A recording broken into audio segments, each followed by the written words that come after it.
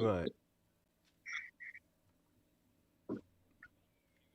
No, not you. No. Sorry, let me just make sure that this is working. There we go. Yeah, we're live now on YouTube. Get in. So that's what we like. Yep, you are indeed. You are live. Well, do you know what that means? Sorry about this, Rumble. I think there's only a couple of you there, but I'm gonna have to play this again because I've just I've just put YouTube live again. So 1 second. Greetings and welcome to my channel. Let me be clear. If you are an individual who can be easily offended or triggered by different opinions concerning race, religion, sex, sexual preference, gender, politics, geopolitics, or basically anything at all, please be advised to discontinue at this point. To continue viewing from this point is an agreement that you are watching this video despite receiving a clear warning that you should not, and you relinquish all rights to complain to any authority or seek any compensation from myself or from the platform hosting the video. I thank you for your time and attention, and if you've decided to continue watching, I salute your fortitude.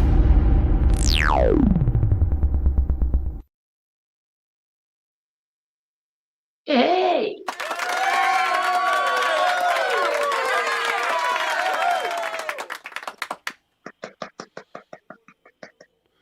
Love it. Welcome. And now YouTube has gone live.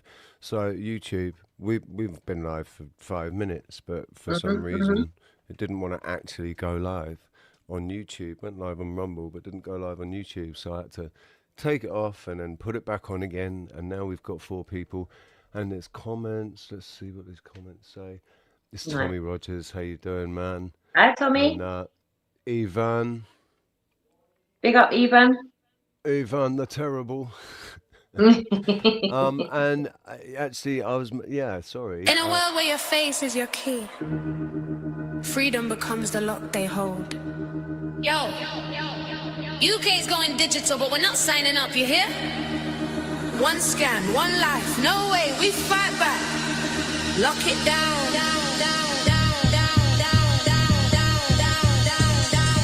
What are we saying, Rob? Let's have a boogie. Come on, everyone. Let's have a little Friday bubble. They say it's for safety, tracking every move you make. Digital IDs landing, got the governor controlling state. One app for your soul, from your birth to your grave. Scan your face to the door, now you're trapped as a system slave. Passport, license, bank, all tied up in one code. Lose your wallet, but your freedom's left on the road. They promise it's simple, just a click to fall in line. But once you're in, there's no escape from the spying eye. From the shop to the station, every step's on the screen, every like, every post now part of the machine. They sell it as progress, but it's controlling the mask. Digital leash and we're breaking it fast. No chains on our wrist, digital cage, yeah, we're flipping the script. Fight the scam, break the net, rise up quick. UK stays free, 144 the ID trick. Rebels in the streets, we won't bow to their plan. Baseline rolls, hear the voice of the man.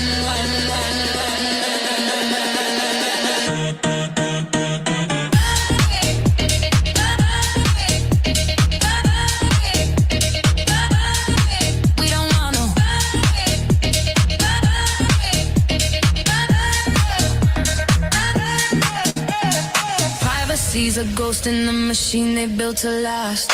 Every step you take, your data's leaking fast. One wrong flag and you're blacklisted for life. Job denied, order delayed, cut off like a knife. Hackers slipping, steal your entire world. ID breach and your secrets are unfurled. No more cash, no more ghosts moving through the crowd. Big brother's watching and he's screaming out loud.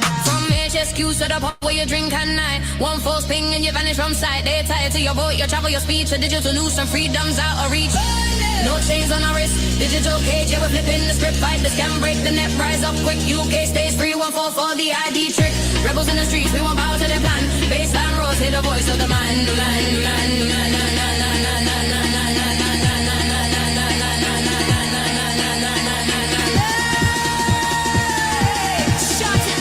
Come on.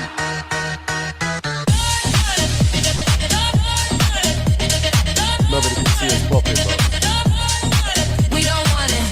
Yeah. No one can see it. Yeah, well, Think of the power resting in your hands. Both travel speech, all under their commands. But we got the fire, streets starting to blaze. They leak the app on a digital haze. No algorithm can cage what the heart will fight. We rise for the real, keep the flame burning bright. No to the grid, yeah, we're drawing a line. Digital ID, just a dystopian design. Rise for the real, keep our analog and raw. UK rebels, hit the baseline roar. From the race to the roads, we won't sell our soul. Freedom's the rhythm and we're keeping control.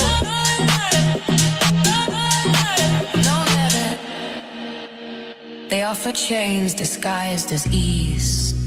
Break the code. Choose to be free.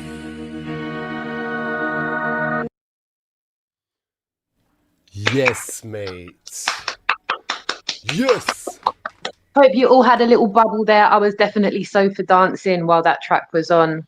Big up the Alchemist. It's only got a few views on YouTube. Rich has put the link in the chat. Go over there and show us some love. Tell her 007 sent you. And yeah, nice little lively song for Friday. Nice way to start, Rich. Thank Good you. man, Bring a fun, little man. loveliness in my Friday. I Go on. actually, I was dancing like no one was watching because no one was fucking watching. Do you know what? It's not often I get a tune that makes me feel good. Like a new tune come out and go, actually, do you know what? I can vibe to that. I can actually like bubble to that. So yeah, man, that was wicked. Big up the Alchemist. Yeah, man. And I just love that. I love that name because I like the Alchemist, right? Sarah, that gorgeous Greek. Well, she's in a strange way gorgeous. Like she's got strange features and she got big old eyebrows on her. But yeah, man. she And is- Jack's in the chat room. She said that was great. I know, man. I was bubbling as well. Big up the chat room.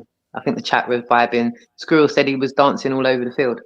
Yes. Yeah, man. Yes. Good, Tell man. him, tell her 00 sent you, please. And Yeah. So tell her Jack, 001 it's rocks. the Calchemist. 001 rocks. Yeah, the Actually, Calchemist, tell her, darling. It's in the chat. She said, "Is that the Alchemist?" I said, "No, the Calchemist." the Calchemist. Yeah.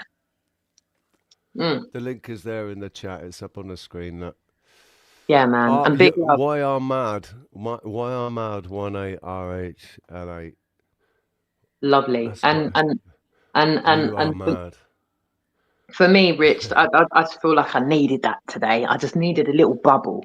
I needed a little Yes. goodness in my day, man. Absolutely, So, yeah. man. Yeah, man. And all of you in the chat room, Squirrel, Jax, Leafy, all of you in the chat room, big love. Tommy and all that. Squirrel Sniper. The comment Yes, we section's did, not up for a Jax. video. Go on. Absolutely. We forgot to play it the other day. We got yapping. Yeah. But it was up there to play and we never played it. So Yeah. there you go. Yeah. And you might be wondering, Rich, it's 2:00 in the afternoon, son. Yeah. What's going on? Normally, you would have been What's live occurring? and shutting it down Yeah. at 2:00 and saying, "Oh, I've got to go because I've got to go to work." Well, What's occurring? yeah. What's occurring? What's occurring, Rich? What's occurring? So yesterday, they cancelled my gig last night because Can of you do weather. some sound effects for this story? Can you do the You needed that. Can you say it Do you again? know Oh, I haven't got any R's. I've Oh, got no. they cancelled my gig last night, man. Yeah, What? boo. Oh no, hang on. They cancelled my gig last night, man. That's more like I it. That's know. more like it. I know. Yeah. I know, man. So I didn't go to work. I know. And also, well, I mean, it worked out quite good because I got a really fun. fucking sore throat last night. Yeah. No, Yeah. which was interesting. But anyway, they cancelled it again today. So they cancelled my work tonight. And I woke up this morning with the most horrific, like I could not swallow it. Felt like I had fucking, just huge, sharp rocks in my throat and I couldn't swallow. And then I went back to sleep and I woke up about 12 o'clock. And now I feel okay. It feels better. I'm still a little bit sore, but I feel it's not too bad. It's got a lot better since I woke up and was talking since about 12:30. Even since I've been on the phone to you, Rich, it's got a lot better. Yeah. Yeah. Yeah. basically. Mhm. So yeah, but I'm cancelled tonight. Oh, sound effect. So Come on. oh, sorry. Yeah. So Yeah. so On a Friday, man. so it's, yeah, the new boss is turning out to be well. But where they've The lost jury's out. still out, man. The Yeah, jury's still true. out. But where they've But lost then out today, all of you lovely lot that are watching now, look what you've gained. You've gained Broski live and direct for the rest at of a the day, time. if like for Yeah. the next fucking 10 hours, if it's a good, If you want it. if If you you want want it, it, I'm well it's up for there. streaming Go all on. fucking day long, man. Tasty lot. Come on. It's Friday. It's fuck it Friday. It's fuck it Friday. Like, come on. And do you know what? Rich has got some awesome things we've got some good show and tell to begin with. And I'm sure Rich will want to invite you lot up here as well. But we have got some good Before show we and tell, do, man. Yeah. before we do, I think this is important, right? Yeah. He-Man, She-Ra. Mhm.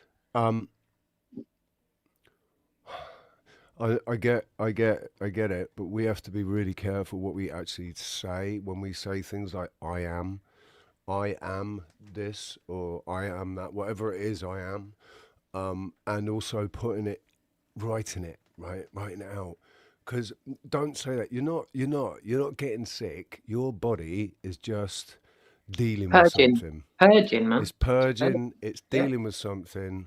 Right, mate. We've been taught that that's being sick, but it's actually that we're getting sick. it's detox. It's your body detoxing, man. It's really that's what it is. It's actually a sign of strength. So Correct. it's like, fucking awesome. My body's stepping up. Yeah. But it's strange because we had a Kalima, right, a few days ago, and everybody this time before the Kalima before, everybody was getting chest infections and bad chest and fucking and flu-like symptoms. This time everybody's got really bad throat.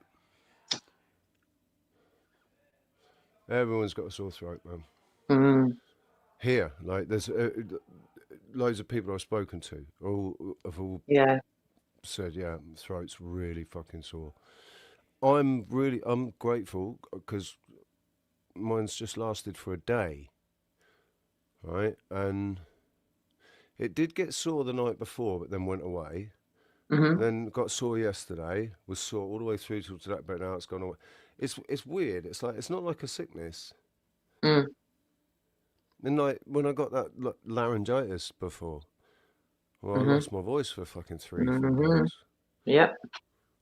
It's all after Kalimas or when it pisses it down with rain. Yep. Anyway, so I am sorry to hear it though. Just like the way the way we imagine, what we're thinking in our mind of what's going on, plays a really big part in what's going on. So that's why when I said I changed my mindset a few years ago, 7-8 years ago, it was, it made a huge difference, man. It made a massive, massive difference. I don't know how long this sore throat would last if I didn't have the same mindset. I agree. I truly believe you manifest in your life what you think about and focus on. So add I'm a fresh great ginger believer to in that. Shira, add fresh ginger to that. Ginger, yeah. It's an absolute bloody miracle. It's like a magic elixir for the throat. And that's what you're saying. The lymph node is so large. That's our lymphatic system is something that I think we all overlook. The management of it and the assistance of it is something that we all overlook. We should probably delve into that one day. Just if you're going to imagine anything, imagine the lymph node with swelling reducing, everything's fixed, the body's done what it needed to do, and it's all good. And Do you remember how much my face swelled up after that surgery? Do you remember that? And that was all that was happening was that my body was dealing with the trauma of what had but it's mad how your body can swell and do certain things where you end up looking like some fucking. And it's just like your body's gone, oh, That needs to be protected, right? Yeah. At one point, it looked like Swat. I'd gone back 20 years. I looked like I was 20 years old again at one point. It completely filled out all the way. And just said, Mum, you look like you had a face full of Botox. It was all puffed out. It was funny. It was funny. But yeah, our bodies are incredible. The majesty of life is an amazing thing, man. What we're capable of. I think He-Man and we all She-Ra. What do. do you go on? Sorry, Rich. I was just going to say we all do because it's in absolutely everything that's going into our body has got some sort of toxin in it. There's nothing that we're consuming or being exposed to that doesn't have a toxin in it, right? So that in itself might sound scary, but then I think about it like, fucking Some hell, of our man. bodies, Look at all this shit that they're chucking out to put us down. And it's not, 100%. our bodies And seem to be doing a really good job of dealing with it. yeah, and I think up until recently, my body could handle like eating white bread. Oh, And yeah, that's within a the gluten last 5 thing. years, literally since the Yeah, lockdown, like my yeah. body's gone, that's No. poison, and I'm gonna keel over if you have one more slice of that. And like, I'm gonna make you feel like your stomach's gonna fucking explode because it's yeah, just gonna, yeah, it's gonna swell up. You're gonna yeah, swell your stomach up, man. yeah. No, So that's the gluten. That's because thanks to Monsanto. Thank you, yeah, Monsanto, for that, for cheers, ruining Monsanto. white bread for everybody, Yeah, making us all gluten intolerant. You're yeah, awesome. That actually, yeah, in fact, well done, Monsanto. yeah. Give 'em a round of applause.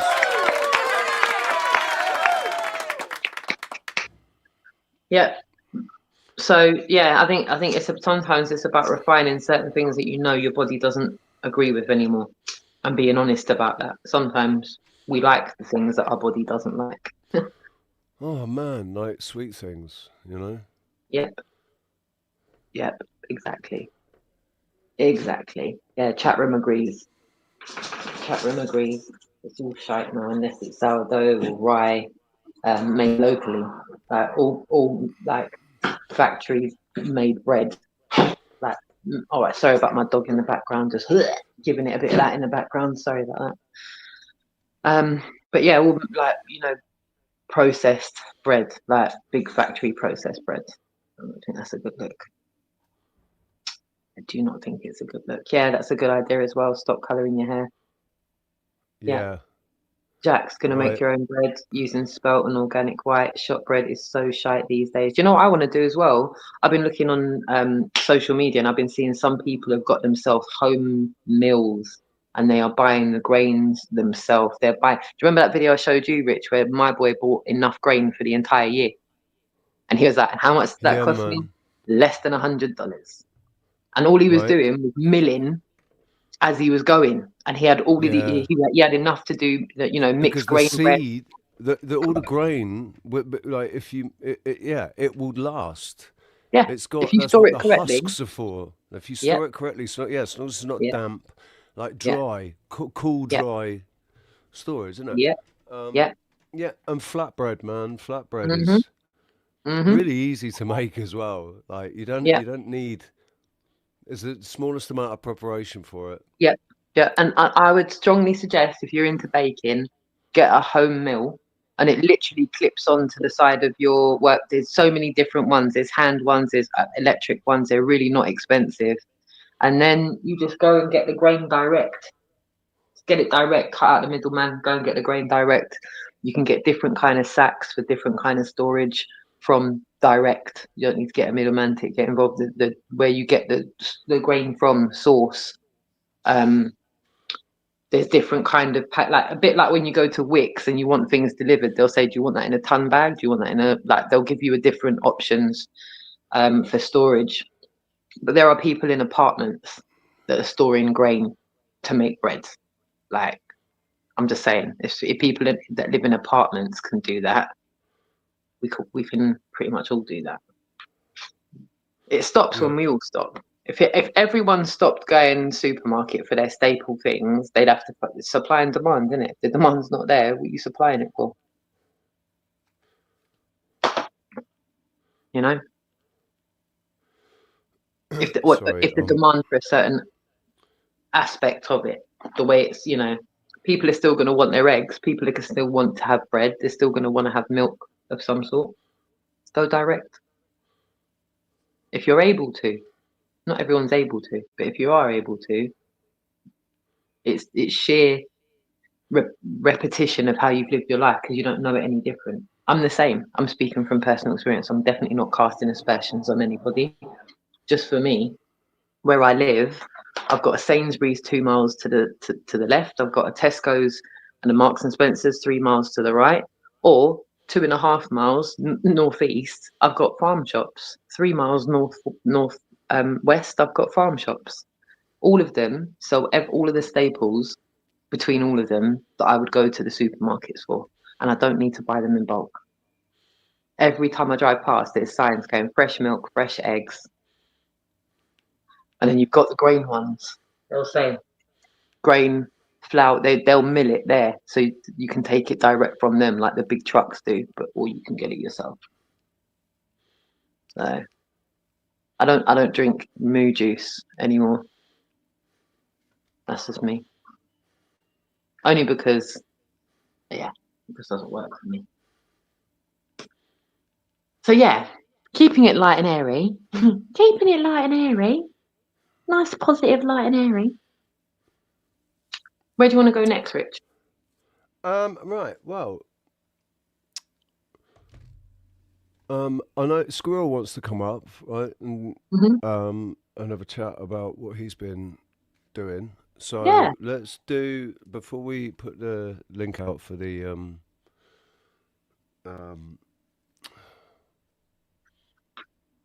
for the panel. Sorry.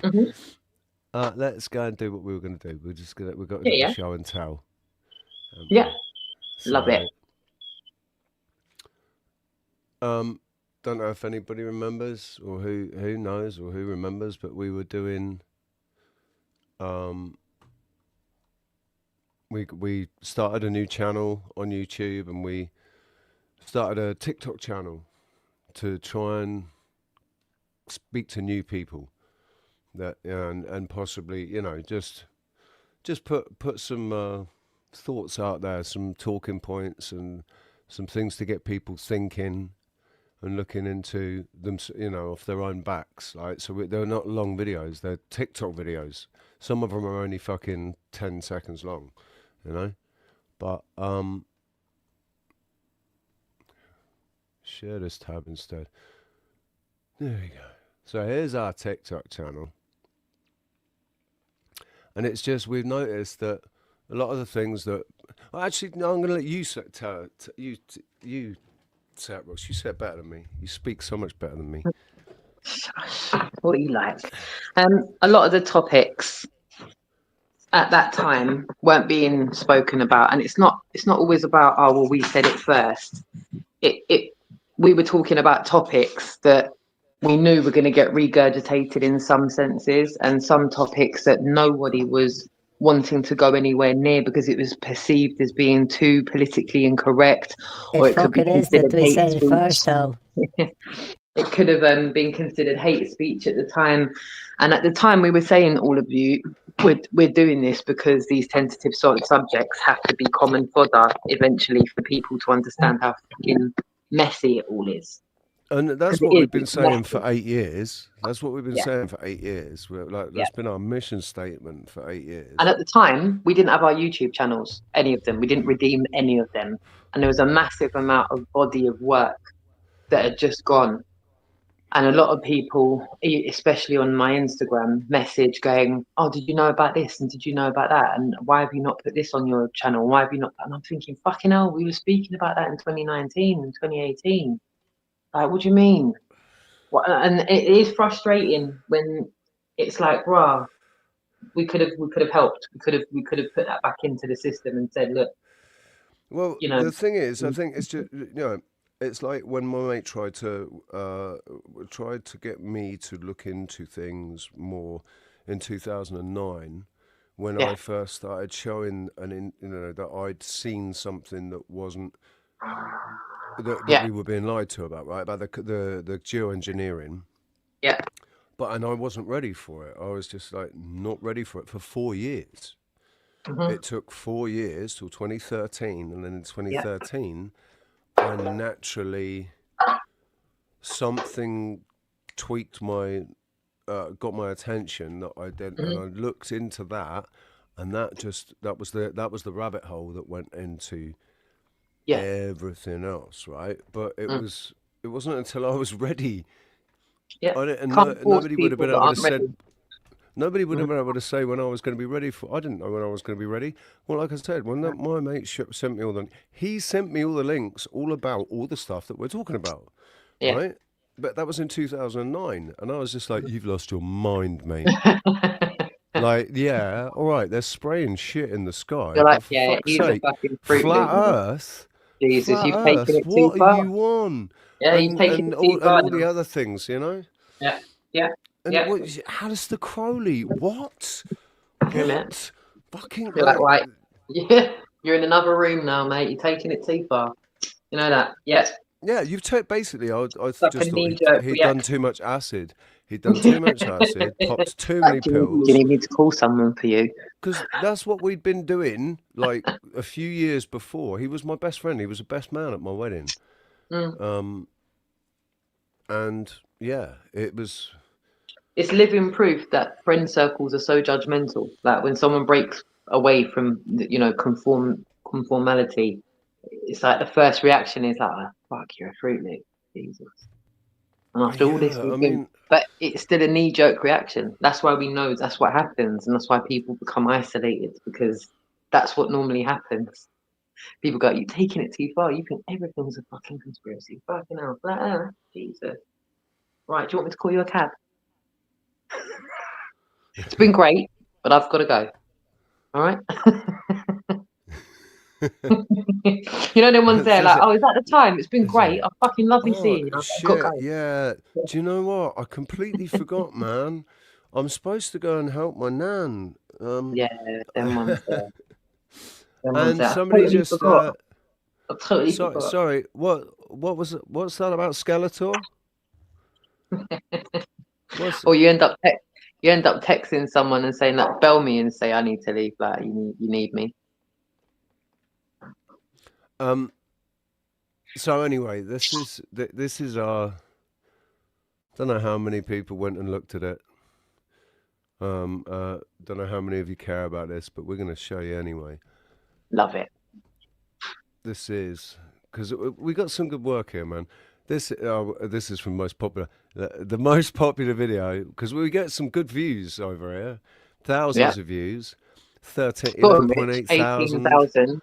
14.4 thousand, 11.2 thousand. Yeah, I got 18.6 thousand wearing silly glasses. Well, using their that's TikTok. Isn't it? TikTok. What's it called? A mask or something, whatever. But yeah, where is it? Well. Where's Digital ID? Oh, I thought Digital ID had more. I thought it was up here. Oh, there we go. Yeah, it's there. Digital ID in the UK, the real reason. Ask yourself this. If the system already works, why do they really want digital ID? Don't be fooled.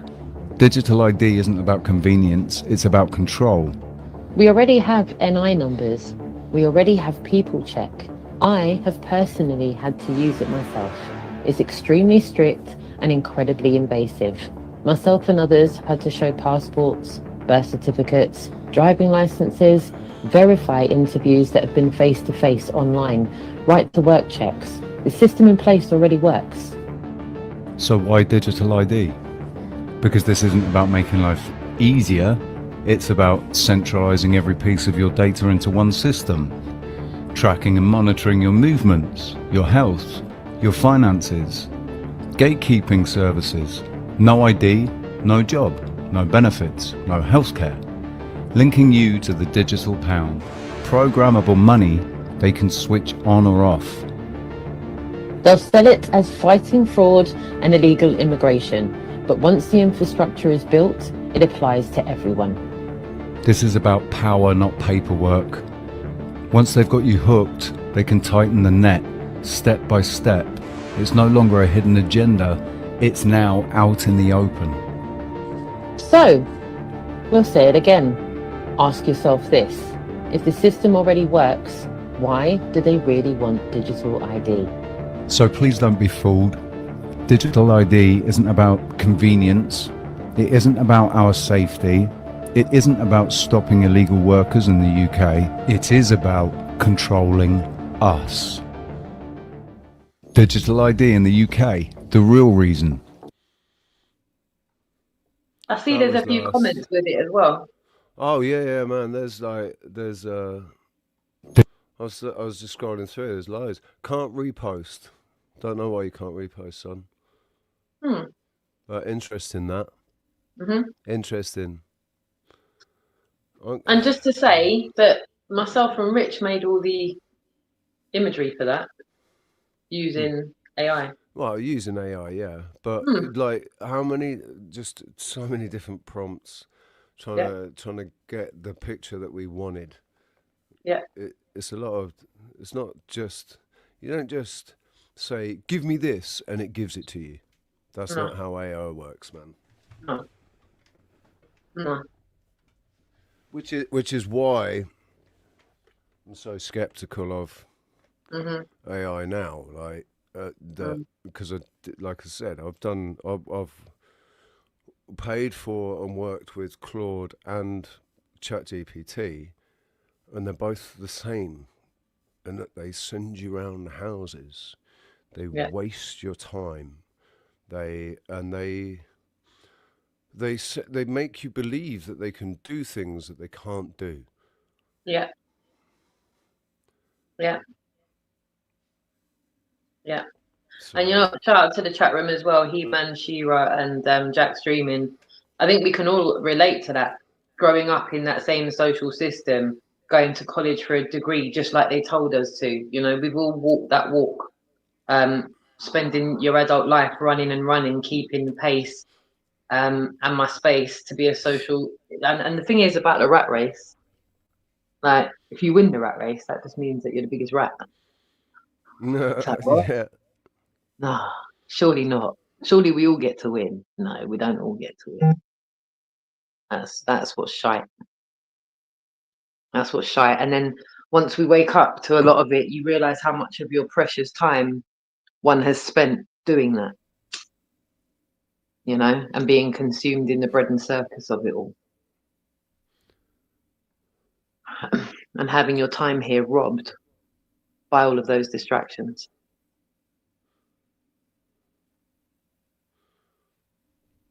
No, I think we can all agree. None of us want to be a rat. A cog in a suit living someone else's lifetime sentence. That's why I need therapy by 33.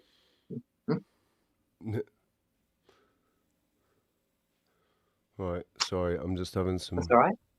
Always having wanted to some go to uni as a technical working issues. class girl, and it passed me by. Then I woke up. Yeah. Big up the 90s ravers. What time to be alive, eh? Yeah. Before it all fucking went downhill. My fucking computer is taking the piss right now. Really?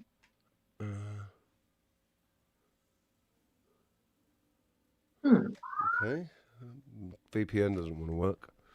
Right. I couldn't help. I was just glancing through the comments and I saw. Oh, where is it?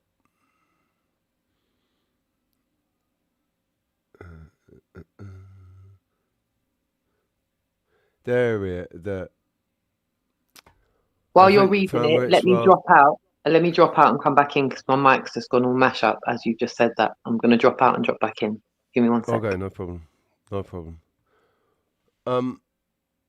Yeah, Shira, you found me while scrolling. That's awesome, man. That is awesome.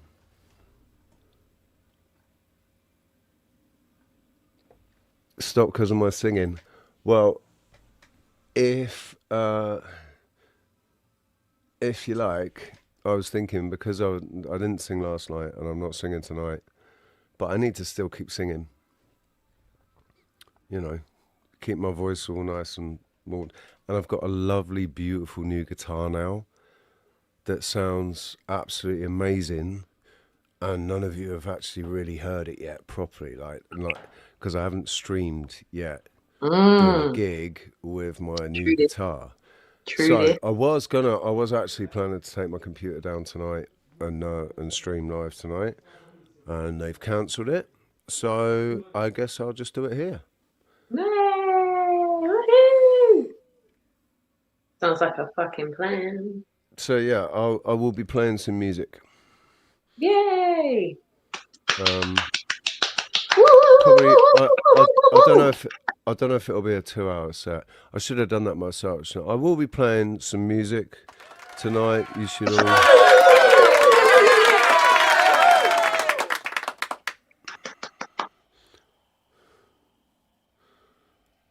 Yes, no problem. Tickets are free. It's completely free of charge, but obviously, as I've not been working for 3 nights now this week, any donations are still very, very welcome. Very, very welcome. Please, any of you that can assist and help, because it's mad the way things have gone for Rich this week and how uncertain the work's been, and not being able to get a guarantee of Wagwan. It's just been a bit mad. Yeah, you know? and it's like I don't know. I hate thinking that I've done this as well, because when I saved up that money and I was like the money. Yeah, but you even said before I you was bought the thinking. guitar, you did say to him. I said to him, yeah. I said to him because you were trying to cover your ass to make sure this didn't happen, you know. And he said, "Yeah, no problem, no problem." And then that was fucking chestnut. Trust me, don't worry. Trust me, don't worry. Trust me. Oh, here's one with what's going on now. I can't remember when we did this. This was last year sometime. Yeah. Oh yeah. Energy wars. Every war has a slogan, but the real fight is for energy. Iraq, Libya, Syria, pipelines and oil routes. The Ukraine, a tug of war over gas and rare earths. Africa, lithium and cobalt mines for the green future.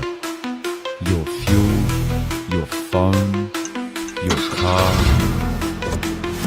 all soaked in blood from wars you'll never see. Follow the energy and you'll always find the war.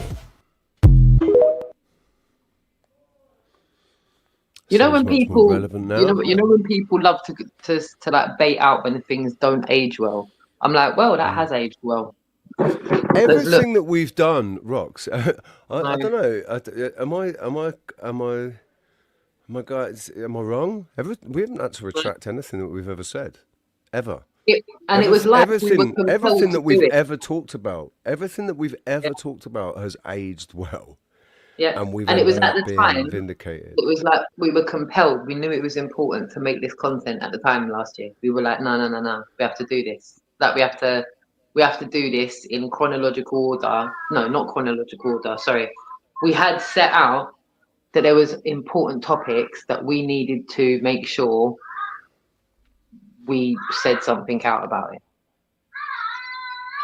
Sorry about the background. It's my neighbours just making their noise. Sorry, randomly. What the fuck? I thought it was Cairo for a second. Oh, mate, it's just the neighbours just can't come and go like everyone else quietly. Just like me. But anyway, but yeah, we found it was important at the time, and we put an incredible amount. I cannot understate enough how much time we put into putting all this together. We both pulled like 24-hour shifts at different times. Right? Yeah. You did a 24-hour stint, and then I did a 24-hour stint, and then we did 18 hours together, just working for 18 hours, man. And do you know what the biggest challenge was? Making such short videos. That was the biggest challenge. The amount of time that goes into all the editing and then we're recording it all on what's it called? Uh, Audacity. That's it. That's it. Yeah. Recording it all on Audacity, audios, and then building the Yeah. pictures, and then fucking. It was we didn't get Yeah. AI to just do the videos for us. No. It assisted us with the imagery of it because we didn't want to just take stock images that were online because they didn't really fully convey what we were trying to say. So we were like, fuck it, we'll do them ourselves then. We'll get AI to create these images via the prompts that we're giving because we want it to look a specific way. Even the kind of Tron style ones that we did. Like, Shira, I think it's detachment. It's not disassociation. It's detachment. Like and it did well. Yeah, I mean, I think waking up that is part of waking up is learning to detach from what's going on, and be able to observe it without. Another thing about I just want to touch before the comment goes and I forget, Rich, about him and Shira. She said, what about those who are stuck or invested? I think there comes a time where everyone's personal life reaches a precipice. I'll just cast. I can't. Like I said, I can't speak for anybody else, but I can cast my mind back to when we first started making content, Rich. When we first started having online conversations, both of our lives at the time, you could say, were quite comfortable. At the time, we both were working, earning a decent amount of money, retrospectively in our individual lines of work. We both had a relatively decent yard. Both had cars. Nothing really at the time. You could have stood. Mate, I was living the and asked dream. me, right? Yeah, and you could have literally stood and asked any of us, "What do you reckon any of this would rock the boat?" No. Why? We're just having conversations. Like it's not like we're fucking doing madness. Not that anyone would ask us that at the time, but at the time, it really didn't seem like anything that we could possibly do would rock the boat in our lives to the point where we would have to understand that possibly we might have to leave where we're living, possibly lose our jobs, fucking possibly. If someone had told me that at the beginning, I'd have laughed them out the room. I'd be like, I ain't nobody. I'm just Roxanne from Richmond. Are you fucking mad? Who's gonna come for me? Leave it out. I'd laugh it out the room.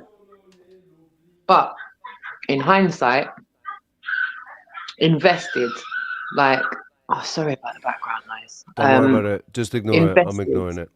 Invested in the sense where your line of thinking and your way of living will probably eventually get you to a point where you're having a conversation with someone and they're saying, we're really sorry, we're going to have to let you go. Why? Because of ABC. Or we're really sorry, you're going to have to leave where you're living because I can't have you living here and talking like that. And so it's almost like, you know, when someone does a spoiler alert, it's like, yeah, well, to live an honest life, to live a true life, unfortunately, if you are heavily invested, there's going to be some band-aids that you're going to have to rip off that have been on your entire life. You were born with those band-aids on. You know, like when a plaster hits the curly whirlies and you're like, oh my God, this is going to kill me taking this plaster off. This is so fucking sore. Like, it's painful.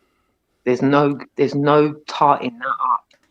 It's pain, which is why it's incredibly important to work on some of that baggage that you've got before you start waking up, because it'll go with you. The baggage will follow. Like it won't just suddenly disappear because you've woken up and made a couple of moves in life where right, but you know.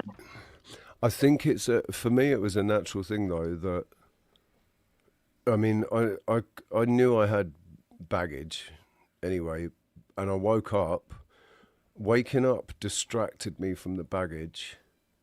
Right, but then helped me understand how to deal with the baggage. Once I realised I really needed to work on my own baggage, and part of waking up was everyone that I was listening to online was saying, or the you know the esoteric stuff, all the philosophical stuff. You know, I've always loved all of that. So I was paying more attention to that. Like, yeah, you've got to do the work on yourself, got to do the inner work. And I'm like, what fucking inner work? What the fuck does that even mean, doing the inner work? And then after a few years, it was like, It oh, started to become actually, obvious. doing this was kind of doing the The inner inner work. work, That's because it. Yeah. the whole time I was trying to understand myself and understand what was going on in my head and in my Yeah. heart, and why I was feeling the way I was feeling, and you Yeah. know, why these things kept happening. And so I think it is like, it's a natural. I don't know if anybody can deal with their baggage before they wake up, or because Yeah. nobody can decide when they're going to wake up. I No, think exactly. it just Exactly. happens. One day, it's like everything's shifted. Yeah. Everything's shifted 15 Um, degrees or something, you know? in case I forget, I think it was, I can't remember who it was in the comment section, but saying when you wake up and you've got other people that like you're responsible for, whether that be children or family members or like that, that in its own right is a bit of a distraction, as in a good way. It's a wonderful distraction because you still have to get on with every day, right? Because you're responsible for people. And in my own personal pursuit of truth, all that did was give me what I felt was a divine responsibility to ensure that those that I was responsible for understood why and what I was doing for. And it was going to be up to them. And it was for me, I had a 9-year-old son. Actually, if I go back a little bit, 5-year-old son and a 9-year-old daughter. And I had to try and navigate my own awakening, meanwhile ensuring and protecting that my own children didn't get too heavily indoctrinated, because I knew the further indoctrinated they were going to get, it was going to be a deeper dive for me to pull them out of it. And you know, luckily, I say luckily because it's Russian roulette, what you're born into, isn't it? So luckily for me, my parents were well awake to a lot of things, and so I grew up in a household that was very attuned to what was going on around them. So for me, it became second nature to make sure that Jess was acutely aware, as was my son, of what was going on around them. And even though I sent Jessica to school, she went to primary school and secondary school. I pulled my son out by the time he finished primary school and homeschooled him the rest of his education. So And it he was a did work well. in progress. It wasn't just me keeping it in a dark corner and waking the kids up one day. It was they came along with me, whether they Right, liked it or not. and Brought them into the look at world. where Jess is now, right? Yeah. Jess is a Hmm. little fucking. She is an absolute go-getter. Hmm. She's gone all the way over the other side of the earth to fucking Yeah. New Zealand, into a Yeah. different. And what's she doing A today as we're talking here? What's she doing currently, Rich? Moving. oh, she's just moving house into a nice new place, nice new Yeah. house they got. Yeah. And because I hope you don't mind me saying, but Mhm. her fella is an absolute fucking wet piece of lettuce. And so you can guarantee that Jess has done pretty much most of the work, most of the lifting, all of the cleaning, and he's just laid there on the bed with his phone. But Yeah. you know, so she's a fucking like you've raised an absolute warrior, right? She's She's got her own driving license out there. She tried to pass her yeah, test she's before she left the UK.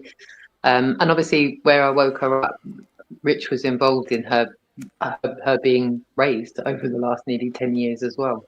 And he knows that every step of the way, we've made sure to ensure that she doesn't give too much of herself to this system, like not go and do a regular nine to no, five, like try and and keep what's her she time. done? She went and sorted herself out with a nice little career where she's able to travel over to the other side of the earth. If she can get And internet, she can work. yeah, if she can get internet, she can work. And she's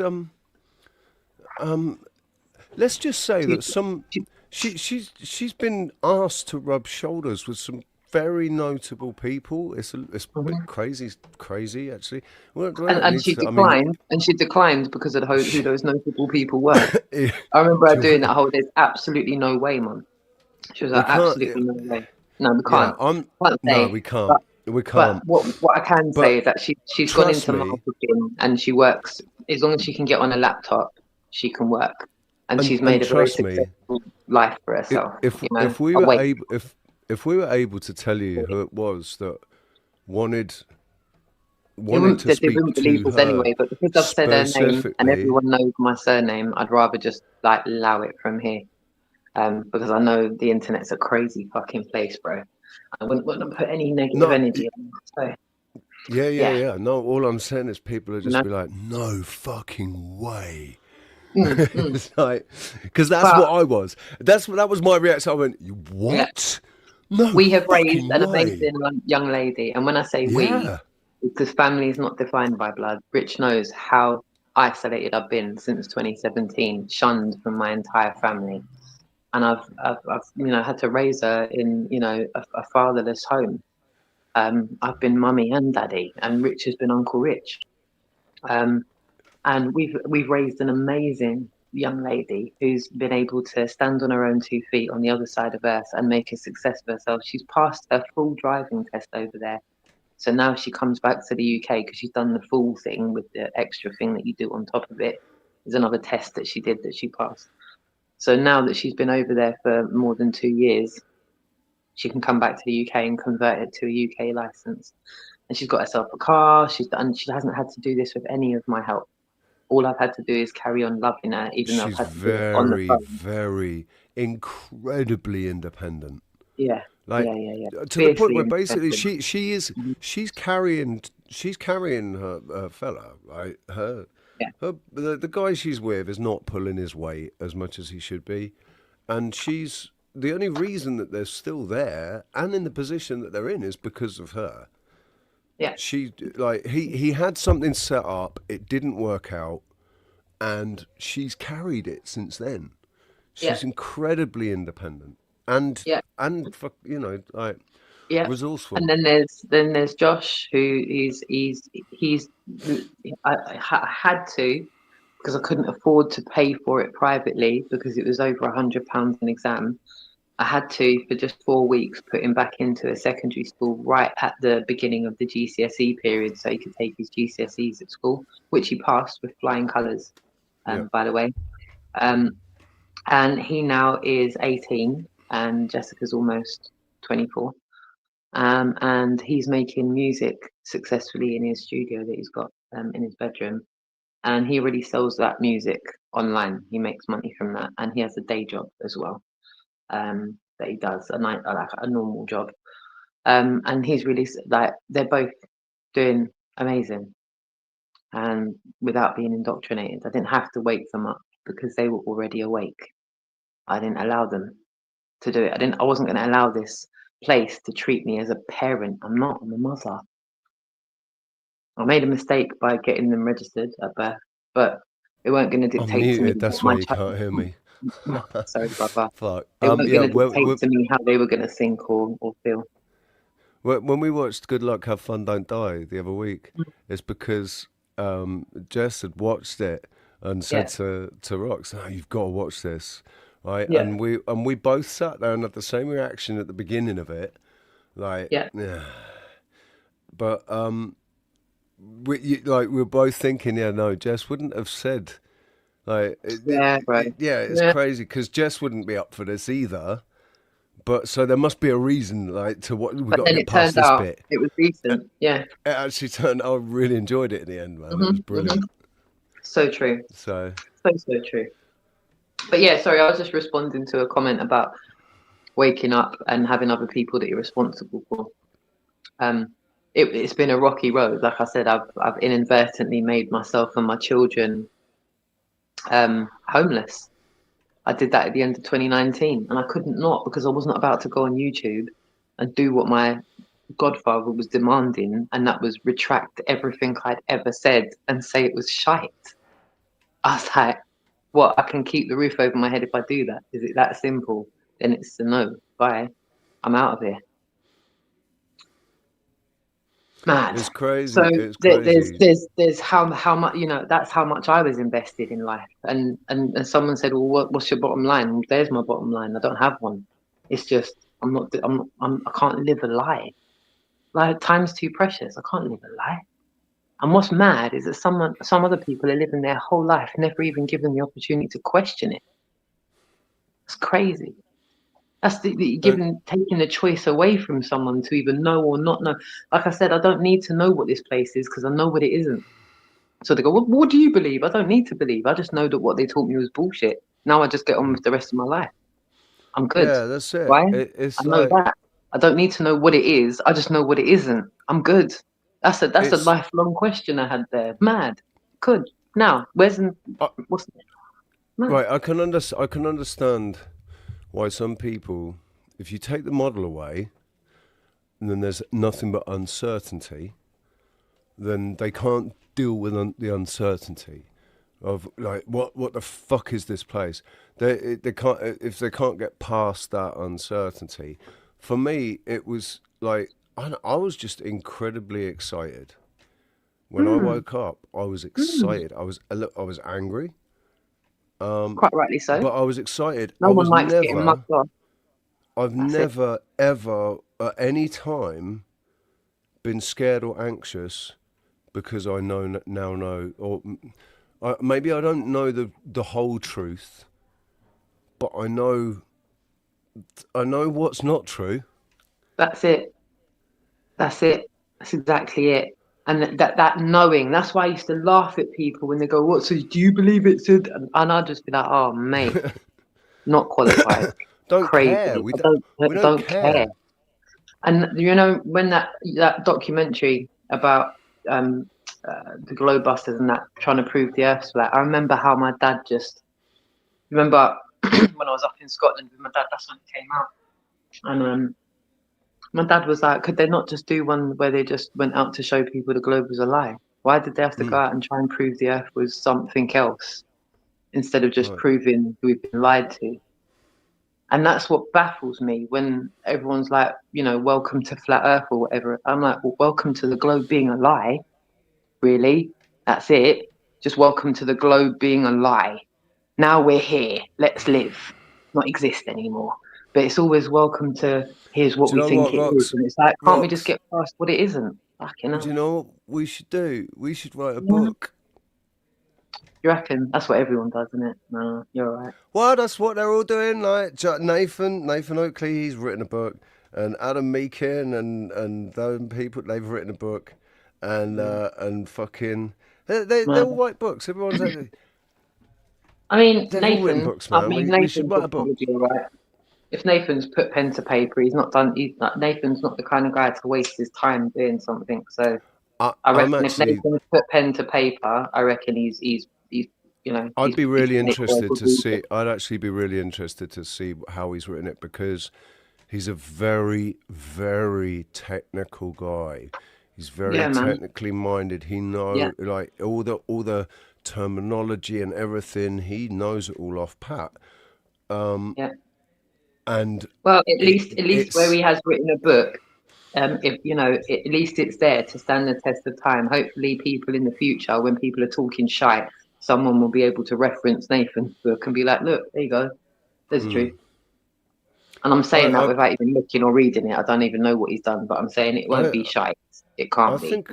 I think I'm definitely interested in. I wouldn't mind buying if I could buy a copy.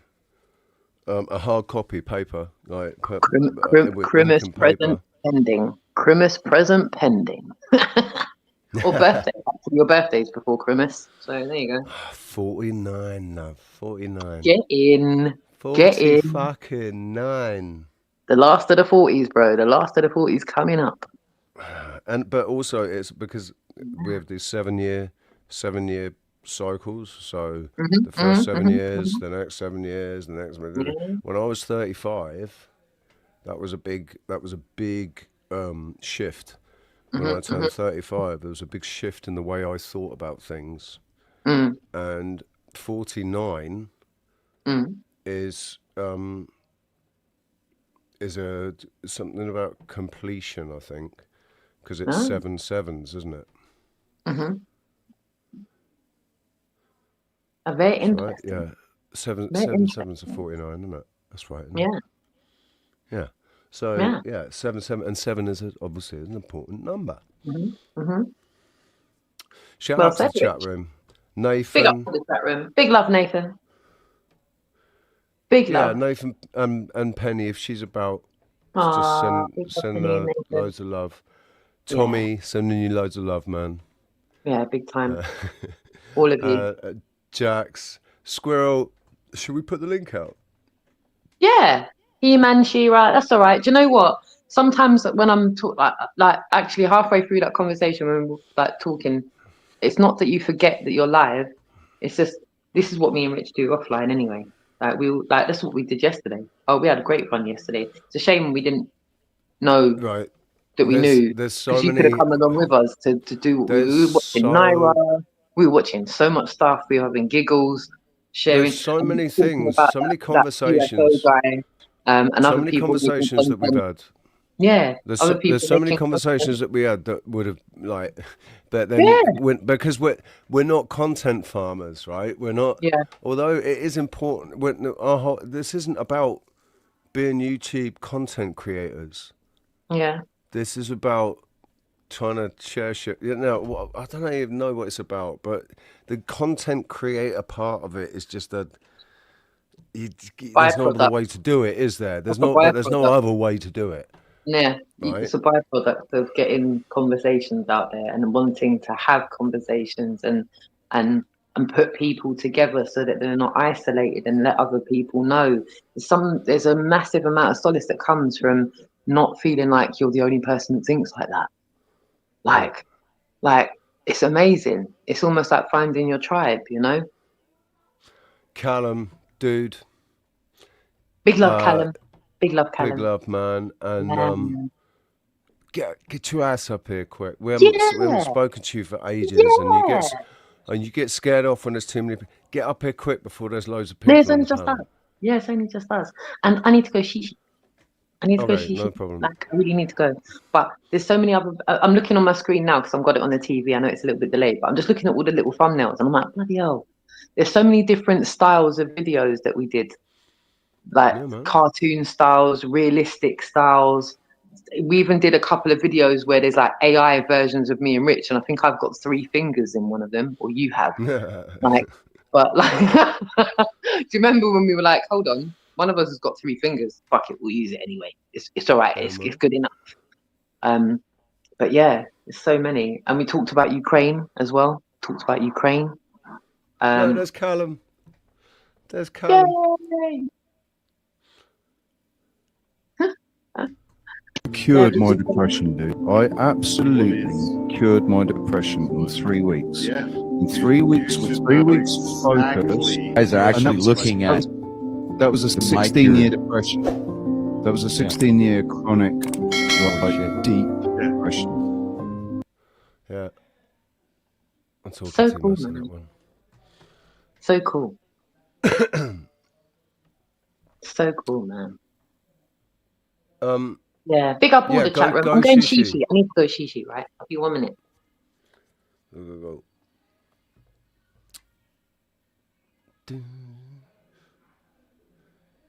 Greetings and welcome to my channel. Let me be clear, if you are an individual who can be easily offended or triggered by different opinions concerning race, religion, sex, sexual preference, gender, politics, geopolitics, or basically anything at all, please be advised to discontinue at this point. To continue viewing from this point is an agreement that you are watching this video despite receiving a clear warning that you should not, and you relinquish all rights to complain to any authority or seek any compensation from myself or from the platform hosting the video. I thank you for your time and attention, and if you've decided to continue watching, I salute your fortitude.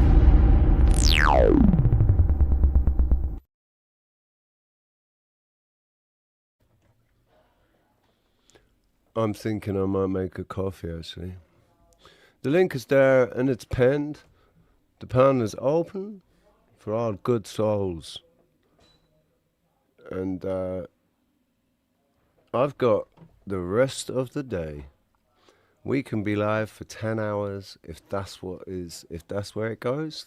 I'm up for that. I'm well up for that.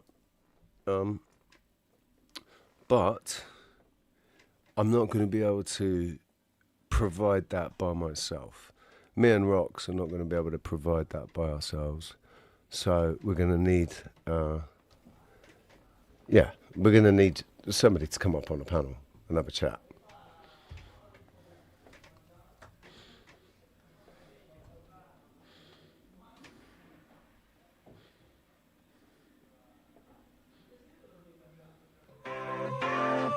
Sunshine, sunshine, sunshine. I think I found it now. What I've been looking for. Isn't it beautiful?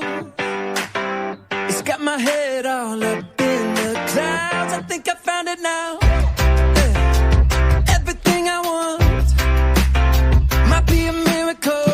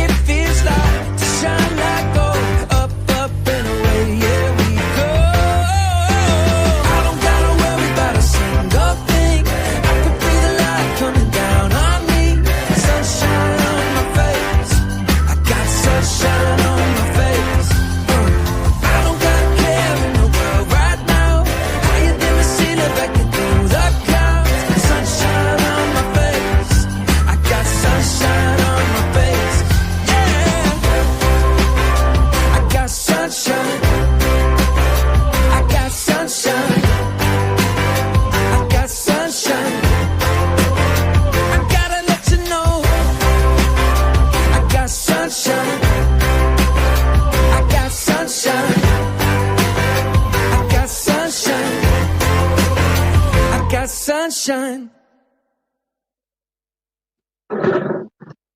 Nice. Nice bit of sunshine there. Bro, you there? It's a little bit gay, you know. It's a little bit sunshiny, but gay. But you know what? You know what you're saying about music that made you feel good. There was when I found that track, I was making.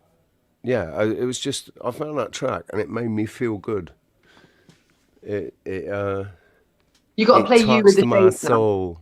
You got to play You with the Shades, guys. You're gonna love this, right? So imagine you don't know Rich, yeah. Bro, you got to play the 18,000 views one. I love it. I love it. It's just your energy. I love the energy that comes through from it because you're talking to a bunch of people on TikTok that don't know you, and that's what's great about this video, guys. Is obviously we know Broski. But everyone on TikTok doesn't.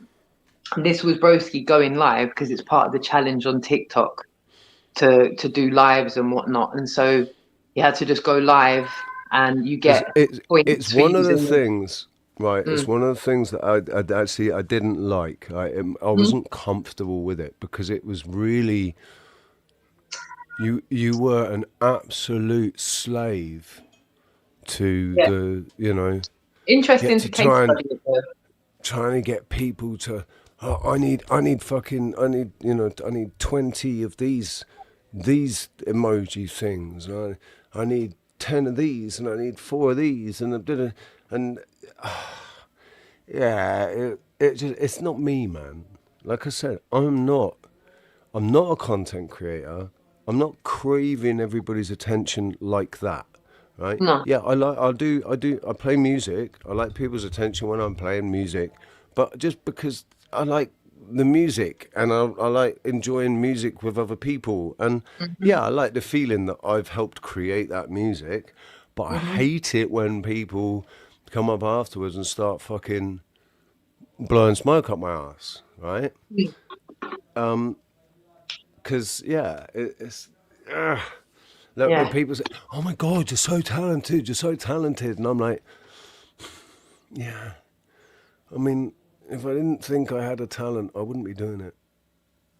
I don't, it's and I know I'm not as good as people think I am, because I used to think that it was really complicated what I'm doing now, right? But it's not. It's not at all. It's just all you got to do is know certain patterns and stuff, right?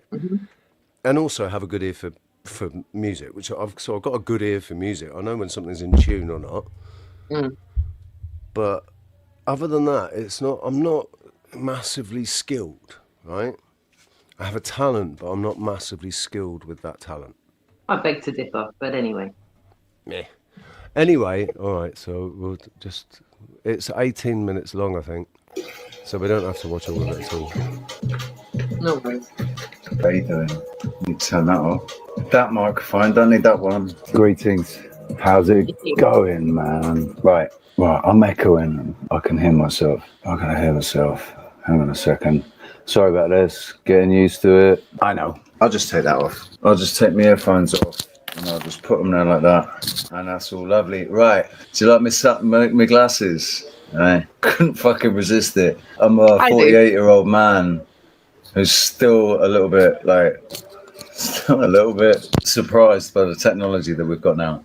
So let's get into it, shall we? Let's get into it. For those of you joining for the first time, obviously my name's Richie. For those of you that have been here before, welcome back. This isn't just content. This is a conversation. Right? You've probably noticed something. The internet feels different. The news feels scripted. Social media feels censored. If you've been watching the videos I've been putting out, I know you have, James. Time for Truth, I know you have as well.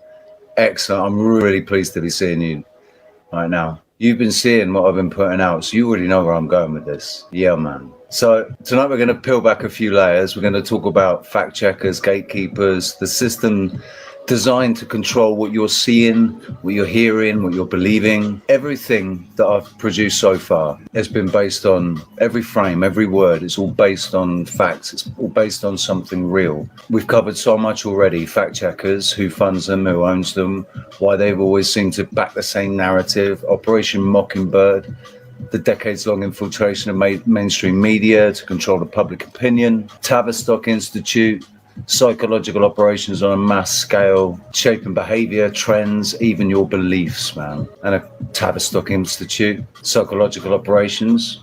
I've already said that, haven't I?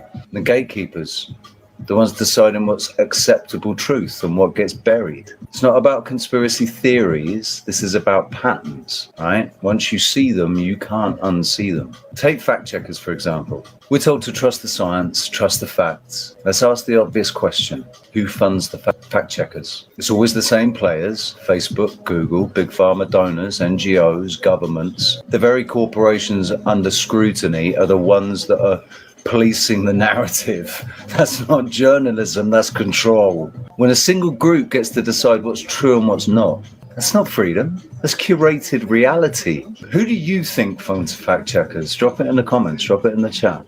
Who do you think's funding them? This isn't new, you know that. Operation Mockingbird, Tavistock, there's nothing new. Back in the 50s and the 60s, Operation Mockingbird, the CIA literally infiltrated the media. Thousands of journalists secretly on the payroll, shaping the headlines that you saw, controlling the narrative. Fast forward to today, same playbook, new players. The Tavistock Institute, psychological warfare lab in the UK.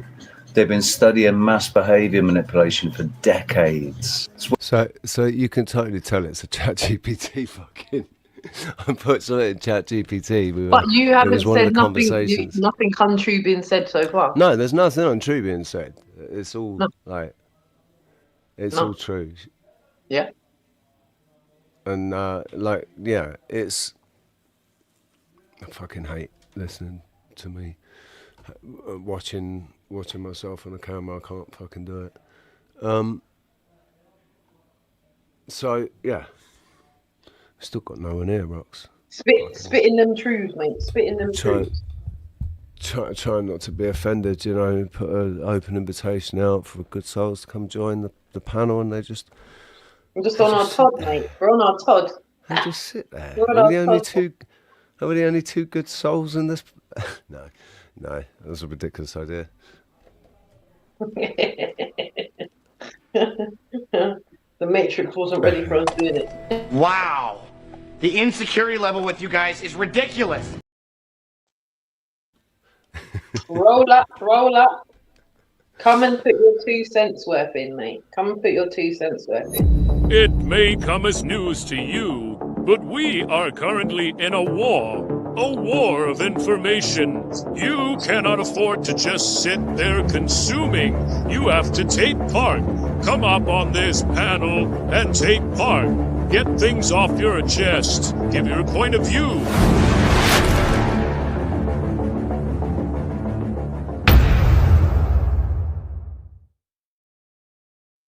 Joanne! Guerrero Sniper in the house.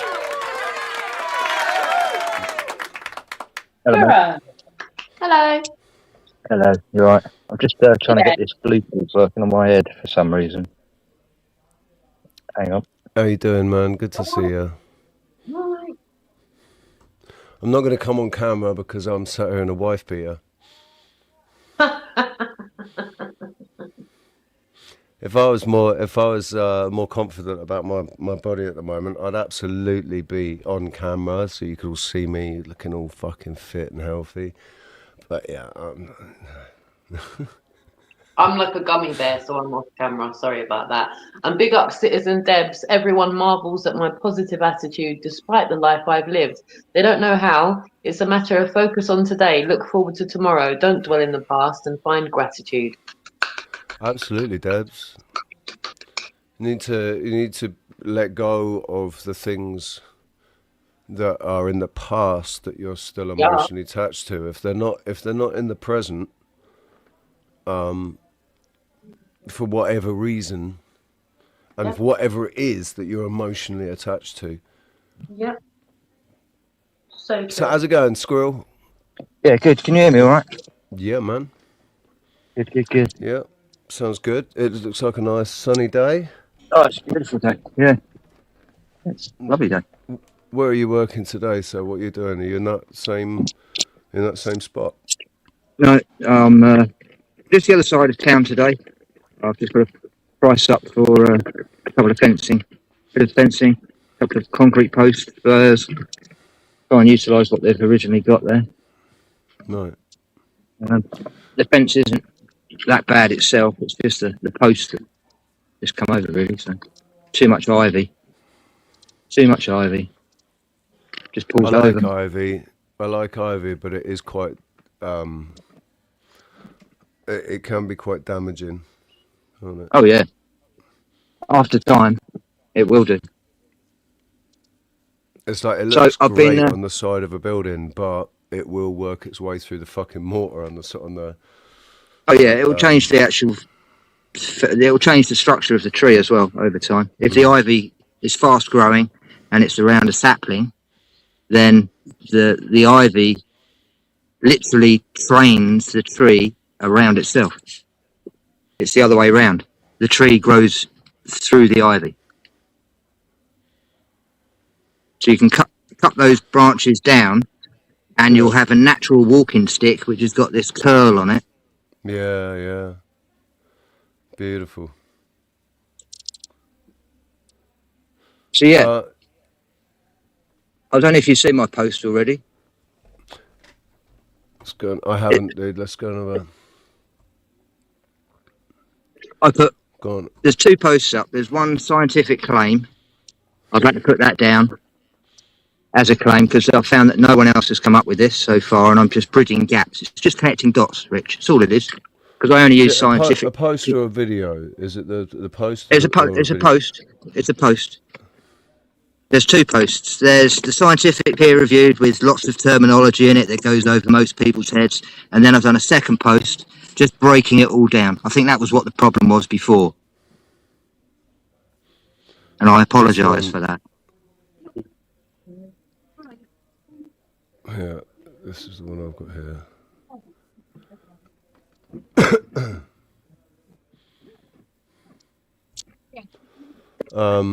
This was 2 hours ago. The forensic insight, primary entry, disclosure.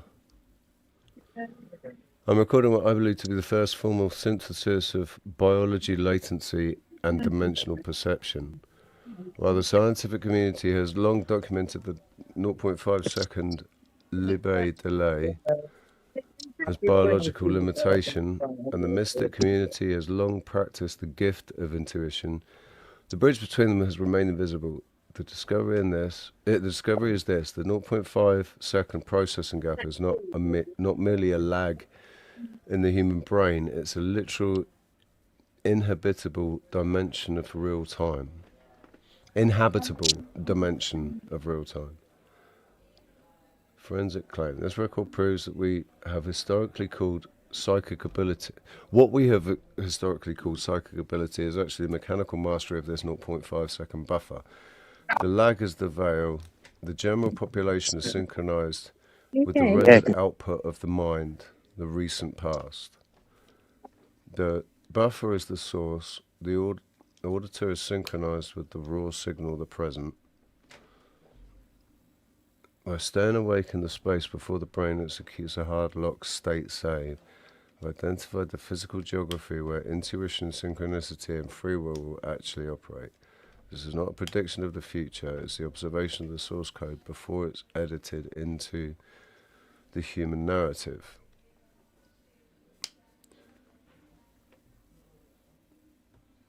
This document unifies established peer-reviewed science with functional reality of the Wayfinder. It's filed under the Squirrel Sniper 138 archive as a primary forensic reconstruction of truth. This is the first to record the half-second door, the secret geography of the spirit. We've always been told that our intuition is a whisper from the beyond, or a glimpse into the future, but the truth is much more grounded and much more powerful. You aren't looking ahead, you're simply awake in a dimension that everyone else is blinking through. The great human lag. Most people don't realize they're living in an echo. There is a physical truth that mystics have felt for millennia. The human brain has a processing delay. It takes approximately 0.5 seconds for your mind to take in raw data and render it into conscious thought. For the average person, the world they see is a recorded broadcast. By the time they know something happened, the universe has already saved the file. They are reacting to a reality that is already half a second old. That was by Libet. B. Libet. Or whatever that is, right? That's the, I guess that's the receipt for the quote. Hello? Oh, where's he gone? I'm here. Oh, is he gone? Joseph. Joseph. That's a new name. Mm. So we got Joseph has just joined us in the backstage. Joseph. It's not a name that I recognise. Obviously, I do recognise the name Joseph. There's lots of Joes. Mm. But I don't recognise you up on my panel before. And because of the last 8 years, and because this is not my first rodeo, I do need to do my due diligence. I've not seen you in the chat. I don't know who you are in the chat. So you've come from Lurker. So I need to just make sure you're not going to pawn bomb me, my friend. Yeah. Because that's something that happens. Yeah. So can you do me a favour? Do me a favour. You just got to flick your camera on. I won't put you up on stage. You don't need to be on your camera on stage. I'm not going to dox you or anything in that way. But I need to see that I'm speaking to somebody that's not all set up, ready to click on their OBS and porn bomb me like happened last time a couple of weeks ago? Can you just do that for me? Can't see anything. Black screen, my friend. That doesn't help me. Black screen doesn't help me. Joseph, chatted before. We chatted before, have we? Oh, I'll tell you what. Oh, no, there's a guitar. Yeah, do you know, right, I am going to bring you up, but just know that somebody's done this with me before, and then as soon as I brought them up, they've shown it, they put it on their TV, and they've got hardcore pornography on their TV. So yeah, I'm just gonna do something. Don't be offended, my friend. I'm just gonna do this here, and we're just gonna have a quick little. There we go. Add you to the stage. How you doing, man? Hey, man. I'm doing well, you? Yeah, good. Sorry, I'm just covering my ass, mate. It's nothing personal at all. I don't remember. Yeah, it was a long time ago. I actually don't even remember the conversation myself, but I just remember I subscribed to your channel and vaguely Cool, vaguely man. get a good vibe. So how are you doing? oh, not bad at all. I'm almost up on 24 hours though right now. So Oh, wait for 24 hours. That's yeah. That's a long stint. You either break through and get a second wind and say, fuck it, I'm going 36 hours, man. yeah, I've already decided I'm going till 8. So That's what happened to me in 2022. I was awake for 24 hours, and then every time I went to try to go to sleep, I had a thought or something. I had this like sudden realization, or I'd think about something and suddenly I understood it, and that gave me this energy that felt like I'd slept for 8 hours, and I was awake for another fucking 12 hours. It ended up I was awake for 5 days. It was really quite a profound experience in the end. oh, I bet. I had a couple of, you could call them supernatural. I might have been hallucinating. I might have been going mad because I've been awake for 5 days, and all I'd been doing was drinking water. Rox, where have you gone? Rox has just dropped off. Come back. No, I'm sorry. So when did you join the stream? How far have you been? How much have you listened to? I jumped on and I saw the open panel for Good Souls, and I kind of just hit it right away. I was talking to a buddy on. So you've got no idea. I was talking to a good guy on the call for like the past few hours. No worries. Yeah, you got no idea what we were talking about. So Squirrel Sniper here, who's just rejoined us, and Rox is back. Hi guys, sorry, that was a bit of a nightmare. I got dropped out, and then customer called me back, and then it dropped out again, and it's just like the AIX is really at it today. Yeah, don't worry, man. Don't worry. So Squirrel, I don't know if you know who Squirrel Sniper is, or if you've seen any of his work. He's got a really very interesting, quite for Squirrel it's not really complex, but for me it's incredibly complicated. It is complex at the time, Rich. It just takes me a little while. It's coming through complex, but then I can't break it down. Yeah. It's getting like I have to get my mind into. I think it's using muscles that you haven't used before, using your mind in a way that you haven't used it before. Like to try and appreciate to fully appreciate terminology and stuff. And when there's terminology that you've not you don't use a lot or you've not come across before, it's like reading words that you don't really understand. So, It's the same for me as well. Yeah, I feel like that as well. Sometimes it can be a bit overwhelming when you're like not familiar with the terminologies that are being used, and that it can get a bit like, whoa. I've only come across these terminologies myself. the thing is, no, because it's all about how you think about what's going on. If people are walking around thinking that we evolved and we're just biological units, right? We're just animals, basically. We're clever monkeys. But the idea that reality is essentially a sort of program. Everything that's going on here is there's programs that are running, right? And we're fortunate enough to actually be. We can write our own code into the program to manipulate it or whatever. It just be by being creative people. We can create things or recreate things in this realm, right? But it is essentially it's not this fucking ball of rock that's spinning through an infinite complete vacuum of space with planets and all that shit flying around. This is essentially a simulation computer game, and it's a physical one. So there's the crossover between the physical and the non-physical. How does that get you out of it? This is the logic and the quantum acting together simultaneously.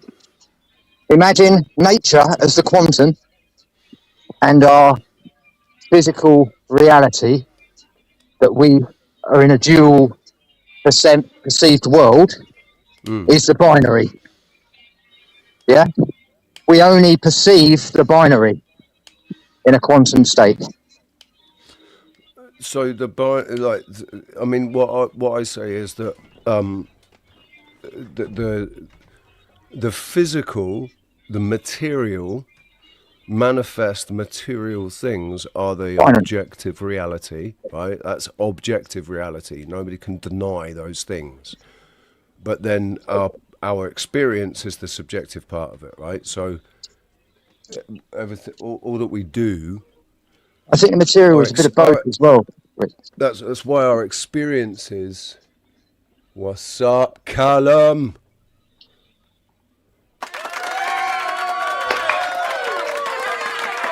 Hey, mate. How we doing? Good, man. Haven't spoken to you for a little while. All right. Living the dream. I've been living the dream. Hey. Rox. It's good to see you, buddy. Yeah, man.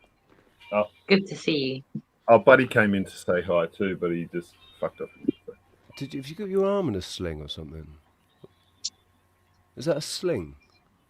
No, dude, just a sporting scarf, my friend. Right. Okay. Cool. I was thinking that you had your arm in a fucking. You're looking very Gandalf. Dude, you're looking very Gandalf. Yeah, vibes. I love it. I love it. In my lair. Beautiful salt. I'm gonna put a top on and put my camera on. Give me a second. You guys continue. Just give me a second. I see what you did, Callum. You shamed him. He's been shamed into putting on clothes. Got to put pants on, man. I'm sorry. I'm just playing you. I didn't want to stop the conversation. I was trying to do this so I didn't miss any of the conversation. We can always retract. Go back. Because it was it was words. What was it? Yeah, it was words. It's like you get caught up with the words and you don't really know the meaning of it. Yeah, it's the terminology. I've changed the terminology of this so many times, and this is why I now kind of get the grasp of it. So if you grab that and put that through your AI and just ask to change the terminology, maybe into a biological instead of the quantum mechanics, it just breaks it down so easily. Yeah, but I understand it to a point where I'm hearing I translate to different words, similar words. Yeah. So I don't use the word quantum. I would use a word like synchronicity myself. Yeah, for me. well, that's exactly what it is. Yeah, It and then requires binary, I synchronicity. would use duality. Yeah, binary. Yeah, exactly that. Yeah. But for some people, I understand that terminology. It tricks them. It actually tricks them.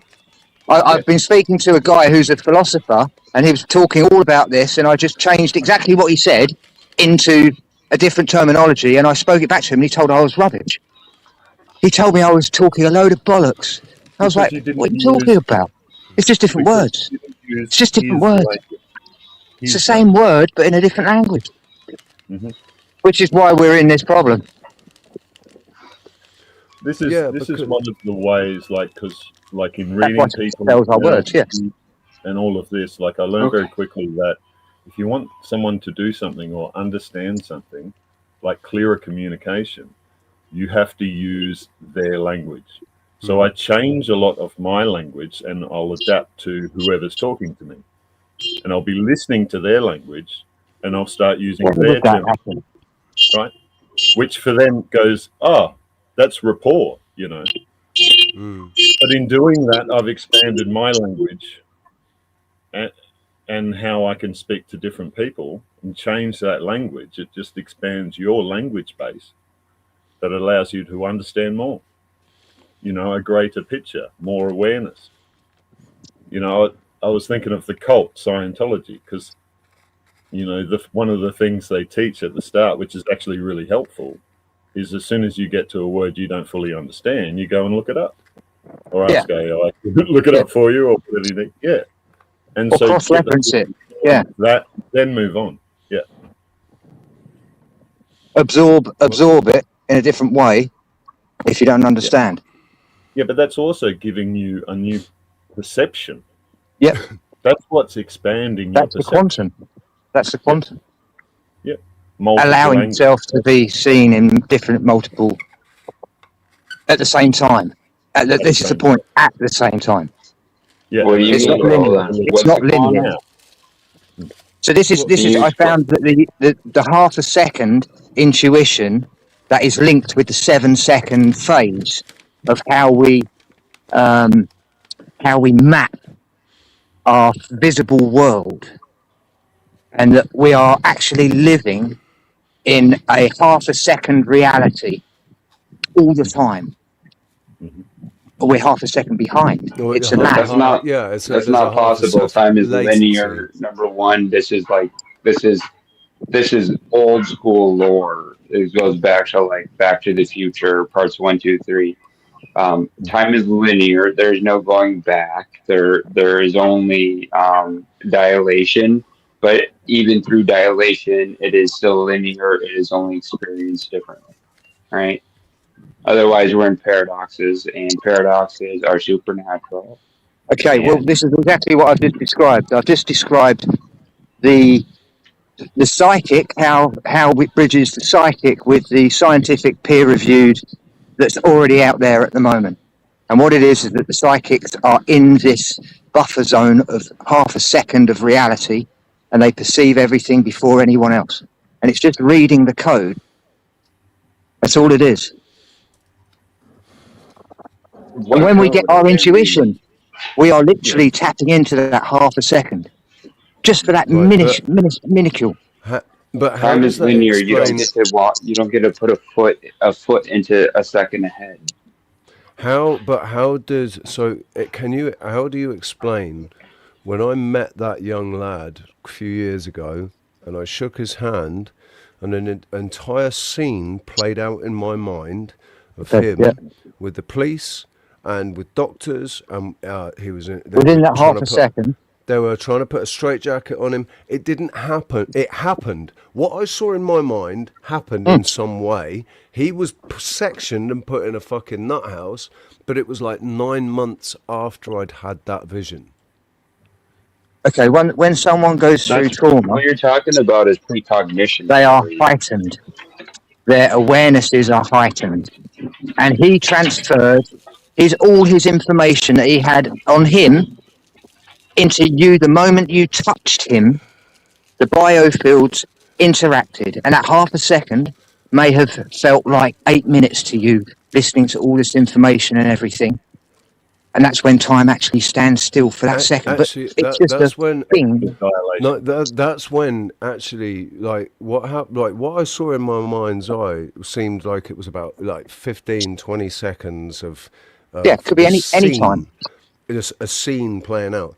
The reality was that it happened in a fraction of a second, like half a second. Yeah, it happened in half a second, and then I was back in the room shaking his hand, right? But what happened was I wasn't.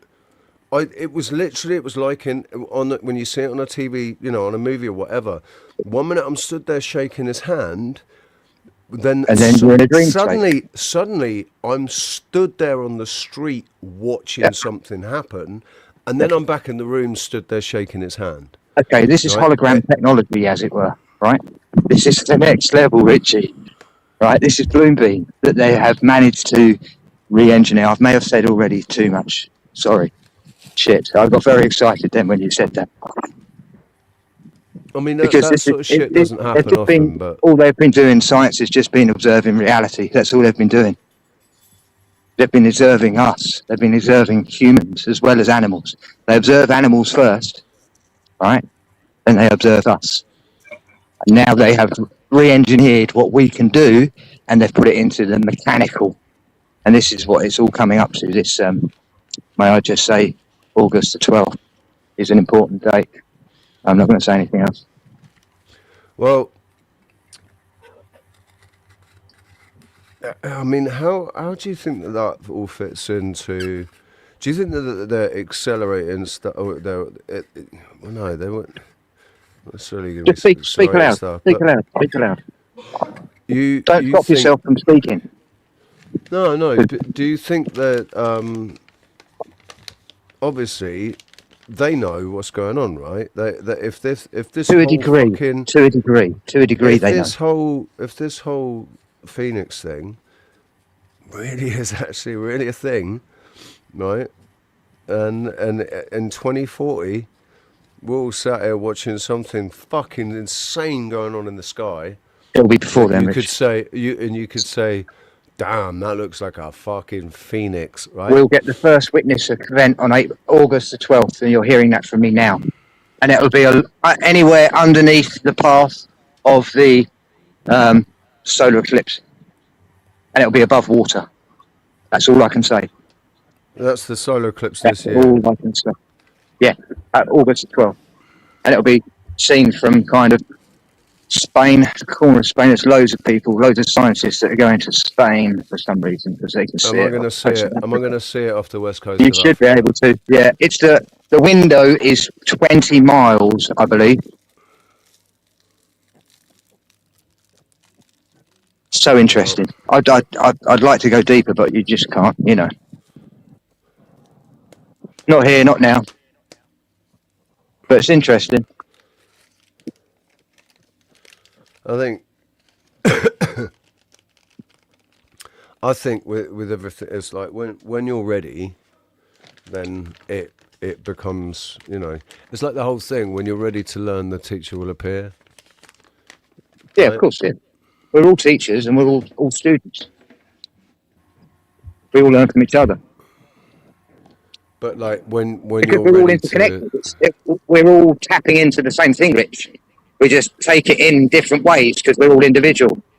And how we get together is about this terminology, like I've just said. We're all probably saying the truth. We just can't perceive what the other person is saying sometimes.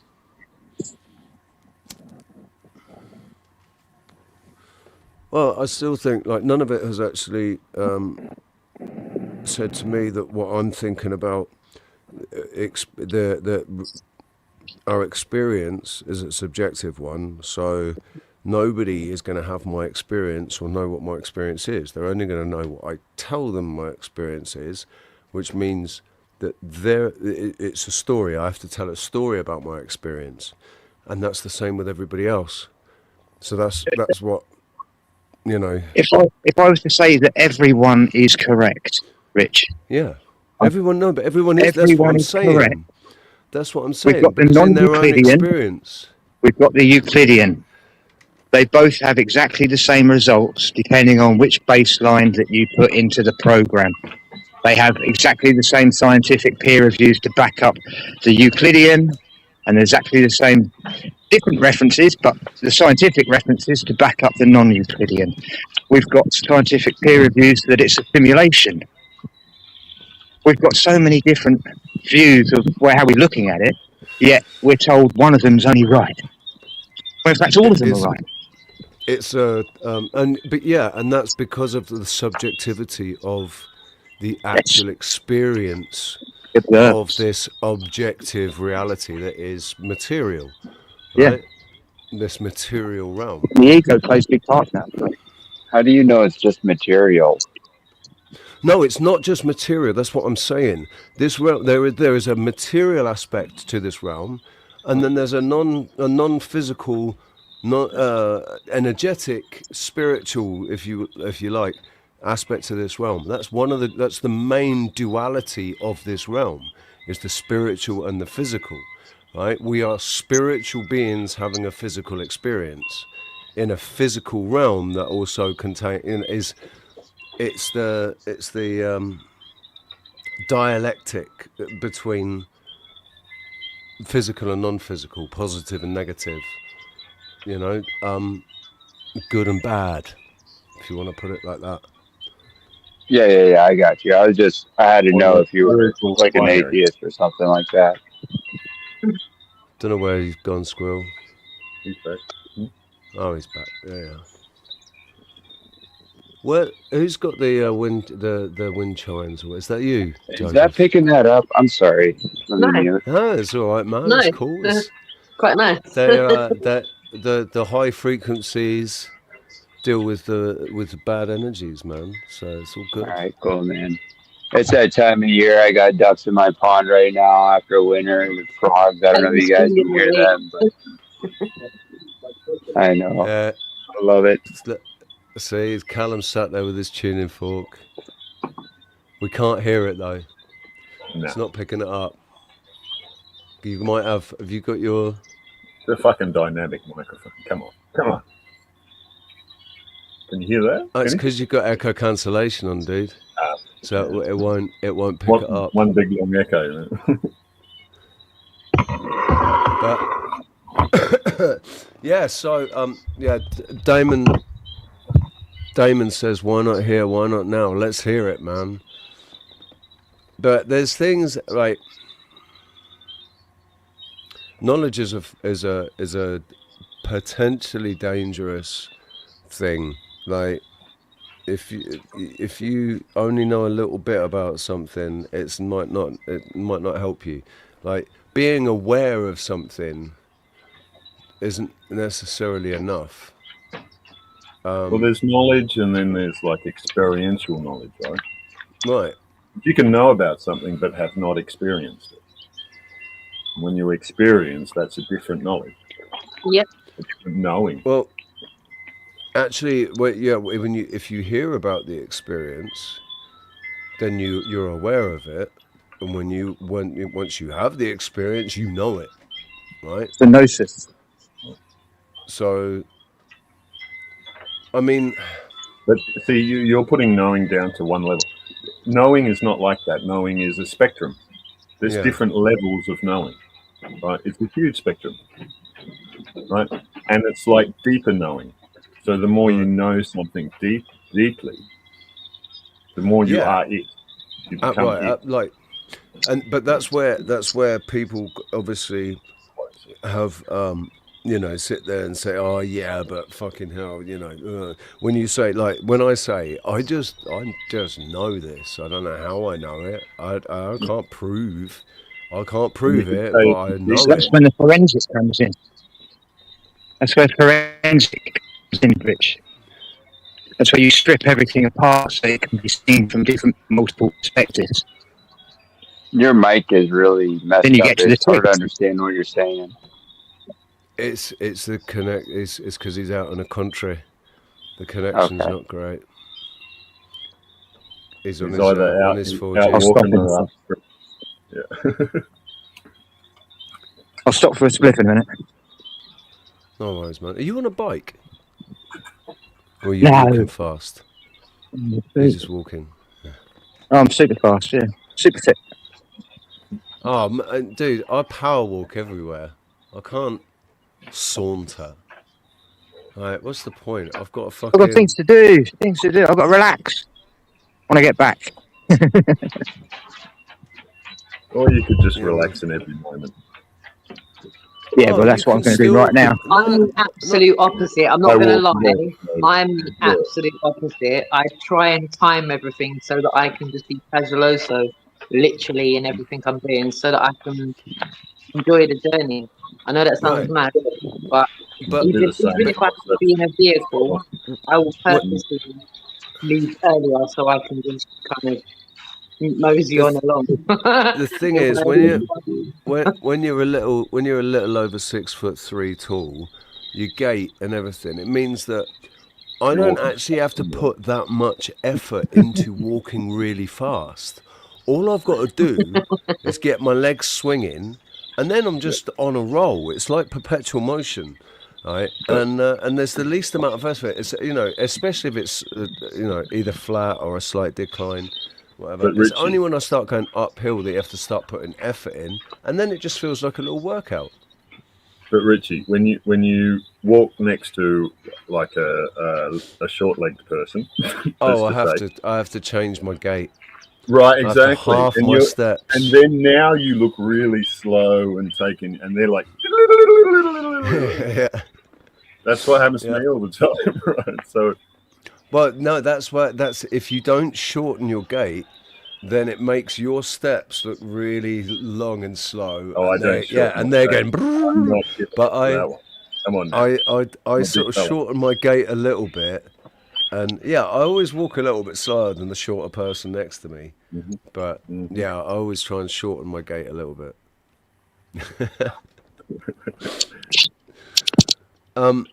Well, I'll say this then. August 12th will be like all the others. I can't say now, but mark my words.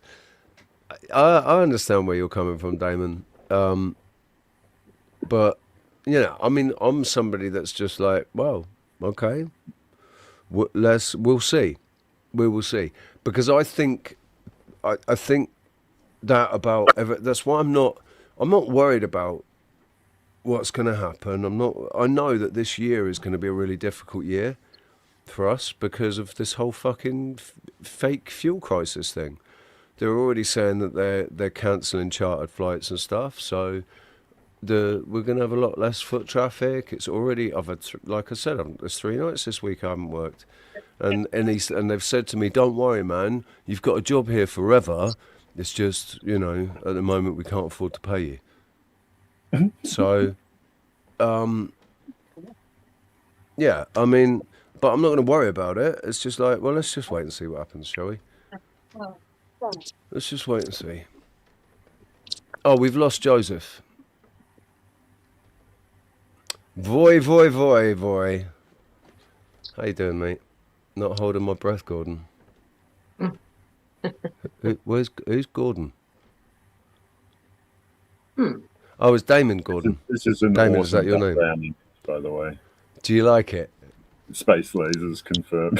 Yeah, man. Space lasers, dude. Yeah.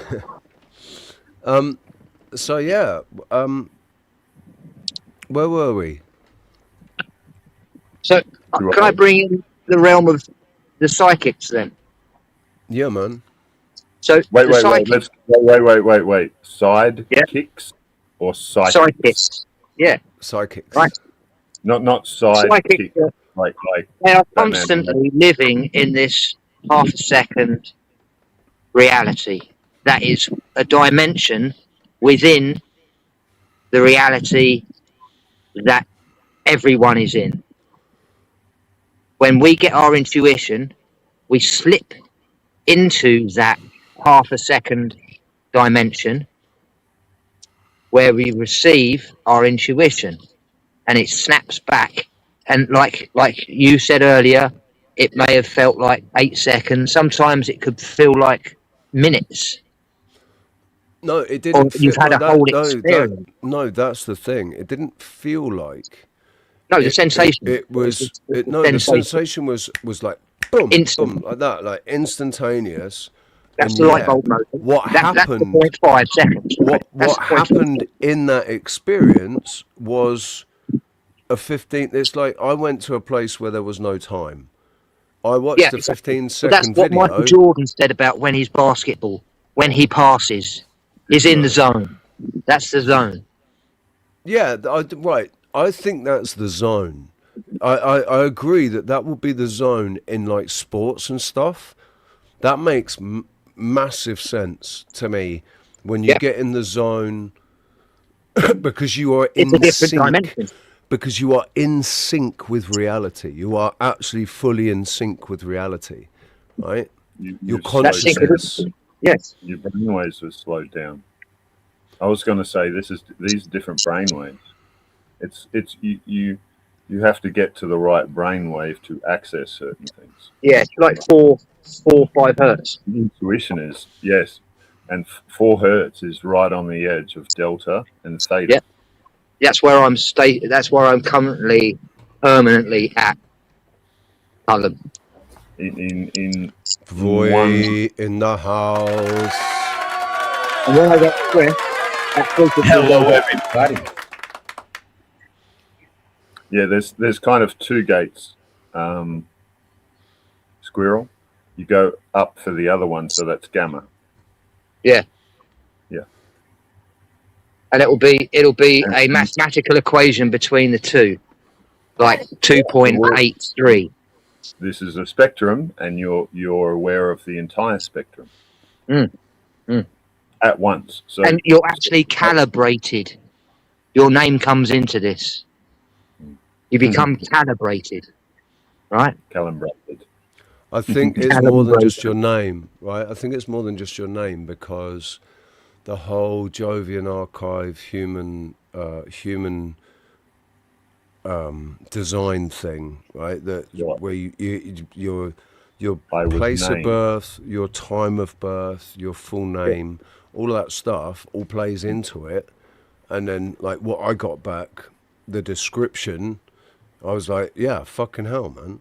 Like, Richie, spot on. A lot of people have commented on my post already. They've mentioned that they remember me saying that I'm a life path 5. And all I posted was about this 0.5 of a second. And it's all about intuition. And the 5 is the master number with the pentagram.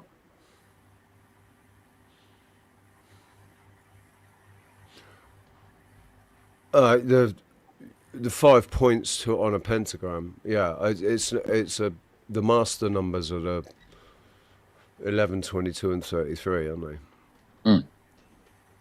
they?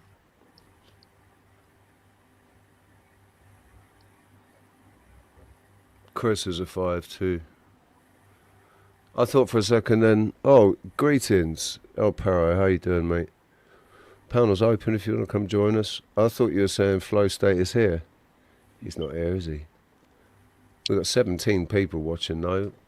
Thank you very much. Are we going to move away from our show and tell and not use that as conversation pieces? Are we going to just go with the flow now? I'm down with whatever. I'm fully down. I don't know. Well, it's up to the panel, isn't it, I guess. We've got, obviously, all those videos that we've made on TikTok, and each one is a subject that we could talk about. It can be a conversation starter. Surprisingly, they've all kind of bubbled to the surface for now, isn't it? Yeah, it's all very relevant, man. But, I mean, we all know that. But it's becoming really relevant to people. Like you were saying, Rock, seeing people talking about things now that a year ago they wouldn't go near. They didn't want to go near the subject. Yeah. Then a couple of things happen, a couple more things happen, and then those same said people are now using these topics as common fodder. And I don't believe in coincidences. Nothing to do with the content we've made, just the fact that topics that we were on about, they're not like trending topics. Does that make sense? It's not part of the binary system. What we're talking about is everything that we're talking about is against the binary system, and there is a protocol in place. That system, it doesn't push any of our material.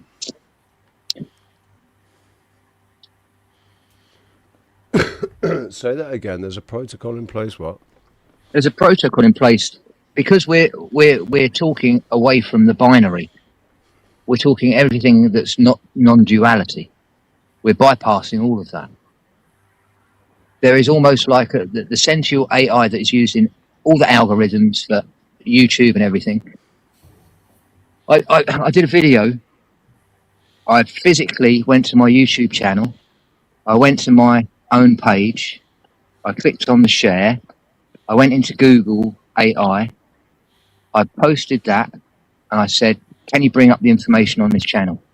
First of all, it said it was all about shooting squirrels because the name Squirrel Sniper was in the title. And then it was giving me all about cleaning rifles and different pellet sizes. And, you know, if there's not many birds around, it's all because of the squirrels. And it's like, it's got nothing to do with me at all whatsoever. So I went through about 6 or 7 times asking it why it's lying to me, right? And then I said, look, I'll give you a hint. I've got a certain amount of subscribers. Oh, yes, I can see now you've got certain subscribers. Your description is all about shooting squirrels, and it goes back into the loop system again, right? Even though I've given it the direct, so then I go back into my YouTube and I pick different videos, actual videos with the transcripts that come up in my videos, put that through there, and I said, how about this video? And it actually rickrolled me. It actually rickrolled me. It said that it was at Rick Astley, and it was whatever song it is for Rick Astley, Never Gonna Give You Up, right? I couldn't fucking believe it. So then I said, okay, bring me up Ken Wheeler's channel. Boom, instantly. How many views? 320,000 subs. Like everything, all of the information comes up. Bosh. And I said, so how come I'm shadow banned? You're not shadow banned. You're just invisible. Yeah. Yeah. So it's in place. Invisible to the system. You're not shadow banned, dude. You're sandboxed. Yeah, it's exactly the same. It's the same, different terminology. It's exactly what it is. And I'm only accessible to people that already know me. Yeah. None of my links work. You can't share any of my work. It just ends up with corrupt links, especially now. You've been a bad boy according to the government, Squirrel. So. Well, I think it goes hey, listen. beyond the government. Man. High five. Company, though. High five. You are one of us. One of us. I mean, yeah. Badge of honor, right? In some ways. Yeah, absolutely. But only amongst the few. It's amongst the few, and it's amongst the few that actually care. That's the most important thing. There's a point of handling what the fuck we're talking about as well. People, like you're saying, like they can only handle certain things. So when something gets beyond that, it's a trigger. They're triggered. Yeah. So even though it was only a little channel and we only just started, we got the YouTube channel taken down for subversion. It's how you deal with the triggers, of course. Yeah, and like because it's subversion, they wouldn't give it back. Yeah, it was too good. Right. It was too good for the time of what it is. All it was the videos that we put on TikTok. The same videos we put on TikTok, we put on our thing, and we did our episodes as well. We did 4 episodes. Yeah. And we've still got, I think, three episodes or something still to. Yeah. we didn't finish what we were doing because right? shit. It went down the way it did. It all happened the way it did. Like you know, what can you do, man? It's hard to not notice correlations between things and think, is that the cause or is that just a correlation? Yeah. That's what science does, though, right? Like doctors and shit. doctors and shit, they're all doing that. They're all using correlation, and then they say, "Oh, correlation doesn't equal causation," when it's something they don't, right? Yep. Yeah. It's bullshit. Is what Yeah, it is. when it fits the model, it's not just it's not correlation. It's actually remember? cause. This is where the synthetic aperture signal reconstruction comes in and splits the two between them. Or That's the delusion. Synthetic aperture, the delusion that they're living under, right? But they believe it. Well, but the synthetic aperture is a false perception, isn't it? That's what a false perception is. But the reconstruction, you're reconstructing it. This is the most important bit. You are analysing it. Reconstructed for you, and you're following someone else's bloody delusion. Right, you're not. It is a group sort of thing. Yeah. Right. It's like a group consciousness. So the aperture covers a lot, not just the one. It covers the group. It's the identity. You're talking the mathematics of sonar mathematics here, Colin. Yeah. You're now putting that aperture on yourself, and it is all synthetic. There you go. We got there in the end. Yeah. When I first mentioned synthetic aperture, it was going over every single person's head. And now slowly people are starting to realise that the aperture is just like a camera of how we perceive the snapshot, right? And the syntheticness is the unnaturalness, right? The unnatural snapshots that we take and we believe, and then it's the reconstruction, the signal, okay? So it's the signals that we get that make us believe the wrong things, right? Well, and all the doing is that you're tuned into. Because I can be tuned into the natural signal without the noise. Exactly, without the noise. Yeah, and then that's I don't. The noise is what the aperture is clearing up. It's not listening to the noise. It's only listening to the fact that's underneath the noise. Yeah, you can look at the noise as chaos as well. So chaos and order. And you have to reverse that, which is what the entropy is all about.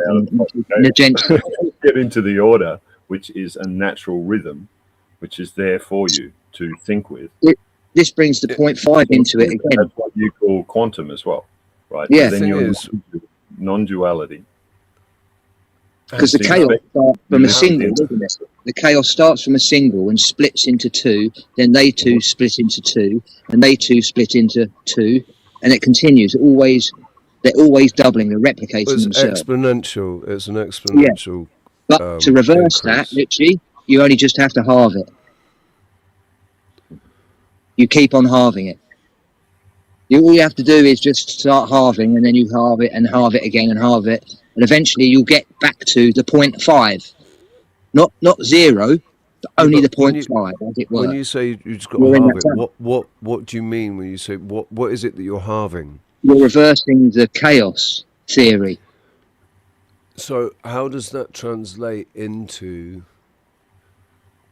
a day-to-day experience, right?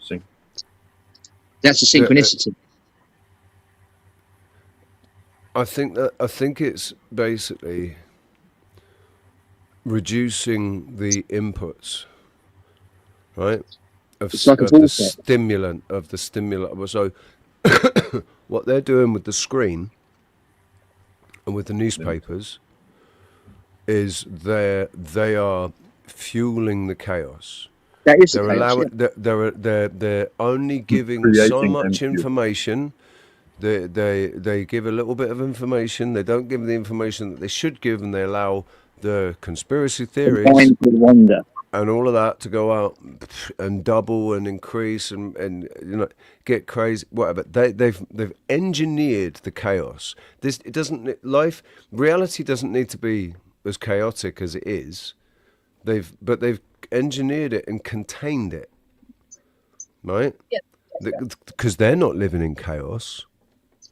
Their lives are very structured, very organized, and not chaotic at all, right?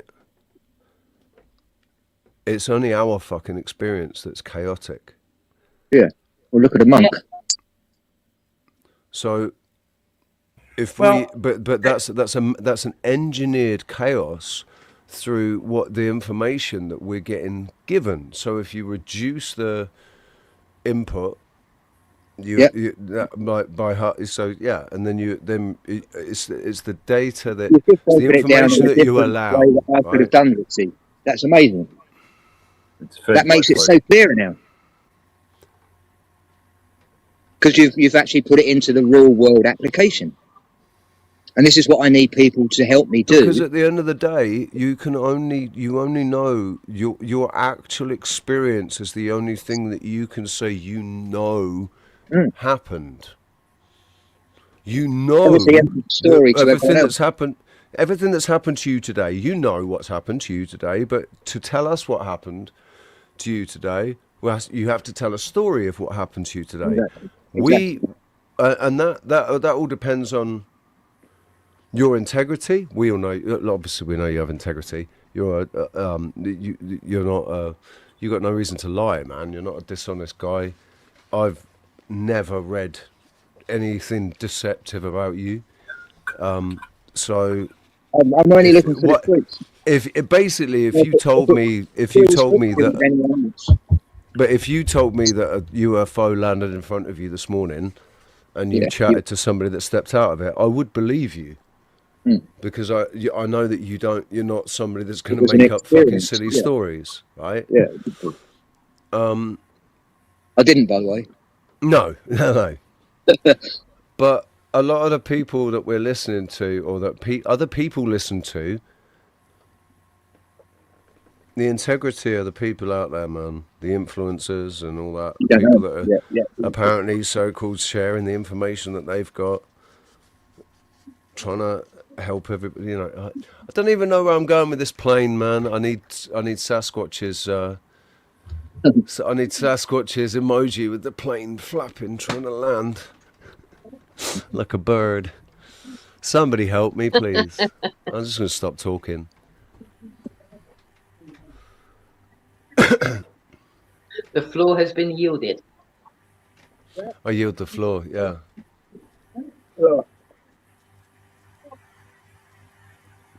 Who was rocked by the AI? Oh, ricked, yeah.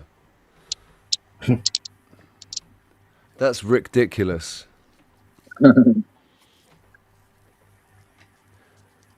No, I'm not gaslighting you. Of course, I'm not gaslighting you. You know, no. AI doesn't gaslight. AI doesn't lie. No. You're wrong. Sorry. It just But how about this and that? Oh yeah, maybe. Oh yes, I wasn't lying. I was just wrong. Yeah. No, or it goes like, oh, you're right to catch me out on that. Right. It wants to apologise straight away, even though it knows it's done something wrong. It's always right. Listen, it's always. Now I look closer at it, and then it's like, you look with what? What eyes is that? You're looking. Don't stop pretending to be a human. You cannot look. You cannot feel. You can't do any of those things. You can process information. That's it. You can ask it to speak in Jamaican for you. A Rastafarian, which was very funny on my live stream the other night. Yeah, but Richie can do this too. Yeah. No, that's wait. There's some Russian in there.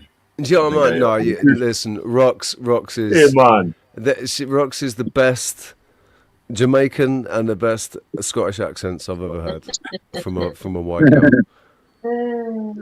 Go on, give it to me, man. No, you're right. You're right. Hear me now. That's all I can do. Hear me now. The Scottish Rastafarian. Rice and peas, man. You sway to the rhythm of me album. Nah, it was patois, man. Patois is a thing. Jamaican patois, man. You just got to be, I guess, if you're immersed in the culture, or even just connected to the culture in any way as much. If I were more connected to the culture, I'd be totally parroting. You've grown up around it. It becomes second nature in that sense, you know. Jaman, Janor. The Babylon. Yeah. Aye. Who knew that rice and peas is actually rice and kidney beans, though, not peas? Again, if you've grown up around that influence, you've known that your entire life. Do you know what I mean? Like, I've always laughed at people that thought it was actually green peas. It's like, no. I thought it was green peas. I did until it wasn't even a joke. It actually tastes better with green peas. Green peas and rice taste better than green pea than rice. I used to hate green peas and man. rice. By the time you put the coconut milk in and all the herbs and everything, like, dude, I don't know, man. I had rice and peas. Like, I had rice and peas with jerk chicken, and lovely jubbly. Lovely jubbly, man. Now you're making me hungry. and I've fallen out. I've fallen out with Andy, so I'm not getting any of that fucking lovely home cooked food anymore. What happened? It's not you. You haven't fallen out with Andy. Andy's fallen out with himself. Let's be honest. He was ready to have an argument in an empty room, mate. So it's just a byproduct of what he's going through, because he wouldn't be like that if he wasn't like that. If you haven't, he's not his normal self, man. Well, it's just fell off the wagon, in my opinion. I don't know for certain, but when somebody's stood there and they can't seem to focus on you and they're swaying while they're talking to you, you know, if it looks like a duck and quacks like a duck, it's probably a duck, isn't it? Yeah, or a goose. Well, yeah. I mean, it might not have been alcohol. Yeah, maybe it was something else that he was under the influence of, but he was under the influence of something. Mm-hmm. People can also be like intoxicated in their own thoughts, right? As well, right? Like you see where they're not talking to you; they're talking to themselves in their head. So whatever you're saying doesn't matter. They've got the next thing to say as well, right? Just waiting for you to stop. They've already decided what your response is, or they really don't care. They just want to. They just want to get it all out. That that's. They're just sort of, They're not there. They're not there in the room with you, right? They're just in their own head. And you're kind of like an afterthought. Yeah. Trouble is when you're going when things start to go wrong, and then it seems like everything goes wrong. When your whole world collapses in on itself, and I think that's what's happened for Andy. His whole world has collapsed in on himself. Like he's lost the bar. He's lost everything. His ex-wife has fucking cleaned him out, and he's rock bottom right now. Maybe not. What's happened is he's created a new baseline, Richie. Well, yeah. Now he's in a negative feedback loop. Now he's in this negative feedback loop that he needs to break out of, right? But the trouble is, alcohol is going to keep you in that negative feedback I did a post on this the other day. Yeah, exactly that, the negative feedback loop. Everything you're talking is so relevant. It's incredible. This is when it's a pattern interrupt. It's the only thing that's going to help, right? Breaking patterns. You have to interrupt that pattern as hard as you can, right?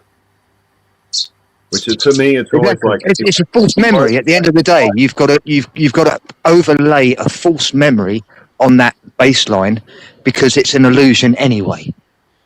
Yeah, right? Or break it. You can break it as well. Yeah. What you're doing is you're training it by doing that, and that takes time. But if you can muster up, you can just break it as well, right? With kind of logic and knowing, and like knowing yourself as well, right? We can snapping out of it. Yeah, it's becoming aware of it first, though, right? Which is, of course, it's the reflection, and it's someone doesn't want to reflect, and that's it. They're trapped. That's the loop.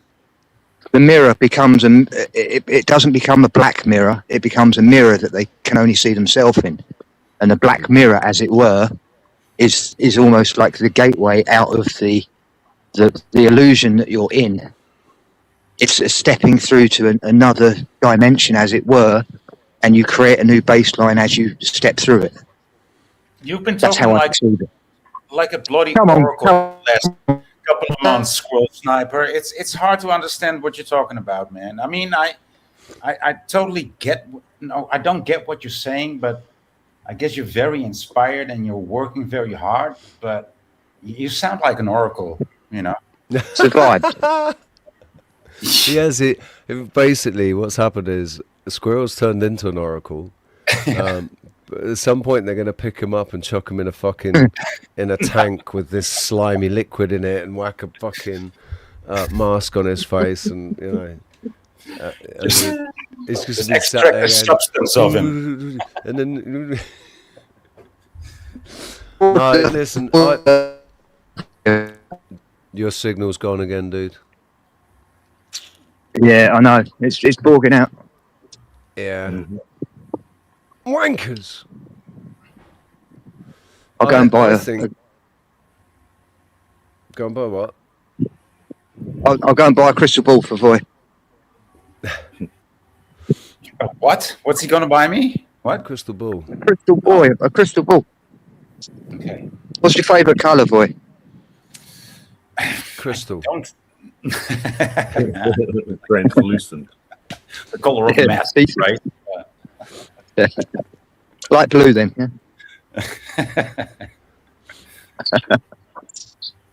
I don't actually have a favorite color, but I think it is orange. I think orange is, yeah. No, I don't have a favorite color, man. No. Orange is my favourite colour. It's the orange hat today. 33 Illuminati confirmed, dude. Oh shit. Illuminati confirmed. Orange. It's the sun, 33. right? The letter of orange as the number of orange is 33, isn't it? Yeah, and of course it links up with the island as well. The orange. And also the House of Orange, right? Which is exactly. The royal family of the Netherlands. So yeah. Right, and it's also the orange thing. There's an orange thing in Ireland where they have the orange men. Yeah, exactly orange that. man, which is all part of the same fucking thing. I think, ultimately, it's something to do with Catholics and Protestants, isn't it? Yeah. Do you know where the word orange actually originates from? What's the? No, but I will do tonight for you, and I'll put a post for you, Voy, just for you. Well, I think I know. I think it has to do with the Orient, right? Oh yeah. Yeah. So we call oranges China's apple, sinaasappel. That's how we call China's apple, sinaasappel, right? And because apples only come from China. And and orange, they sound very similar, right? So I think that's the origin. I think I've heard that once upon a time. Yeah. Well, it's laranja in. Naranja. Am I still there? Naranja in Spanish. You're still there, dude. You're still there, mate. Testing. 1, 2, 3. Can you hear us? Hey, maybe he can't hear us. We can hear you. Hello. Dude. Testing. Yeah, we can hear you. You can hear me. Yeah. The apple originates from China, but it originally comes from. So we have the War of the Roses. The White Rose. Grabble, grabble, grabble. Grabble, grabble. Grabble, grabble, grabble. You can't hear me, no? Grabble, grabble, grabble. Shit. We're getting grabbled. What are you doing? What are your plans now? Are you going home? Are you going to your next job? I'm going home, so I'll be on Wi-Fi. Right. That's cool. Get your ass back I'm home, coming home. son. I'll be home in 5 minutes. All right. We can have a good chat. Yeah, all right. I'll see you in a little bit. I'll come on. Save me battery. I might actually make a coffee. I think now's a good time to make a coffee. Yeah. We can get settled in. Yeah. And, yeah. Coffee. Where are you gone, Callum? Callum's still there. Voice still there, ain't you? Let's get a coffee. Joseph got disconnected. No worries, mate. No worries. No worries, still bro. going. And by the way, fucking loving those dogs. 2 gorgeous golden German shepherds.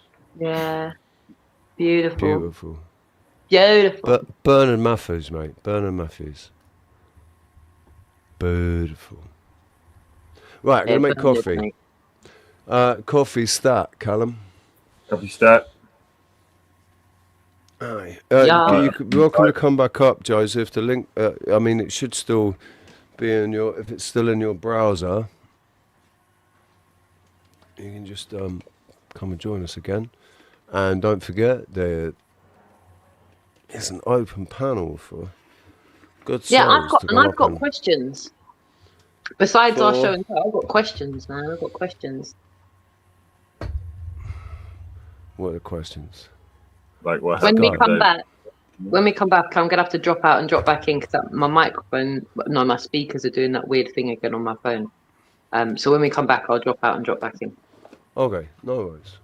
David Wayne, how you doing, man? How you doing? Good to see you.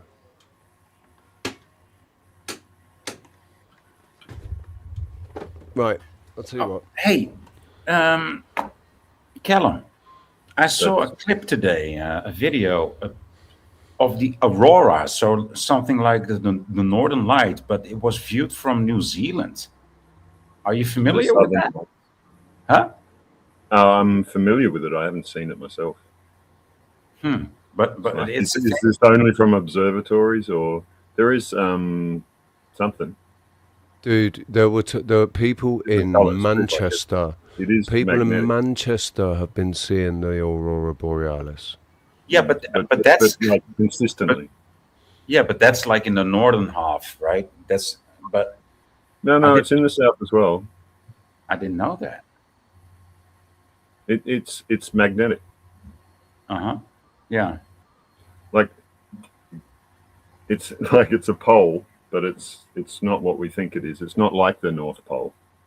No. Right. But there's still emanations from the surface. It comes up and out. It's different colors, but it's more pink. Red blue shift, right? Yeah. It's more pink and purple and magenta. It's like sunset and then sunrise, and those color differences.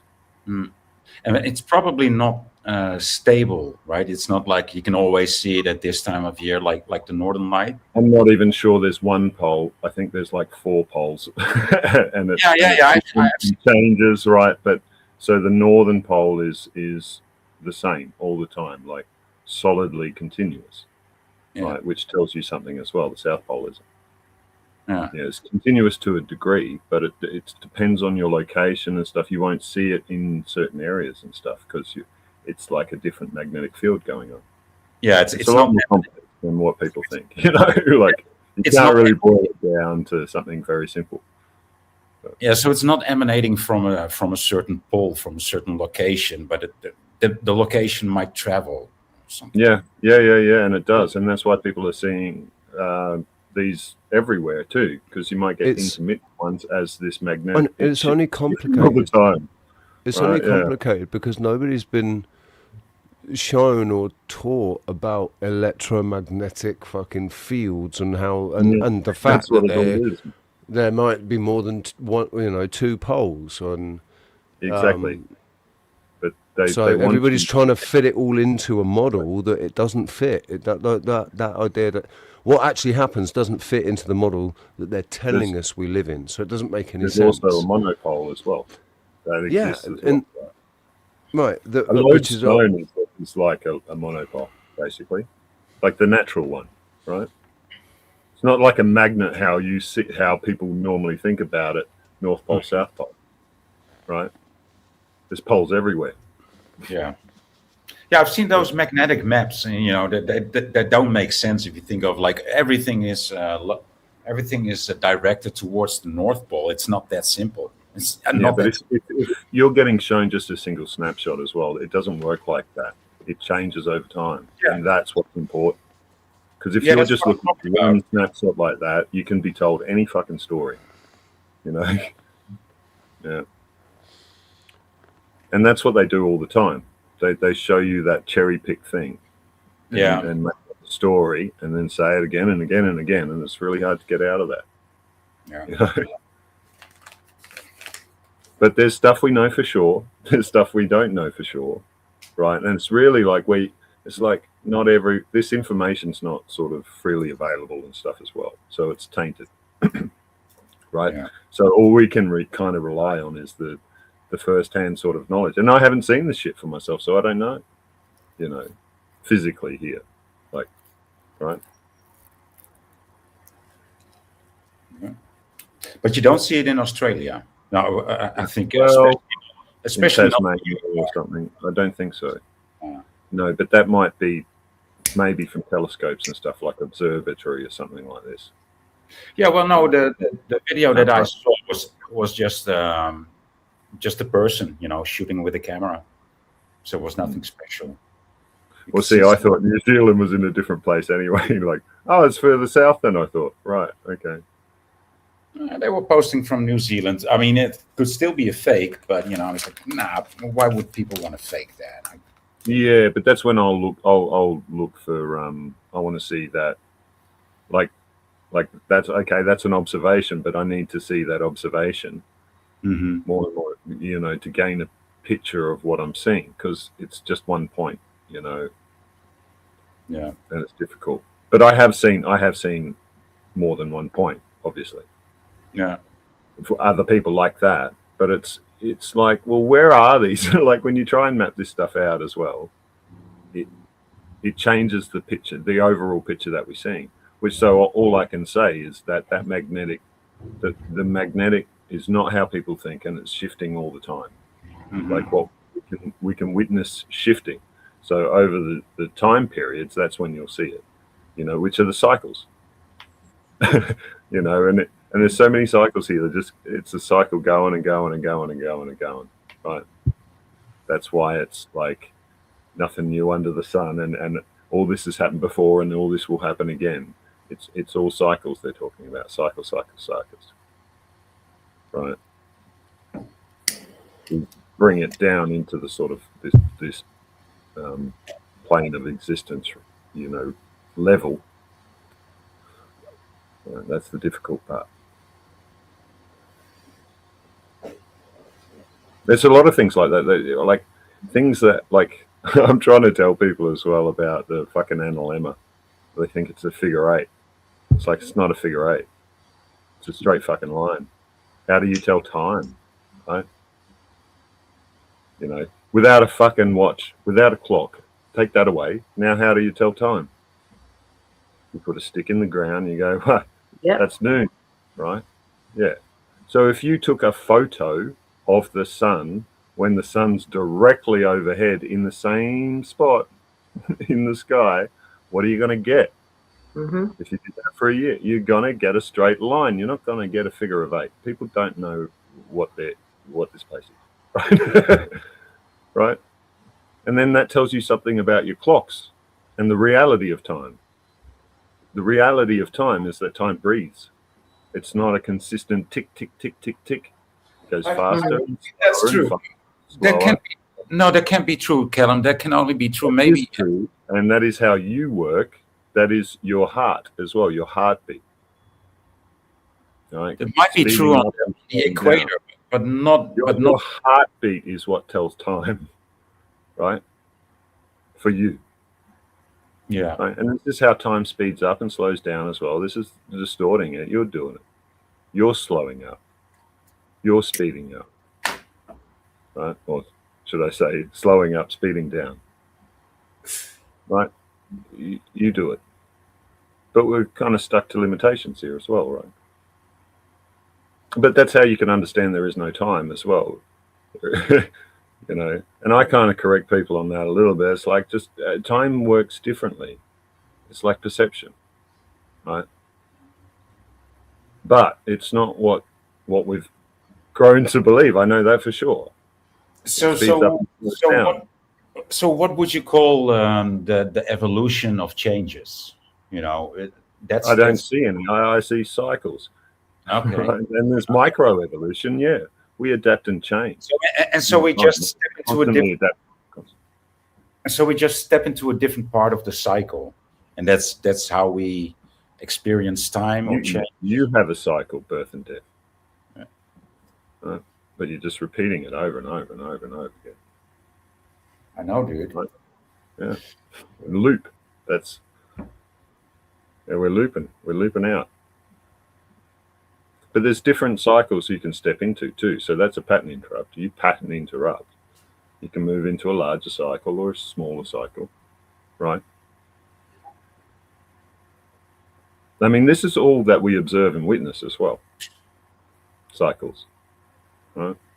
When you acknowledge those cycles, that's when you're sort of tuning into nature and stuff, right? Tuning into the rhythm and the heartbeat here. It's like that time that you're on, that time, the time that they've put you on is not the rhythm of nature.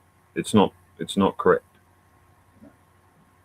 You know, it's correct 2 times a day or whatever, but it's not correct. Right? In terms of the natural rhythm of this place. So it's always pointing you away from that. So long as you're away from that, you're confused. You're chaos. Right? Right? Like that's what's repeated all the time as well. It's like as well, which keeps people in the cycle. So they seek what's similar. Oh, you're saying what I'm saying. Great. And then just repeat it, repeat it, and repeat it. Mm-hmm. That's most things. No basis behind it. Just repetition. Right? And it takes that pattern interrupt, which is like for a lot of people is just sitting back and thinking about it. Like for more than a second. Not assuming, not doing the same thing every time, just thinking about it for a second. Do I know that? Where did that come from? Did I know that? Who told me that? Like those questions. And so questioning reality. When you question reality, it breaks down. And then you get a picture of where you are and what's going on because you're removing the garbage, the chaos, the noise, as Squirrel puts it, right? The noise. The background noise is the interference.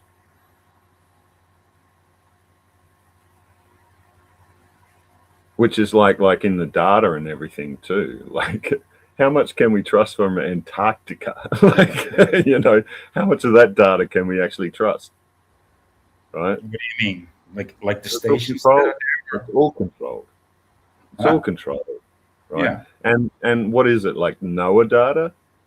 Like that's already been proven to be changed and altered and like obviously. Right? Provably. Right? And you can't disprove that.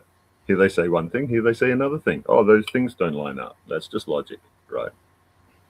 But don't look at this hand, look at this hand, right? Magic. Yeah, it's so fucking demonic, you know, when you start to think about it, that you wish that you would never have taken that minute to start thinking about it. Well, not really. But, I'd rather know than not know, dude, myself. Me too. Yeah. But then again, you know, it doesn't make you much happier. You know, it takes a long time.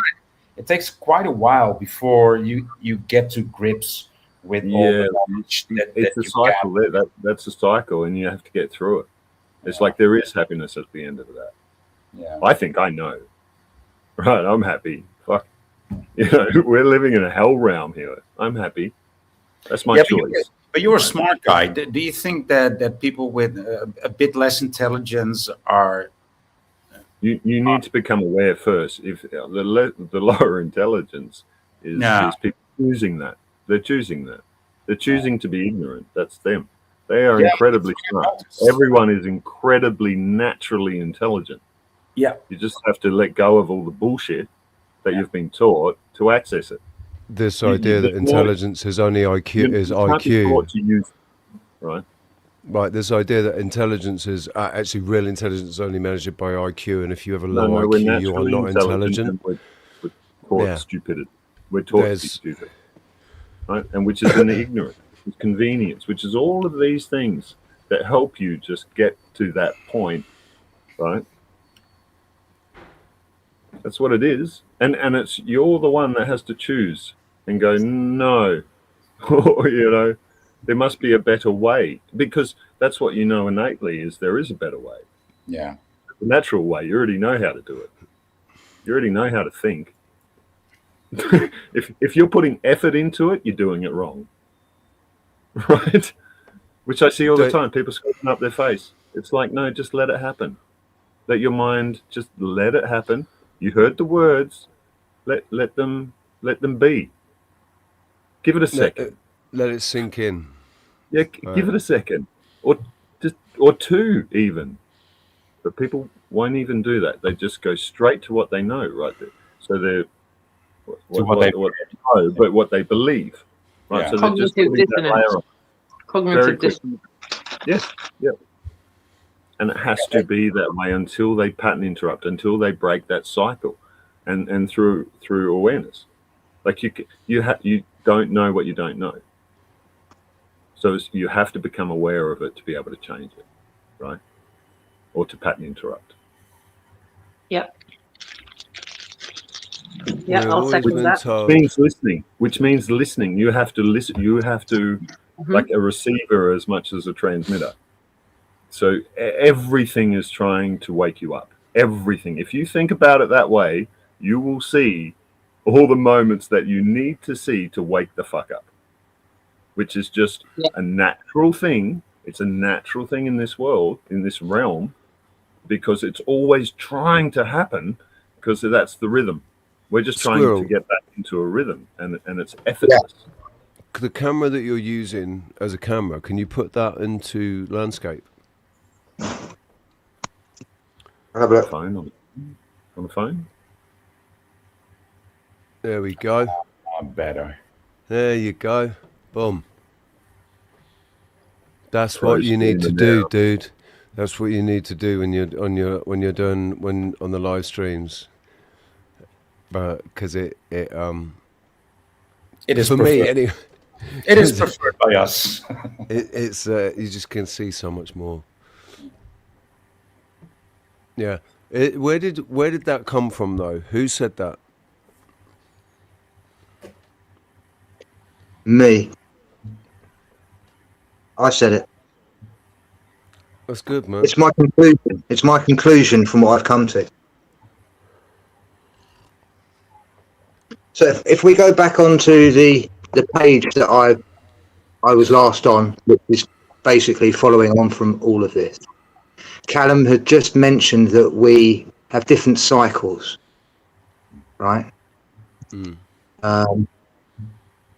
Harmonics. So the many cycles are harmonics of the main rhythm, right?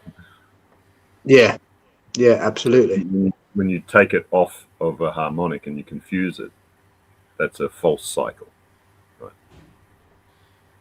Okay, so someone in Archaics brought to the question to me. Go right to the very top of the screen. Okay. So we found that there was a loop, right? And it's consistent. There's two loops actually. There's the 125-year loop, which I was is going to ask you about that actually. That 125-year thing. That is the binary. If you imagine that's binary, and it fits in with the 138-year loop, but the 138-year loop is the final. That's the. Imagine 138-year loop is the original timeline, and they have fitted the digital binary 125-year in as that 138-year because they don't to try and overlay it. So this is why you have this drift, right? Over time, over a long time.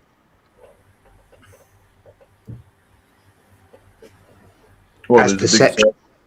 Yeah.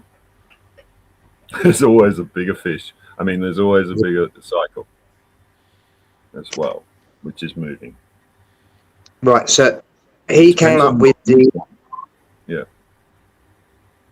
This here. All right. I don't know if you can. 6174 protocol operates as a mathematical black hole for 4-digit integers. This is a deterministic loop known as Caprica. That's Caprica is from Battlestar Galactica, I think. Caprica's constant when any 4-digit number with at least 2 distinct digits is processed through the descending minus ascending sort. So it's how it collapses itself down. So very much like the 2178. You know, the 2178, when you take 2178 away from its reverse, and you continue doing that, you take it higher value, you remainder it, and it reduces, every number reduces down to 0, except 2178. It always comes back to 2178. And 2178 isn't that the? That's the next Phoenix. After. Yeah, it's the one. No, isn't it the next Nemesis, the last Nemesis? The last. Right, basically the end of the Mayan calendar. Yeah.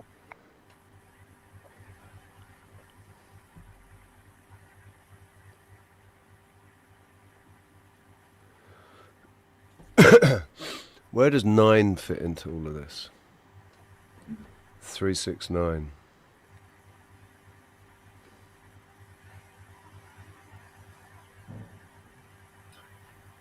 Because that's all it goes up to is 9. That's yeah. They're only single digits. Right. Yeah. So that's why 9 is the end, or the God number. 1 is the beginning. There is no beginning. It just keeps going, but that's a point, right? And that's the point of beginning. Beginning. Isn't the point of beginning actually 0? 9. 0 doesn't exist. Except as a point in the center. Point of reference that we label a lot of things. Like, so a middle point is a middle point 0. So your point of existence is 0, right?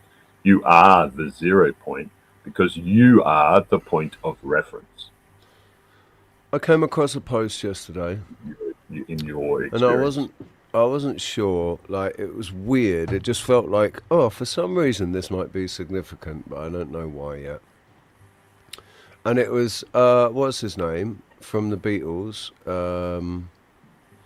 Ringo Starr, The Point.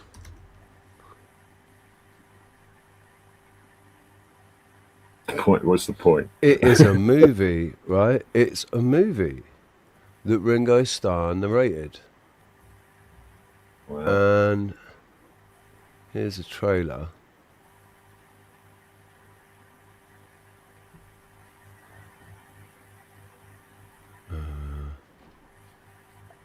What's happened to Squirrel? Where have you gone, Squirrel? You still there?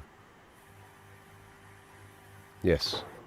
Yeah, right. yeah. Sorry, the wife just come home and we're just kids coming from school. Everything's. So we're talking about the point, right? What's the point? You're the point, man. I just said that. You're the point. What's the point of all this?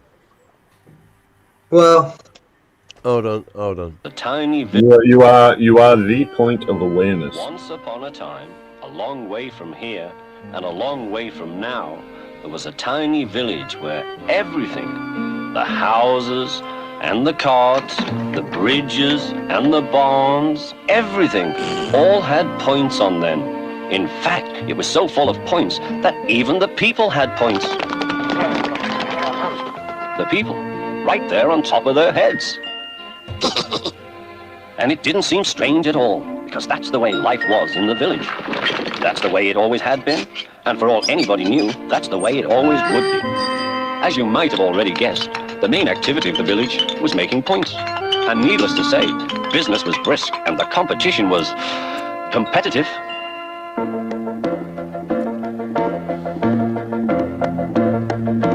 This is the town and these are the people. This is the town where the people all stay. All right, that's enough.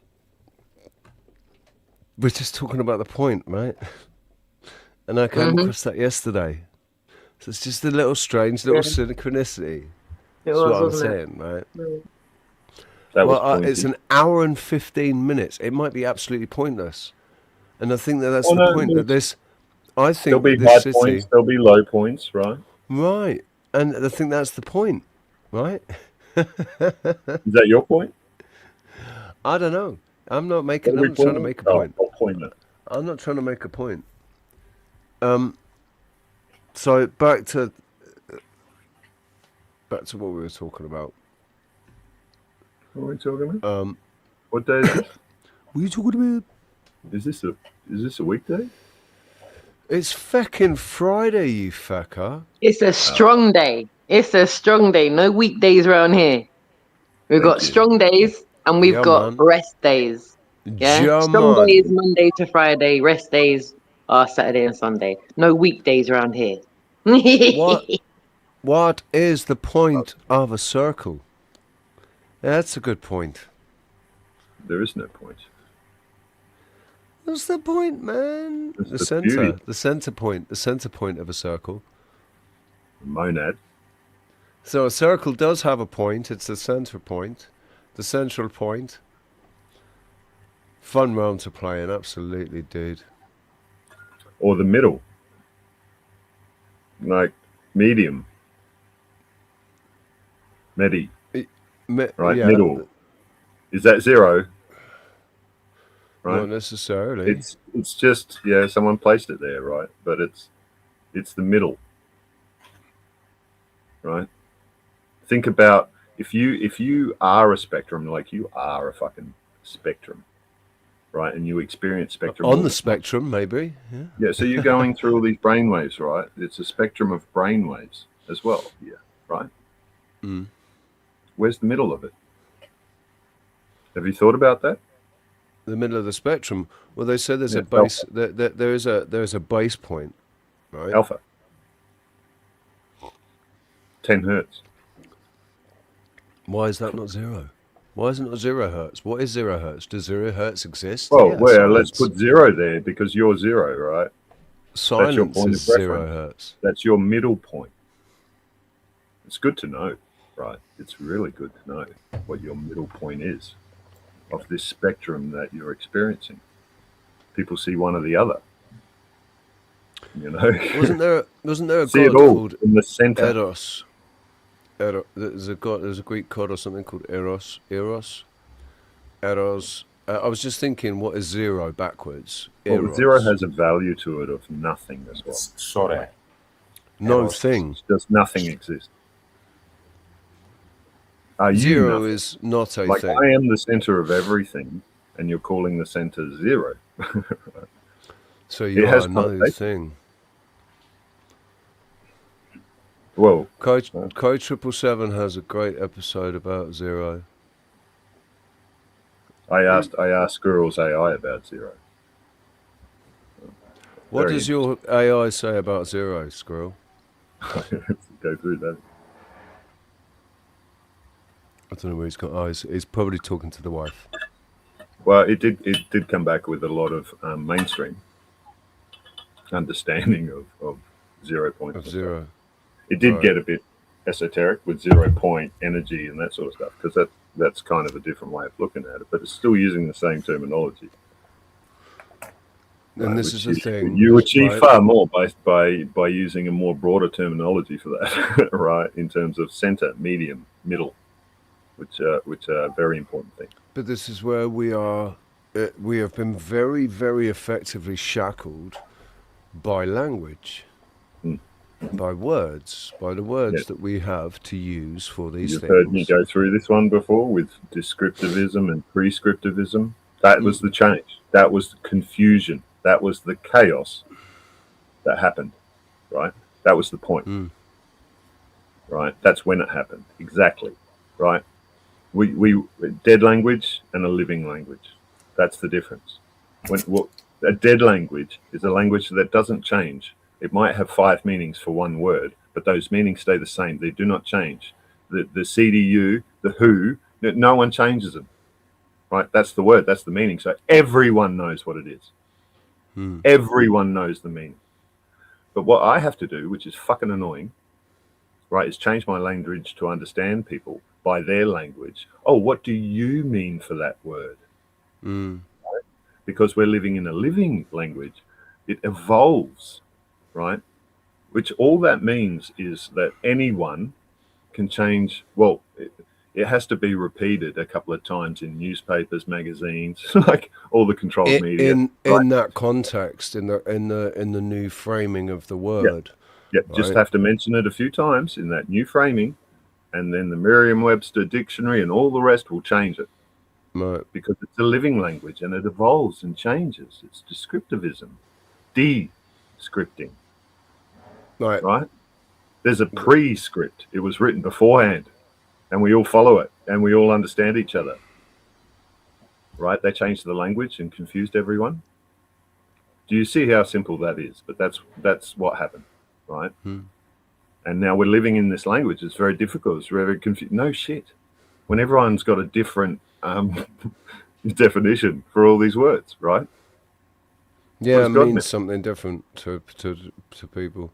Yeah, they might not even have a definition for it. Right? Right. They might not even have a definition for it, but it means something different to them. Well, every word's a feeling as well, right? It's not a word, it's a feeling. Everyone has a feeling, right? Attached that to the thinking word, and because feeling the word is not is separate. Like it happens at once. right. But the feeling comes from the energy within the word. The word carries energy. It's all one thing. Right? It's all emotion. It's all one thing. It's all emotion. And that emotional packet has thinking and feeling attached to it. Whether whether you ignore one or the other, that's up to you, right? But be in the middle and see both, right? And analyze both. Don't just be on one side of the coin here. Like have the full experience and know that every word is a feeling. And that's how you read people. That's how you communicate with people, right? Know their feeling. So how do you do that? It's empathy. Just fucking listen. But everyone's closed off to that. They've closed off all of this and they're just using their brain thing, mind thing, right?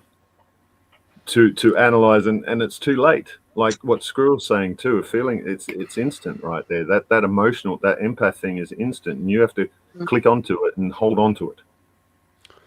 And which is what people are used to. They're in the loop. They don't see any of this because it goes by too fast for them. But if you slow down your brainwaves, literally slow down to your center of being, then you're in tune with everything and you catch everything. You start to see all of these synchronicities. And that's where synchronicity and all of that too. You're becoming more in tune. Alan, can I ask a question? Sure can. I would really love your opinion on this. Like, I feel so blessed to have you here on the panel. Let's say I'm just going to make up a scenario here, right? And just give me your opinion on what you reckon is occurring, right? Let's say sometimes you're prone and susceptible to anxiety, and we all know how irrational anxiety is off the bat anyway. No one sits there and goes, oh, let's get anxious. Let's let anxiety just run riot. I feel like feeling anxious for the next 30 minutes, so I'm going to go for anxiety. Do you know what I mean? Like, I feel like a dose of anxiety coming on, right? So let's say you just you get anxious, and then it transpires that something ends up happening in your life, in your realm, where you get walloped with something in life, and it's almost like it happens so often throughout life that you end up going through life. When you feel that, it's almost like because of past experience, you're like, is this or fuck, if I even think that, am I going to manifest that? And oh god, should I trust this or not? Like, where the fuck is this coming from? What's your take on that? All of that is creating that. All of that thinking. It's like even the questioning of it and everything, that's just deepening it. No, I'm saying, let's say you're going about your day, you're having a great day, you're toddling along, and then just like a locomotive, you're hit with a dose of anxiety that comes from nowhere. And you're like, what? Yeah. So I'll change it in a moment. As soon as I become aware of it, I'll change it back to what it's supposed to be. That's what I do. But I've learned to do it. Like, people just let things happen. Like, because it's their belief that goes, oh, it just happened to me. Like, I don't have control over this. You just told yourself you don't have control over it. You do. So, like the body is the last thing in the chain, right? Like it's subject to breathing, and that's subject to the mind, right? So the mind's at the top of the chain, so you can change it, right? So you change that mindset. You go, oh, and I can change my breathing. Oh, and you change your breathing, and then that changes your body. No more anxiety. Just get rid of it. Like yes. Like I teach people how to breathe to stop anxiety in like the fastest time possible by just synchronizing your breath to your heartbeat. That is what it should be, and it self-corrects. Everything self-corrects really quickly, and showing you what your nature is. The anxiety is chaos away from your nature. That's not harmony. So you look to harmony and get back into harmony. Right, this is when people slip into fight and flight all the time, which stops them from expanding their awareness and their conscious and their experience. Like that's what stops people from getting outside of their body and everything as well. It's like you get the fear test, chaos. But you're okay. You're all right. You've always been okay. Are you okay in this moment? Even though you're feeling this fear or anxiety or whatever, are you okay? Who's feeling that? What's going on here? Oh, here I am. That's my breathing. The thing is, slow down. If it's thinking about the future, what things that haven't happened yet, and you're imagining them, even if you are picking up something that's coming from the future, maybe an echo of this is going to happen. The experience, right? That's coming back. There's absolutely no sense in worrying all the way up to the point where that thing happens. You're going to worry about it. Why worry about it twice? Yeah, but if you're stuck in that worrying, like some people don't think they're worrying about it, so they'll go, don't worry about it, and they just tell themselves things, but they don't understand what the subconscious is doing. So it's still going. You haven't stopped it. You haven't done anything. You just ignored it, right? That's what not to do. Because as soon as you're ignoring that, it gets stronger and stronger and stronger until it breaks you. That's what happens. It's a bottleneck that you caused by just not feeling it, just not looking at it, just not letting it fucking happen, right? Because that's all you need to do. And that's what I say is processing. You process it. You stop. You observe what's going on. It'll all fix itself out. Just remind yourself that you're good in the now, right? Because thinking about the future, thinking about the past, but you get past that, you slow down into that middle part, which is the now. And the now is like, is there breath when you breathe? Can you breathe? Yeah. Are you alive? Yep. Just breathe a little all slower. Your limbs? Yep. Yep, I'm good. Is there any immediate danger around you? No. Think about your whole life. Everything's blessed in the moment. And that's the other thing, right? Is no matter whatever it is that's happening, one thing that's constant is change. So if things have got shit, if things have suddenly got shit, then that will change again. I mean, like whatever happens. Yeah, imagine if you loved change. There are moments, but it's all moments in time. We're experiencing moments in time. Everything is a moment in time, right? Well, moment means one mind, right? So it's one meant mind. Yeah. One mind. Moment. Right. Right. Singular. Right. So not split. But all life is a collection of moments, right? It's one moment. We're in the zone in this moment. In this moment, I'm in the zone. Well, I use this word a lot because it doesn't mean like it can mean like a big space of time or a small space of time or the time you don't doesn't know. Matter. So I say, like the worst moment in that experience could mean like a lot or a little to someone. But instead of saying where's that specific spotty time or whatever, I'll say where's that moment. Lockdowns for everybody. The experience was a moment in time. We were locked down for months. Yeah, we were locked down for months, but that's ended now.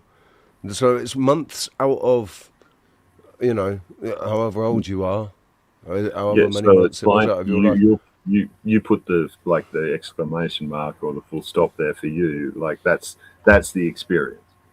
Right. And then then that's a cycle, and then you lose interest or whatever, and you get interest in something else. You create a new cycle, and then you've broken that one as well, right? Done, and you're moving on to a new cycle. So that's kind of the change, that forever change thing going on as well. And that's why I say, all you need to do here is just follow your interest, follow your curiosity, because that is your nature. That's your natural, right? Things that you're interested in, do that, because that's you speaking to you. Yep. Right? That's you balancing everything more and more. So the more you do that, and the more you stay in that, and stay focused on that, the more that happens. And it's kind of exponential, right? Because when it becomes that point of this shit happens unconsciously, subconsciously. So like what you were saying, Rox, those moments then don't hit you. You see them coming before they come, moments of anxiety and whatnot, and you can stop them right at the fucking right where it's just starting to. Because you're familiar with it, you control it. And you go, no. Right, that's how much control you have. You just need to exercise it enough for you to believe it, right? But just know it, and you can do it, right? Because as soon as you become aware you're anxious, that's your moment. As soon as you become aware of anything, that's your aha, that's you in tune, right? Yeah.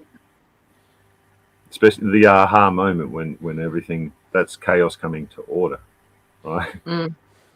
Balancing itself. So no, I've seen some people sort of say, oh, that's the moment that they're sucking from you. No, not at all.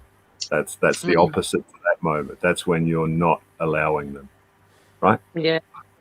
Like if I give a personal aspect to it, so for me, I'm getting corralled myself in my own life. Like there's some things that I genuinely don't have that much control over because they're beyond they're out of my means. So my work, but you can control how you feel. My ability to go to work, my ability to pay my rent, my ability to do all of that is limited by the hospital treatment that I'm under, and I can't not have the hospital treatment and go to work. And so there's a few things there that are a little bit like a Rubik's cube, like they're there, but they're configured in a way where I've got to ride it out and I've got to wait until. So work are putting a few hurdles up. I'm having to go to online meetings without any teeth in my top jaw. And once upon a time, if you'd have said to me, leave the house without your denture in, when I used to have my first denture, I'd have said, you can throw me on hot coals first. Why? Because I can't deal with how society deals with me when I'm missing teeth. Not because I'm bothered about what people think, but people make things difficult. When you're in a certain environment, they don't expect to see someone that looks like that in. You then get obvious hurdles where people are not even letting you in. They're not buzzing you in because they think you're pretending to be. And it's like, wow, because I'm missing teeth, you think I'm a fucking Jesus Christ. And then, people being obnoxious and not being helpful because they've judged a book by the wrong cover thinking you're some junkie. And I used to think to myself, even if I was a junkie, which I'm not, why act like that towards me? I'm a fucking human being, So yeah, it's almost like, I'm not saying this in a tongue-in-cheek way, it's so much easier to say these things than actually put them into action in real life, because in real life you're doing low frequency things like going, oh my God, how am I going to pay my rent next month? How am I going to pay my rent next month? How am I going to pay my rent next month? And then you lose all these nights, and then you end up getting to the bridge and you cross it and you go, right, okay, so why did I fucking hell? And no matter, like I said, anxiety is so fucking irrational, because feeling like that is not benefiting you in any fucking way, shape, or form. But also why it's there is irrational. There's no logic to it. You can't find logic to it because that's how it works. It's like a workout in the gym trying to deal with it. It's like a proper workout, And if you're, and if we really are, our state of being has something to do with the experience that we actually have, then we that's how we end up in negative feedback Yeah. loops. Yeah. For me, I know that for sure. Sorry, Like, I wasn't laughing at I you can't guys. question- Just in case you thought I was laughing, I don't want to be You're rude. Sorry laughing to to shout interrupt. out to all junkies. Yeah. I just didn't want Yeah. to think anyone was think I was being. I just thought the timing of that laugh and what you were saying wasn't right, and I was like, I was just No looking at worry. the screen and sorry, I forgot to mute. Sorry. You're right. But yeah, Anxiety's a bitch, man. It's not nice, man. It's fucking I've hardcore. dealt You know. anxiety and depression, full anxiety, but there was a leveling of anxiety that. So there's two types of anxiety as well. It's the ones that come on like that, situational anxiety. Someone Like a pops up, locomotive. Yeah. something triggers it, right? And then there's Yeah. the one that's underlying that just builds and builds. oh and builds yeah, and builds. that's Builds, just right? sitting there in the background. And you don't know Yeah, why I it's didn't there. know I had that until I got rid of it as well. Like I didn't realize how much anxiety was there in the background until it was gone. It's so easy to be confused, holy right? fucking Especially No one has. as a bit. If you empathize, if you are an empath and you're able to sense other people, the emotions around you, then it can be confused. Like yesterday, right? Yesterday, I wake up because somebody called. I got a call from a number I didn't recognize, and then I get a message, and it's from the boss, the new boss. That's why I didn't recognize the number, saying, "Oh, no work today," and or something. Anyway, I thought that was anxiety. Yeah, he was saying maybe you're not working tonight. Don't know yet. So and then suddenly I started feeling really anxious, and I'm like, what is this? It's connected to me. And then I go out to make a coffee, and I have the interaction with the girl that had stayed next door, and it's her. She's feeling really anxious. She got coked up the night before, overslept, was late for work, and I think it's a new job. So, she was really anxious, and the expression on her face, the energy coming off her, she was incredibly hectic and chaotic.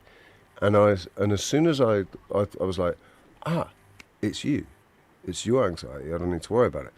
And then the anxiety literally is like I took off a cloak. Just dropped the cloak off onto the floor. and I felt fine. Yeah. But then they did end up cancelling my work at 3:00 in the afternoon. And now they've cancelled my work today as well. So there's a little bit of why was that? Like, was that anxiety just knowing that there was going to be a little bit of stress about the fact that he's doing exactly what I thought he was going to do, which is start cancelling me and fucking messing me around, and I'm not going to be earning the money that I was earning, right? Was it that, or was it that girl, or was there just that just happened to be happening at the same time? It's trying to read the field, right? I know Jason's. You have to know thyself. Know thyself. Ask yourself every time: Is this me? Is this me? Who's this? Whose is this? Is this mine? Like stuff like that. Normally, for me, it's the rent. It's not me. It's the rent. It's not me. It's the rent. I promise you, it's not me. It's just this overbearing weight of responsibility to make rent to keep the roof over my head. I swear down. Yeah. I swear down. That's what it is. And food. Rent. Well, it's just basically survive. The cost of living. Survival. It's just the cost of living. That's what it is. It's like a locomotive, and it's like the Monopoly board. It just comes back, and it's like when it fucks off, you're like, oh, go and give me a break for a minute. I know you'll be back in a minute, Jesus. Like, well, I know this sounds really sort of like I don't know, cliche or whatever, but literally the thing to do is to not think that way. Of course. And that's the mental discipline of it, isn't it? Yeah. Because what we repeat like that, then the subconscious takes on board and keeps repeating it and revolving it, right? Even when you're thinking about this stuff, it actually it takes time to get it to completely cut it and stop it. And that's where essentially I just go, oh, do you know what? I give know up. In a sense, I give up. Fuck it. I don't know. Yes. I'm just gonna go to today. That's literally get through today. Whatever happens tomorrow happens. It feels like giving it up. Just I can't do this anymore. Like that's when you give it up, and it's like when you know, you find something in your body, it's like a tense, but and you just let it go, like that phrasing of like let it go, Let it right? go, let it It's kind of, it's literal, and that's what it feels like oh fuck. Can't believe that, like I was going through that, right? But if you could do that in the moment, that's all you'd need to do, right? But you just believe you can't do that. Like you just believe it's not possible. But like when you do, like that's why I recommend meditation is so much, because you see that within yourself, and you can go, yeah, I can get back to this state that I know so well really quickly, right? And that's what changes it. So you just have more states of being that you know you can get into as well, and you choose to do it, right? Like you're choosing to forget it. I know it's the most difficult thing to do. But I can tell you from experience, like that's what's happened to me. If I could do that, just forget about it, I would have, right? But I've gotten to the point where I just don't think about that shit anymore. I don't care. Like I'm going to be fine. And I know it all. When you're in that state, that's what aligns for you. Like you see all the opportunities to fix everything that you need. Like fortunately, that's what happened. Obviously, when I lost my job in 2021, that's when it happened. That's when I stopped caring. Just said, nah. Do you know what? I've been protected up till now. Since I've been protected up till now, everything's always worked out in the end. There's always, and you know, I've gone through difficult periods, but those periods have been moments in time that have passed, and I've always climbed up out the other end. Yeah, right. Like a lot of the times you've gone through shit to learn something too. Like you've learned something really cool. Yeah. And you go, oh, you know, I wouldn't want it any other way, actually. Like there's that as well. Well, and sort of, well, hey, wait, what, bloody hell, that's actually the only way I would have learned that. Right. No, and is that not you looking after yourself as well? That's kind of just a larger picture that we're not aware of. You know, that's why, like, there's trust, but what faith or whatever, but you know, trust in who? You. So then in knowing yourself and knowing your greater being, then it's like, that's me. I'm looking after myself. So you have to let go to that. Like, you know, it's not like you're letting go, but that's what it kind of feels like. You have to let go and trust in you. You're the one that catches you, right? Exactly, Jax. Right? We've all been like whatever it is that we've all been through. We've all been through it, and look, we're sat here now. We're all sat here now, and yeah. You know, I say a lot. What has to happen has to happen. Let it happen. You know, as well, because whatever you've built up, as well, needs to get out, and in a lot of cases that's like a physical reality that's happening. There's a lot of shit you have to go through before you're clear of it, right? But it's clearing it. Let it clear. It's detoxing. Let it detox, right? Just let it happen. If the more aware you can be in that moment of letting it happen, the better. The more awareness you have, the faster it happens as well, and the less painful it is, right? It's not knowing when this stuff is like detoxing and stuff. You think it's the worst moment of your life, but you probably made some of the best decisions in your life after that moment, right? You know, that's for me where a lot of freedom happened. You know, I felt like it was the worst thing in the world, but now I'm doing what I want to do. I'm following my interest, not someone else's, right? I'm not living someone else's dream. Right. Oh yeah, I mean, and yeah, absolutely. That's exactly what I'm doing as well. You've got to take the rough with the smooth to be able to do that. If you want to do life the way you want to do it, you've got to take the rough with the smooth. Right. Might not be easy. You might have to go through a lot of shit to get there, but you've already chosen it, right? You've already chosen it. So do it. Just let it happen. You know, and in that too, it's like there is a choice to enjoy it, right?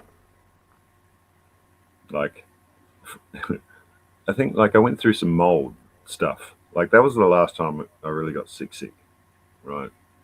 Was mold, and I was just detoxing the mold. As soon as I worked that out, I'm like, oh, And then I was curious about that process. And it wasn't really the same thing anymore, right? I wasn't not enjoying it. I was actually enjoying it, right? And it happened quicker and smoother and easier and beautiful and really quick.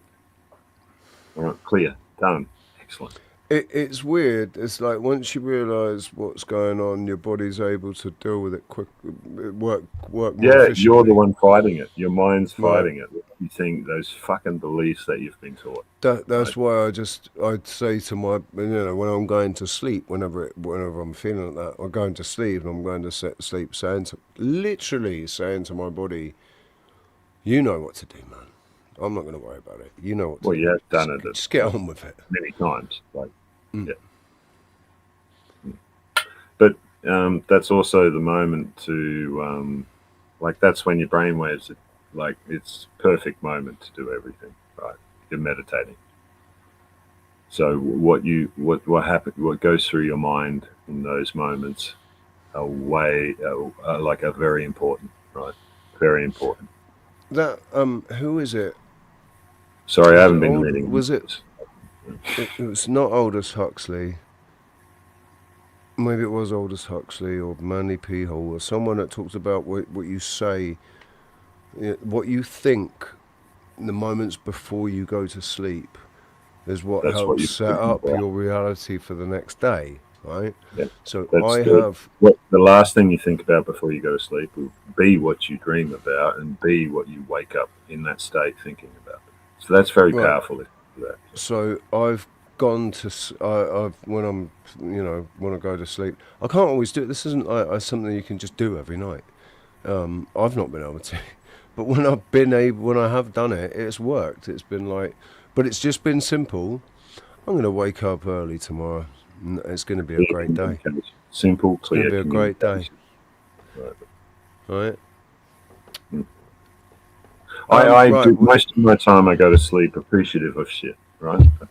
Like going through some appreciation, because that puts you in a really nice state. And when you wake up like that, it's much nicer day than most people have, right? Because the first thing they're thinking about is everything they have to do, and oh God, and this and that, and I went through it. But it's so much easier if you have a feeling, like a feeling of gratitude or a feeling of appreciation. It doesn't matter what the words are, just get that feeling, and that'll actually help you go to sleep as well. That helps, appreciating that calms you down, gets you in the rhythm, and you go to sleep early and deeper. Right, but then you wake up like that as well, and it's very easy. Because what I found really confusing was how I'd wake up and I'd have to bring myself back to a calm. I had to do a lot of work to bring myself to a base level, and I was like, shouldn't we just wake up that way? Why is that? What's going on here? Why do I have to clear a lot of shit? I just woke up. I just started the day. What the fuck is this about? And that's a big part of it. You've already got a whole lot of stuff going on in the subconscious. So there's a whole lot of stuff to clear. But it's also how you start that day. That mental is so important. Right? That was a big lesson. For me, there's also this, because I don't really have any conscious memory of dreaming and stuff. I know that I do have sometimes I do dream, but I've got no memory of it. And there's some things where I've got glimpses of the I can still remember, like when I suddenly realised it was a lucid dream, and I woke up as soon as I realised it was a lucid dream. It's really pissed me off. I wanted to have some fun, man. Well, go to sleep. Because I was in a scary situation. You're right there. I was in a really scary situation, but suddenly I realised I was in a dream, and so it wasn't scary anymore, And I was like, let's go. Boom, woke up. Oh. Back to reality. Shit, man. But that's your. Didn't even give me a chance to put my shoes on. Becoming conscious, in beta sort of thing. You're starting to get some awareness. We kind of shock ourselves, and then it's shoot, back to the body, right?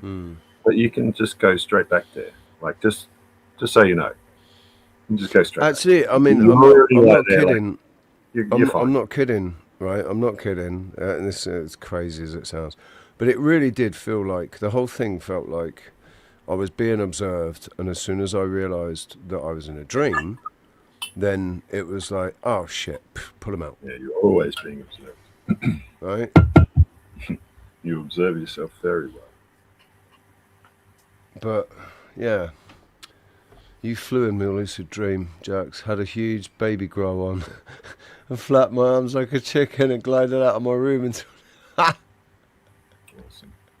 Were you an adult wearing the baby grow? Flapping out the window like a fucking... That's quite funny. The irreversibility of evolution. Once you see the pattern, once you recognise that 6174 is a mathematical sinkhole and that everything is a set of activity loop protocols, you cannot unsee it.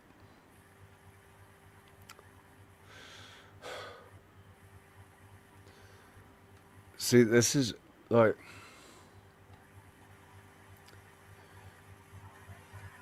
Because I can't apply any of this to what, like, it doesn't, because I've not, 6174 is a whole new number now. That's, so we got 552 and 792 and 138 and fucking 33 and 11 and 22 and 333, 666, 777, 23, 7, 8, 9, 23, fuck it, it's like... There's also a 5-number sequence and a 6-number sequence too. We're only just talking about the 4. I like to, that's where I like numerology, where it all just reduces down to one digit. And what happens, what 6174 in numerology would be 13, 14, 21, 25 would be 6. So 6174 would reduce down to 6, which is actually, if you think 639, 369. It fits into that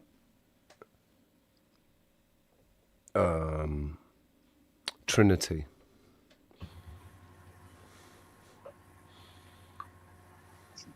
It's a little bit beyond my normal brain. Your normal brain. I have a normal brain and I have an abnormal brain. The abnormal brain's not grasping it. Well, neither brain. That's the thing, isn't it? Then the abnormal brain's going, I don't know what the fuck, I'm abnormal, and the normal brain's gone, sorry, I've gone out to coffee. Literally that. Like, I want to wrap my head around what Squirrel Sniper's showing us, but I'm a bit, like, lost, if I'll be honest with you. It's because, like we said, it's words, it's language, it's the words that are being used, the terminology being used and everything. And like... Yeah, you're going to say, AI, explain that to me in layman's terms. Explain AI to you in layman's terms. No, all of that, just explain that to me in layman's terms. Oh, that's the keyword, man, layman's terms. Yeah. Like normal language or normal brain. Basically, explain that to me as if I'm 6 years old. or at least 10. That's pretty much it. That is pretty much it for me. If it could all be put into... Yeah, I mean, that's a lot of what, like, is like bringing things like complex ideas down to like an analogy or something simple where people can get. This is what me and Rox were talking about earlier, right? This is what me and Rox were talking about earlier, and what Ian McGilchrist was talking about how myth. I forgot. I didn't finish saying this. We were talking about this, weren't we, Rox? And I didn't finish saying what I was saying. Myth comes from the word mythos. Mythos has got nothing to do with untrue or fanciful or whatever. Its mythos was there were two forms of truth back in Greek times: mythos and logos. Right, and logos was the written, factual, basically the left brain, left hemisphere side. logical, and mythos is the it's like telling a story where the details of the story aren't really truthful, but the message that's being told, that's truth, right? That's it's bigger than left brain and right brain. Right, it's left and right hemisphere or whatever, right? So, but mythos does not mean untrue. It actually means it means like a deeper truth, because there's different truths. There's different types of truth. There's and some truth cannot be simply broken down into words and sentences. You know that directly. Well, it's kind of having describe. Yeah.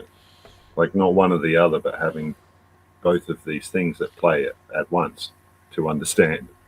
Right, and that's where analogy is when you can say something to somebody and they do not get it. They don't get what you're saying at all. But you analogize it into terms and references that they do understand, and then they get it. Like the virus thing, man. It's like the you think that the fire guy that's putting out the fire started the fire just because he was there on site? You're there. You must have started the fire, right? It's one of the best analogies, right? But it's such a complex issue. But that simple analogy shows you exactly what's happening. You can picture that very clearly. You can visualize all of that and go, because you're now seeing from another perspective, another perception of it. You gave it to yourself by doing that too, just letting that happen too, because that's what your mind wants to do. It wants to create a picture. It wants to put it together for you. Just don't stop the process. Like, that's the logical answer. Oh, wait. Because we go in and out of things as well. It's not like just two things happen at once. A lot of the times we're going in and out of this thing, but you've got to let it happen, So that's you expanding an idea. How do you expand an idea? You need to get the right brain involved, right? Yeah. Thinking's easy when you let it happen. That's what I realized, right? Just let it happen. And a lot of it's a process. Your answer might come in a feeling or a sense, another sense, and then you just put your focus on that for a while, and that expands, and all of a sudden you've got your answer.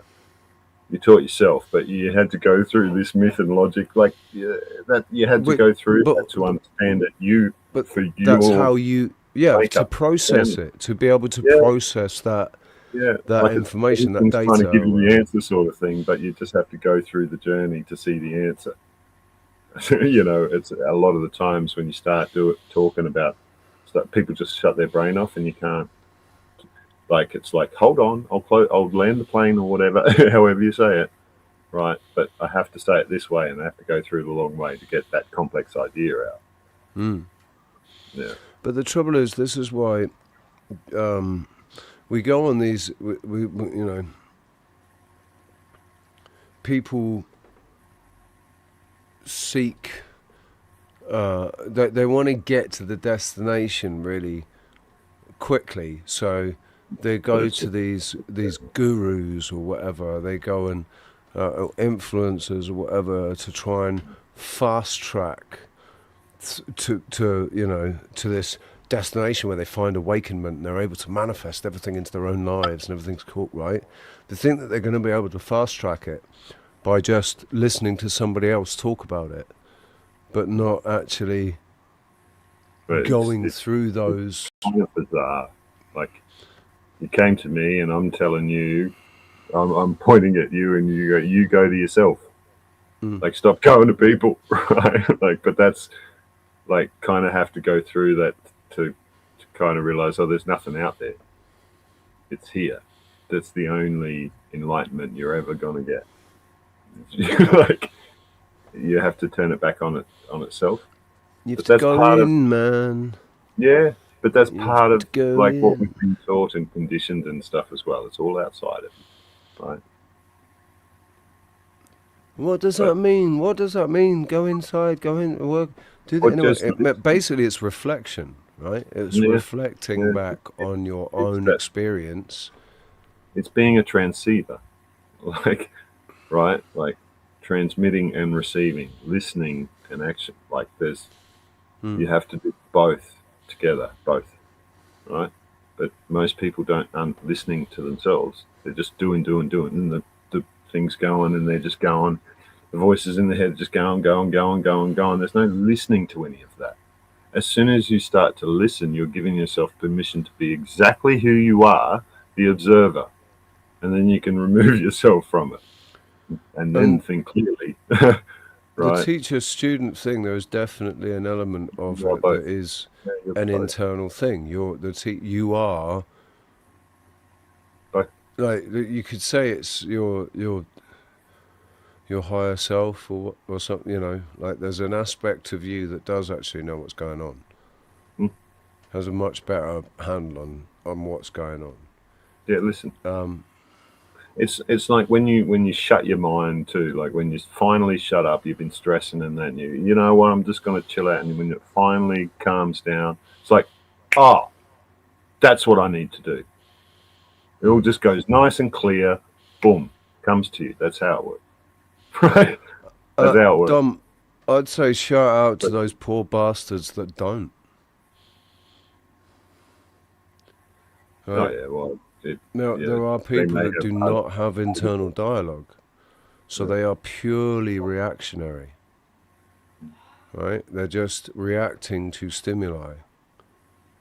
And they're all pre-programmed reactions, but because there's no internal dialogue, there's nothing saying to them, this is wrong, you shouldn't be doing this. Don't do that. Right. Wait a second, that's not me. Don't do that. Yeah. But also, are those voices yours? That's a question that needs... I don't think all of them are, right? I personally don't think all of them are at all. And that's part of... Or probably not for most people as well. Or the ones that shout the loudest are the ones that you should not listen to so much. You know, like, it might be an aspect of my ego that screams at me. And I just... But even though, like, I'd also say that it's the quiet whisper sort of thing as well. Like on the other No, end. that's what I'm saying, right? It's the ones that that you should listen to. They just talk quite quietly. They don't bother. No, but also ones you shouldn't listen to talk like that as well, dude. Like, it's like that spectrum. Both ends of the yeah. But no, you can tell those ones because they're yeah. Yeah, but if you think it's you, if you identify with it, then it's you, right? It's all about your choice as well. Right? Change is inevitable. I spend a lot of time just saying quite often out loud.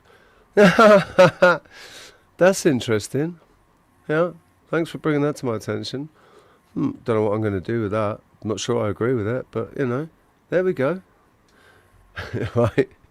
Because thoughts like that I'm having. Yeah, but I was like, you guys were talking about like precognition before, and I just get like it's all the fucking time for me. Like I'll just be sitting there before I put something on, right before, and I'll there's a thought, and I'll just go, oh, that's interesting, da da da da da, and then I watch the whatever I'm sitting down to watch or whatever. I kind of have that moment beforehand where I just chill out before I watch something as well, right? And then halfway through or whatever, during it, it's exactly what I was thinking about. Is said, right?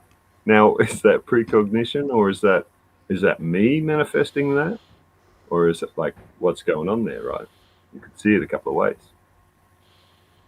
Or is it just a coincidence, right? But when that shit happens all the fucking time, dude. And it's when that thought too, it's like, that's my thought. I'm thinking this, right? But am I in that instance? Right?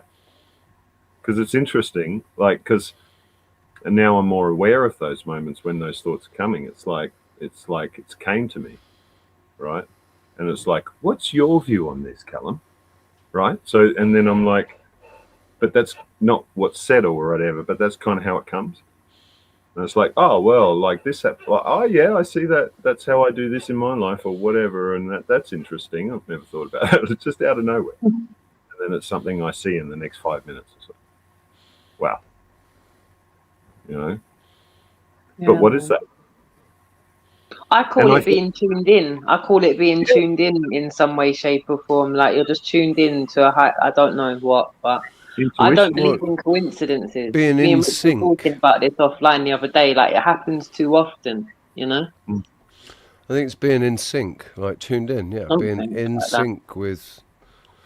But it's quiet, calm, peaceful, relaxed, and even having like that thought, calm, be calm, everything's cool, whatever. And then it's sort of a meditation, and then that's open. It's all open, and then that stuff, more and more of that happens. Right? That point of that, what I'm talking about, that middle, right? Your middle, everyone's middle, right? It's different. You know, you have your own middle, and that's all unique, right? But it's for you to find, like, you know, right? Yeah. But that's our peace, you know, and then we go outside of that to experience, but we always come home, right? That's your home. Yeah, that's what I kind of call my default or my natural state of awareness, which is happy and all of that as well. It's just a nice, peaceful, relaxed happiness, right? Everything's cool. Easy going, like, man. that's our natural sort of default state, you know. So that's what I worked on for myself was, well, what's this natural? What is this default? What should my default state be? Right? Should be awesome. Yeah. That was the thing. When I was young, in my teens, late teens, I was really happy-go-lucky, like easygoing, really, really easygoing. And then later on in my 20s, when after all the trauma, I was really intense, but still thought of myself as really easygoing. Right? I still thought, no, I'm just an easygoing guy. No, I wasn't. I was incredibly intense and fucking, you know. But that was now I'm really easygoing again. Yeah. Now I'm really easygoing again. I'm back to my default actual easygoing base, not easygoing on crack. No, actual, just easygoing. Like I had an interaction with somebody that wasn't a particularly nice one. It was, you know, there's bad energy coming, and I was just like, huh, okay, right. I just not gonna Whereas, react like, to that. before you know, picking up on someone's emotion and then going with it, right? Yeah, until you realize, oh, that's not mine. Oh, that's not mine, and you could drop it instantly. Right, it's like that. The thing is that this was one of those situations where I sensed the event, I sensed the interaction a day or two before it actually happened. I could just feel that something was off, and you know, and I've made my conclusions as to why and everything, but it all played out exactly the way I thought it was going to play out, right? But also, I had an inkling about that when I first, you know, weeks ago, I had an inkling about it that, this could go one of two ways, right? I knew that. I knew that would happen. Like, how many times have we gone through that? And you did. You really did know it was going to happen, and you kind of ignored yourself. Well, it's that, right? Stop ignoring yourself. Like, that's the answer. It's like, it's there. So how do I learn to trust that, which you already know? In this situation, I don't think it would, because I think there's still good things that came out of it, right? So it's just I knew that it wasn't going to be forever. Yeah, but having that feeling and acknowledging that is what gave you protection and allowed you to to choose the right choice Hmm. as well, right? Because something else could have happened there if you didn't know about that. If you just went on, right? If I just And reacted to ignored it. Like you've got to right, acknowledge it and go, oh, what is that? Okay. Oh, that's what that is. Right. Or even afterwards. But it's a good thing you knew of that because that actually brought more awareness for you to make the right choice or a better choice in that moment. or to not Then react I did in that learn something. moment, to I not fucking did react to the bad energy in that moment, right? Mm. Because if somebody comes at you angry, and your own anger, it can ignite your own anger, and you could just come back at them shouting Yeah, back, that's the right? worst thing. Yeah, that's the Fucking worst doing thing. it. Exactly. So, yeah, But this is where I guess getting carried I'm away. proud of myself for being so fucking stoic. Yeah, that's literally kind of what you have to be. I was talking about this with the sound engineer because he's a stoic, it's stoicism, right? Well, fair enough, right? Like his whole thing is like, I mean, he took the thing. He's like, he was like, how long is this going to take? If it's less than 15 minutes, I'll do it. Right, that's his thing. Or stoicism is like, that's none of my business. That's not my business. Right, as well. Which is good in some respects, but like it depends how you take that, how you actually. I mean, that, right? stoic is basically, what's that? So you said? It's like using. So now I've only got 5 years. So now I've only got 5 years to live. Oh well, shit happens. That's stoic. Yeah. Right. But then it can mean other things as well. Like I just see people using these words to just justify all the bad shit that they do. Like I see it all the time. It's like I'm this, and that means that I can do whatever the fuck I want. Usually, it's like, well, stop identifying. Just look at yourself for who you are, right? And then you can really, really change, right? Buster But all these was just make people confused. Jax. Buster was the name of our second golden retriever who lived the longest. He lived for 15 years. We got him when Wurzel was 3. We got Buster, and then when Wurzel was 5, Buster was 2, and Wurzel was put down, and we had Buster for another 13 years. But yeah, Buster, our golden retriever, he was fucking awesome. I love that name for a dog, Buster. Yeah, it's Like, good. wherever it came from, I don't know. It's fucking. And that's, yeah, you just knew that she was going to get a dog in the end. She was going to get this dog in the end. It's like with so some things, obviously some stuff went on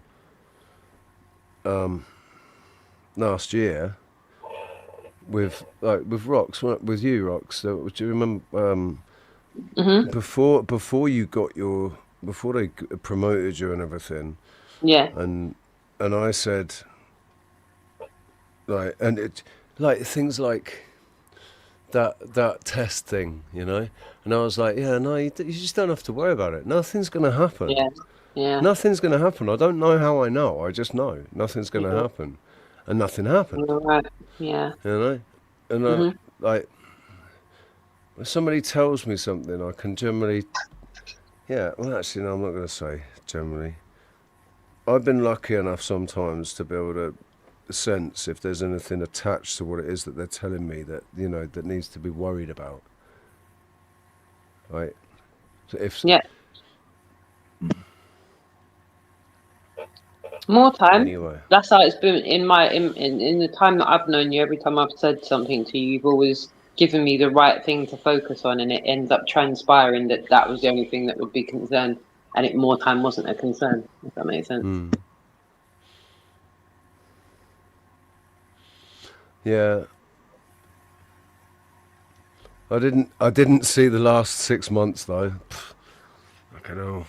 Yeah, you couldn't write it. But, you know, I think what you were saying earlier on, Callum and Rich, is like, it's just about focusing on the now and not trying to preempt or worry about the future or think about the past, you know? It's about And it takes a focusing on bit the of now. work, like finding those moments. Yeah. Yeah. So true. Because we get carried away in life. Like, I'm still doing a lot of, you're stoic or you're good, and then you go out and do things that you did before, and it's just, you go back into those same routines and same things that you've done before, and it takes a bit of work to go, I have a choice here, right, and then choose. So, but it like doing it more and more and more, it just gets better and better and better and better, and that's the focus too, you know, because it's so damaging. You know, the focus is so damaging, put in the wrong spot. So the fix is really easy to put it in the right spot. But why is it so hard for us a lot of the times, right? Why is that? I don't know, but I do know the power of it is a real thing. And even if your nearest and dearest are the ones that are giving you the nudge to say, do not worry about this, and then you don't worry about it, and it really is nothing to worry about, I think it does stand testament that it's true, because your nearest and dearest are saying, honestly, don't put any energy into this at all. It's going to be absolutely fine. And then every time they do that, it transpires to be all right, you know? Yeah. Everything that's It's kind spoken about. but that's kind of like the outer telling you as well. It's not all from inside. It's just listening to that and realizing that the out and the in, when they're in alignment, are working for the same thing. You get your answers from out as well as in, but it's got to be aligned, and you've got to be listening to people. So it's like yourself, like you treat yourself. I am a teacher and a student, but you are a teacher for me and a student for me as well. Everyone is equally, right? You've got to take those lessons in. And how are you going to do that if you're not aware? You've got to be at the point of calm as well, right? That's a big part of it, because a lot of these emotions, like these thoughts, will get into emotions that spin out of control, or just right. So you need to be emotionally detached as well. You need to be able to objectively be an objective observer. Yeah. Well, you rather than the importance on it, so you can take the importance away from it as well, right? You have that power, and you can do it in ways that it's like, oh, I know that's there, but I'm going to just take it away for a moment and see how it feels, right? So that's not scary. That's okay. You know, you're kind of talking to a child a lot of the times. Think about your subconscious more like a child. And then honestly, sometimes it feels like I'm coaxing my younger self to jump off the high dive board, and I'm really going, honestly, you're not going to die. Like, just jump. I know it looks like a long way down. Just jump. Like, it's mad. Like, really treat yourself like a child, because you are a child, right? Like, that's the pure state as well. Like, be soft and gentle with yourself, and you'll listen to that. Like, speak how you want to be spoken to, sort of thing. Right, speak to yourself. You know, I hear a lot of people say that, like, speak like you want to be spoken to. It's like, speak to yourself like that as well. Because if you're talking to yourself like, you idiot, are you going to talk like that to other people? Like, so why do you talk to yourself like that? I do call myself an idiot, right? But it's always done in a light-hearted way. Right? When I'm walking to work and somebody does something, or I see something happen, and then I'm like, and I get judgmental about it, right?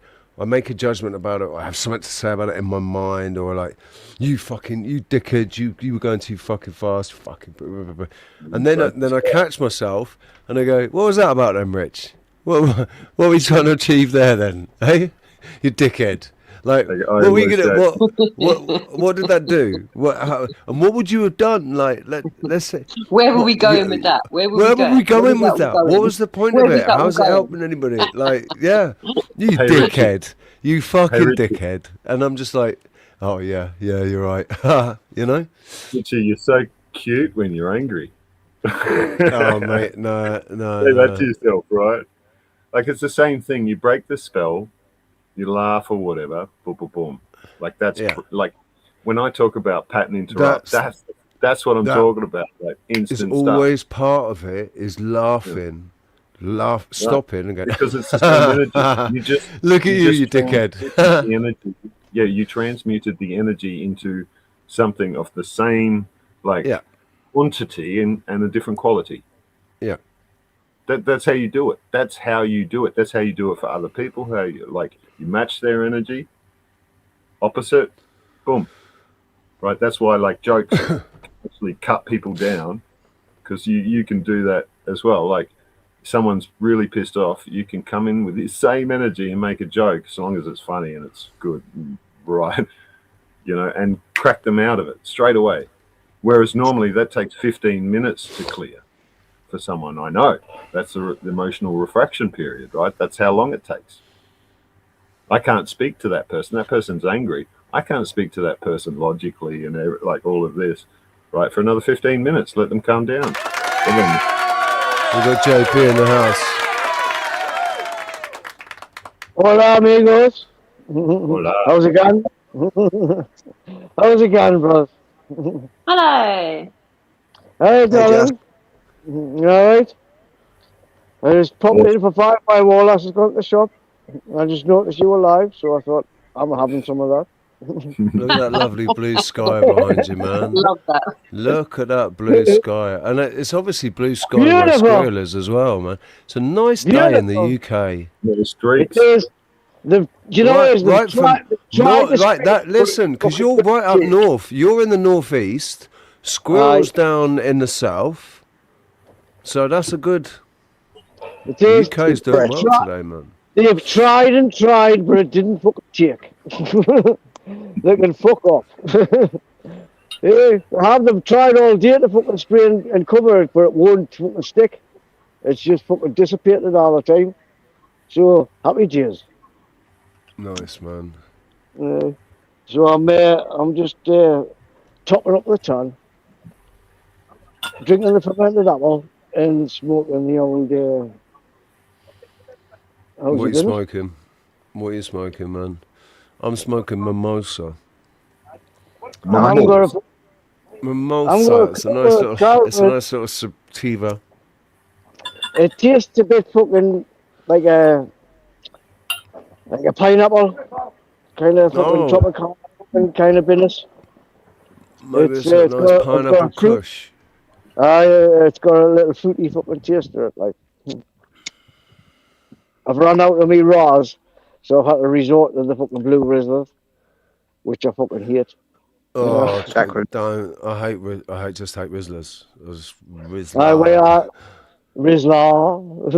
I'm all about just the smoking browns, man.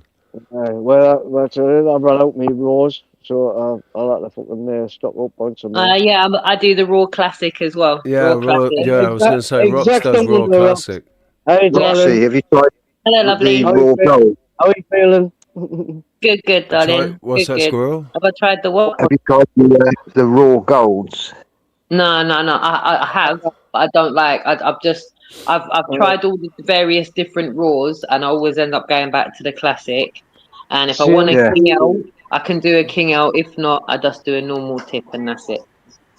Yeah. Because you can do the burning. I don't know if you've seen that. You get your paper and just set fire to it, and it's the amount of ash that's left behind that you can see the purity. It's the copper press that Raw uses as well. They use one of the original copper presses. It's a lattice. Again, back to this lattice. It's how it originally burned. Yeah, you can see it. Exactly. You can see that lattice. And no sideburns here. Nice. Yeah. Because sideburns is about uneven distribution of the product within the tobacco. Like especially if you're smart, if you've just got all the weed piled up on one side and it's not mixed in with the tobacco at all, then that weed burns much faster than the tobacco. Well, the tobacco burns fast. One burns faster than the other, so it ends up boating. It's better, so with solid when you're smoking with resin or shatter or something like that. Have you ever done a Nice reverse roll? equal distribution. What's that, Colin? When you roll the paper, roll your cigarette in reverse. Inside out, yeah. The gun goes, yeah, right, and you can light up the side and it lights it. Yeah, like a And it fuse. kills it at the same time with the Because heat. you light it from the bottom, it burns up to the top, and it's like a fuse. You can just start puffing it when it catches around the end, and that. And then you don't really have that double layer problem. True. But I'm a You lazy don't have fuck. much I of a can't double be layer arsed. problem if you roll them quite fat in the first place. If you roll them quite fat with a fat cone at the bottom, then you don't get too much ooble That's why dooble. Gideon made the first page of the Bible blank. Yeah, man. That's Yeah, what Gideon Gideon has saved me many a time, I tell you, especially in Amsterdam. I actually had a mate. I had a So mate who welcome did to it. Smoker's Corner, everyone. Welcome to Smoker's Corner. If you've just arrived, okay? Sharing some experiences. Take it away, Rich. Yeah, man. It's like speakers corner. Yeah, Smoker's Corner. How about the frozen milk bottle? Have you heard about the frozen milk bottle? You get a 6-inch nail and you put the nail inside the milk bottle. You spin the milk bottle around and around so the nail point scores the bottom.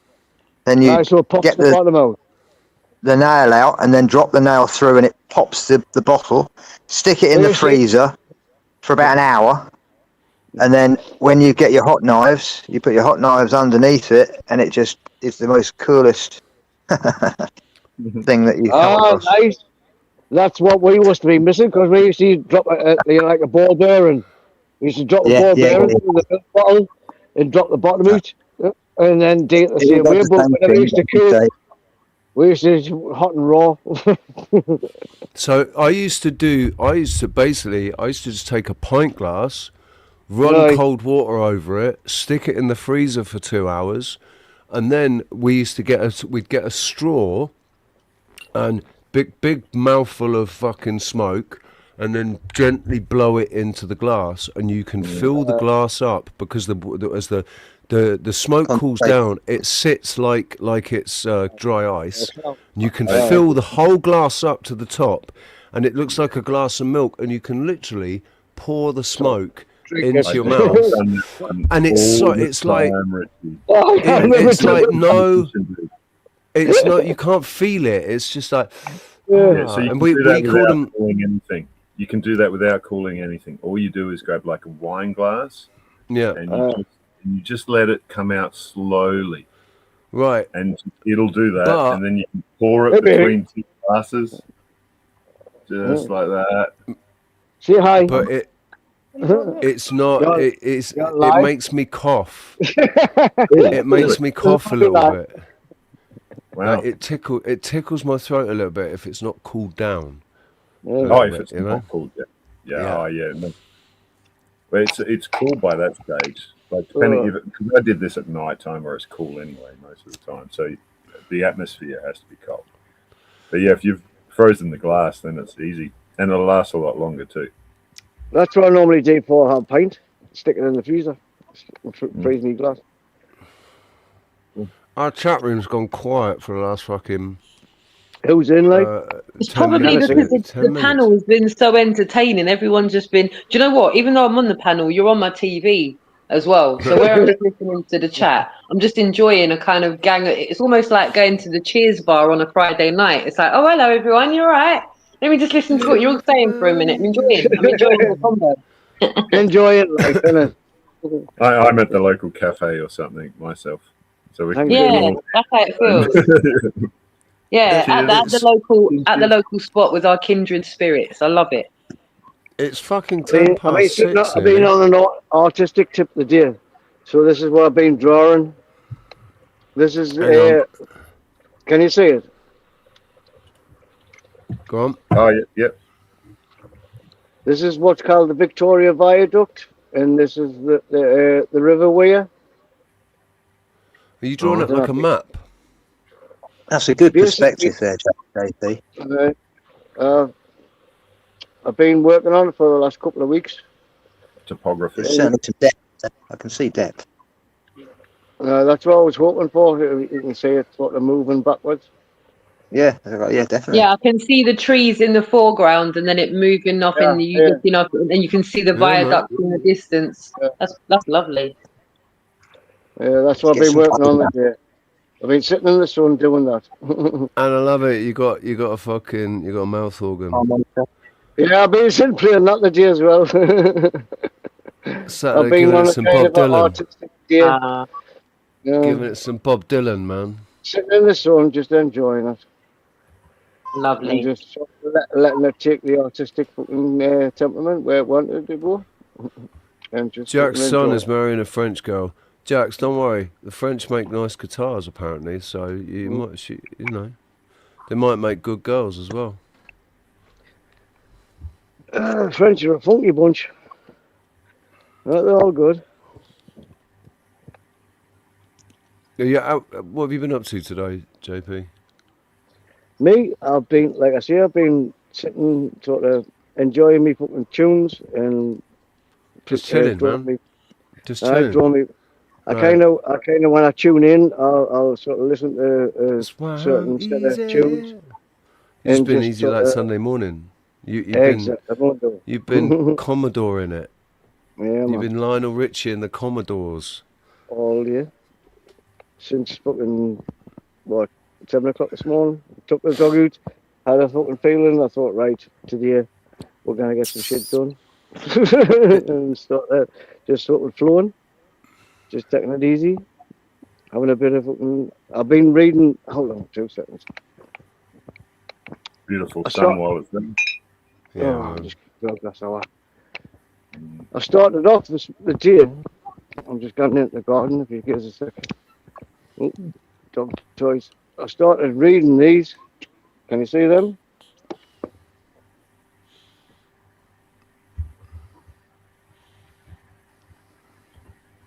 It's frozen up. And see?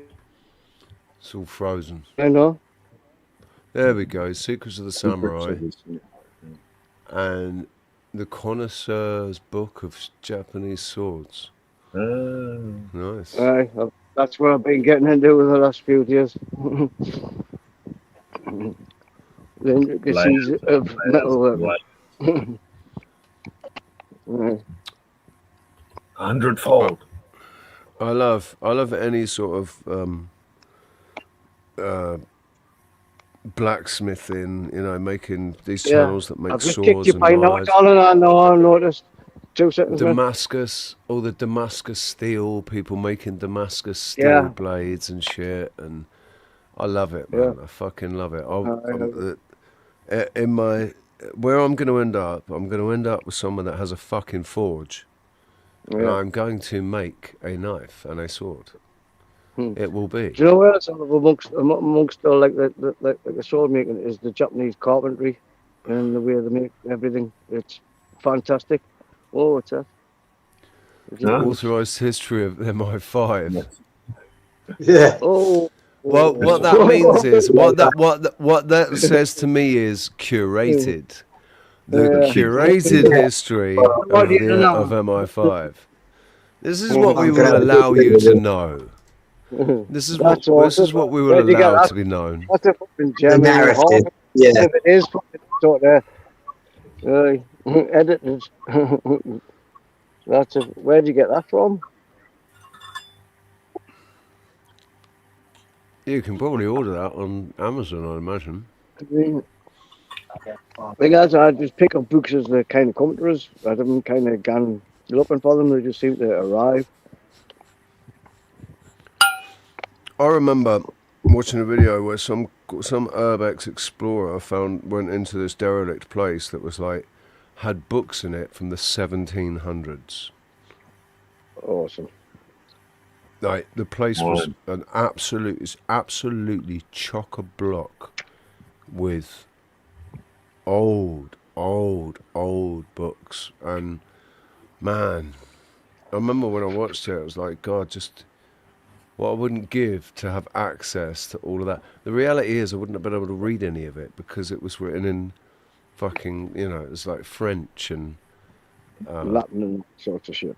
Old English. A lot of Latin and Old English, and because English, current English has been since 17. What is it? 17. Old English, Middle English. Old English is like German, for fuck's sake. These are like 500 periods as well, right? These are another cycle. Sorry, cycles. I've got a bit of a delay. What's that, JP? I was just going to say, do you just remember learning Latin at school and then all of a sudden they just stopped it? I remember if I'd stayed at private school, I would have done Latin. But when I went to state school, there was no Latin. When I went to ordinary school, there was no Latin there. Japanese or Indonesian or French? I must have stopped Latin at about 83, 84. They certainly didn't do it in secondary school, comprehensive. It was only talked about, or it was mentioned in science, Yeah, it was in science, in scientific names for flowers and fucking. They said the reason they used Latin was because it was universal across the world for Botanica. Yeah. It's a dead language. That's prescriptivism, right? So when like the church, like they speak in Latin, and in Latin, like the Bible is vulgar, that's the translation. And so when you're speaking Bible verses, you're speaking in vulgarity. Yeah. That's Latin, and that's what they speak. I'm going to have to, but I'll be listening in the chat. All right, mate. They, I mean, the fucking Pope, when he gets signed in, stands up there and says in front of everybody, "I am the Antichrist."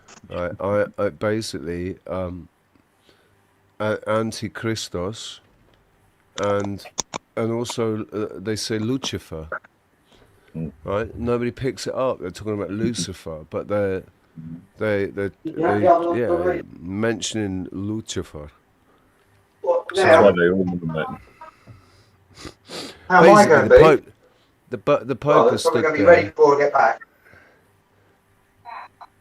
I'll pick the oven on. I'm just going to mute him up. The Pope has stood there saying, "Yes, everybody, I am the Antichrist. I am the representative of Lucifer." That's the crazy world we live in, man. It's like this cartoon going on, right? Like a big show. Well, it is a fucking game. The trouble is the word game is loaded. Are presented as performances as well. Do you realise? Like, oh, we're going through this ritual, this ritual, this ritual, this ritual, this ritual.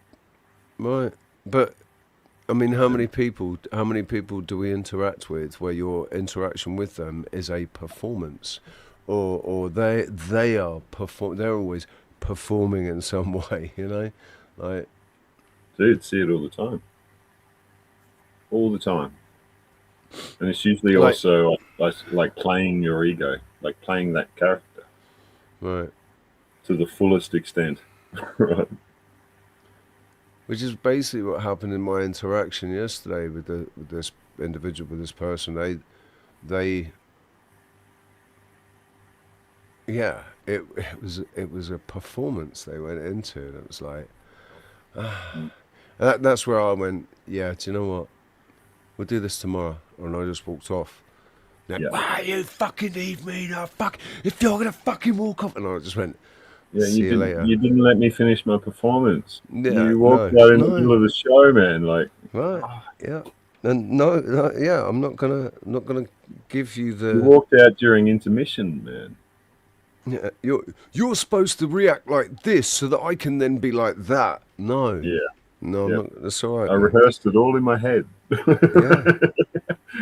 It's like, yeah, nah, not going to do that. Not going to do that in your head. Sorry. Because Mate, if they get nothing as well, they have to come up with a new plan. Like you have to give them a new plan, right? And then they're stuck because they didn't rehearse it. Well, it's really like so. I got home and sent a message just saying, look, I said I'm going to sleep on this, and I suggest you do the same. And that instead of causing a moment of reflection, and yeah, this has got out of hand, I'm going to sleep on it. Let tempers cool. My temper was fine. I was cool, but his temper. Anyway, well, you can't speak to someone in that state. No, because the reaction was, "Go fuck yourself." Exactly.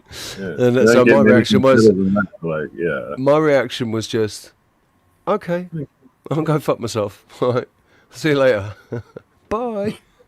See you. Bye. Yeah. Yeah, just don't expect any pictures. I'm going to show you. So that's the emotional refractory period. 15 minutes. If they don't keep themselves in it, like, people are in a state and they just want to keep that going. It's like it's an addiction, right? It's like feeding something. It's feeding something, right? It's like, unless they can get that out of it, it's just like, no, stay in it, whatever possible, stay in this state, no matter what, stay in this state. That's how full on it is, right? And they can't think any other way until 15 minutes later. Like, what's controlling you? Like, you don't have control over that, right? For me, that's scary, right? Then you are out of control of yourself. Right? That's where in like previous relationships where I've been like, I wanted to go out, go for a walk, just stop for 15 minutes, right? Just give me 15 minutes to go and fucking sort my head out and get out of this where I am right now. And they'd never let that happen. Like, this is 3 of my ex-girlfriends that would never let that happen. No, you're not fucking going anywhere. We're going to fucking have this out now. And it would escalate and escalate and escalate to the point where things were said that can't be unsaid in a way that can't be taken back. Yeah. Like, and you end up screaming, but a lot of the screaming times, at each other. You honestly didn't mean the things you said. You're saying things just to hurt them or just to that. That's right, yeah. But again, like you said, like you can't take it back anymore. Like it's never going to be like, I didn't mean that, da-da-da. They're not going to go, oh, okay. Right, it's still there. It was still said. You said it. That's like powerful, what we say. Right, so holding yourself and going no, stopping yourself and going go for a walk is exactly what needed to happen. Yeah, right. Yeah, and whenever that does, whenever that does happen, it's like what I said about like having that, being able to. I now have found that sociopathic switch that allows me to just switch off my emotions for a time, So that going out.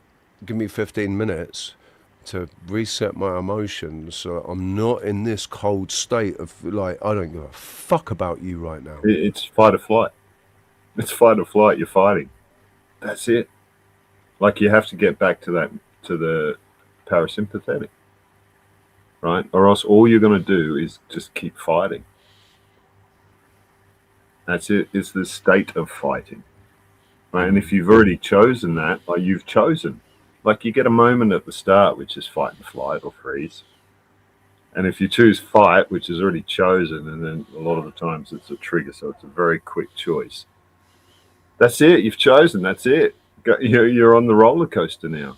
Right? It takes a lot of awareness past that point to get out of that. So even just having that awareness to go, I know where we're at now, and I have to get out of here. That's the intuition thing. Just like. Constantly trying to get you out of there as well, right? And it's like this, and it's usually like the hardest thing you could possibly do. Like you're saying, your girlfriend's come back, right? No, you're not going to leave, because this is where you're at your most vulnerable.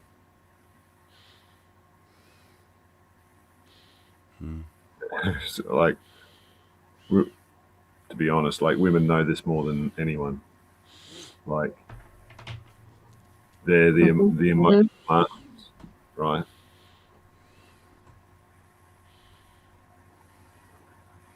And men fall for it all the time as well, like, because we're not emotional masters, right? Generally, but you can be. You know, we're so far away from our nature, right, at the moment. Yeah. Generally as well. Well, offline, me and Rich were only just speaking the other day about the suffragettes being controlled up. That was all a ruse to get fucking women out there to start working and do everything that the men are doing. And then we wonder why society's cooked the way it is. You know? Got women out here trying to be blokes, thinking that's what they're supposed to be doing. Just like attacking, like it's masculinity and femininity, right? Like just attacking the shit out of it. Like, how can we just break this down to nothing? We want to make everyone the same nothing. They've even purposely built standard housing to not accommodate for full families when they grow. Yeah. They've purposely designed it, like all the 1920s, 30s and 40s and 50s housing. 3-bedroom houses have got like 2 mid-size rooms and a box room. Yeah. So you're fucked if you can't afford to upscale as your kids get older. You're going to have to dash one of your kids out when they turn 18. Yeah, go on, do it, so they can pay bills and everything as well. They can be another contributive member to society and double up everything you're paying at home. And that's how we keep you all weak, by making you perpetuate this and think this is the social standard. And keeping up with the Jones. Yeah, Tom's left home too. Yeah, I know he's 18, but he's got his own flat already, and he's doing this and he's doing that. Well, there wasn't any room because Jemima needs her room now, his room now. You know, everyone needs a house. Everyone needs more houses, more houses, more houses, more houses. Like, imagine if it's like the old way, right? The old way was one house, and that house is a property, and it's developed and cultivated over time. And passed down and passed down, and it just gets better and better and richer. Yeah. Right. But also the dynamics of the family. So then now you've got the grandparents looking after the kids, right? Which is awesome a lot of the time. Yeah. Right. Because that's when they're not parents. That's when they've done all of that, and they're like, and they're really cool. Right. That's a whole natural thing going on there. And safety. Right, everyone's just traumatized. Like, get the fuck out of my house, right, and make it on your own. It's like, let's make it together as a family. How about that? Correct. We can all do our own things, but we can do a lot more as a united family than we can split up. But that's what they've done. But it's like a community as well. Yeah, like you can have property. Even if it doesn't go like that, they've put the children in school from so early that you've got 18-year-olds looking at their parents going, "You don't even know me. You don't even know me. You don't understand me. You don't get me. Like, you're like strangers." Probably because one of the reasons too is they spend 8 hours plus a day away from parents, developing, right? Doing all this development. Doing all this development where the parents aren't there. Like the friendships and the relationship dynamics that are all developing at school that parents aren't a part of, and it's a separate dynamic. By the way. Say again. You know when the first unnatural dynamics. Oh yeah, like God. You're putting a room full of children your own age with artificial light. Natural, yeah. And then so your friends are of your own age and no one else. Like, you are so limited. Yeah. And school's very quick to, like, again, keep the narrative in place. So if you go to school and something's being spoken about at school and you know that that's not your parents' opinion, you might put up your hand and you might go, "Miss, my mum says that no. And then Mrs. Jones goes, no, darling, that's not right. It's da. And so then That's a what my couple of man weeks does. later, that kid's at home. And that mum says, and that kid goes, no, mum, that's not what Mrs. Jones says. Mrs. Jones said it goes from left to right. It only goes from left And to right. actually, that means that you're racist, or that You're means that you're a wrong. homophobe. You're wrong. You're wrong. You're I wrong. bet I'm getting wrong for correcting that teacher. What to think, not how to think, right? That's what they I've got a little honeybee trying to land on us. Come here. Stop there. Come here. Oh, honeybee. Come here. There. I've got it on my hand. There you go. You got it? What's that? Honeybee. Little tiny little Hang on. honeybee. Little tiny little one. Oh. That's the second one today. And the one come in the house before, so I had to get it off the blinds and take it back out. So I just got it on my hand. Honestly, they're attracted to me for some reason. They must like me vibe. Bees do. They're very I was bitten by a bee once, and I had bees out the front of my house, so I would just walk into bees all the time.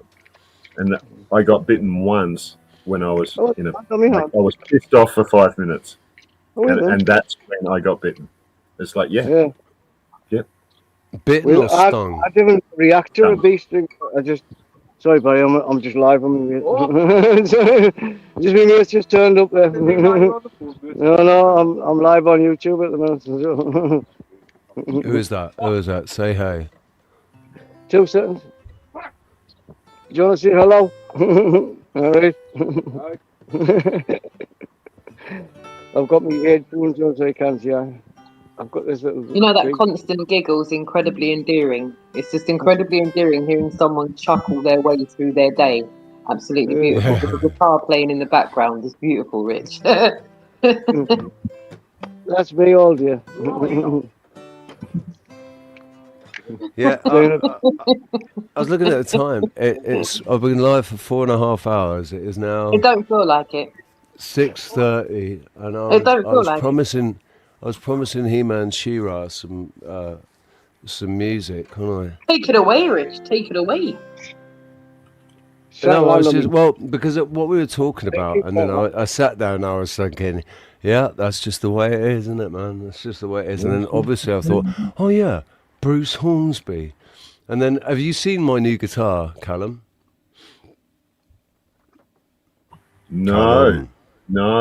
I did see a title the other day, but I've just done a festival, so this is kind of the first time I'm back. Oh yeah, you got to show it, Rich. Show I saw a yourself. title about the guitar. Yeah, I don't know what. Did you? It was getting a new one. Yeah, this is my Tramontane.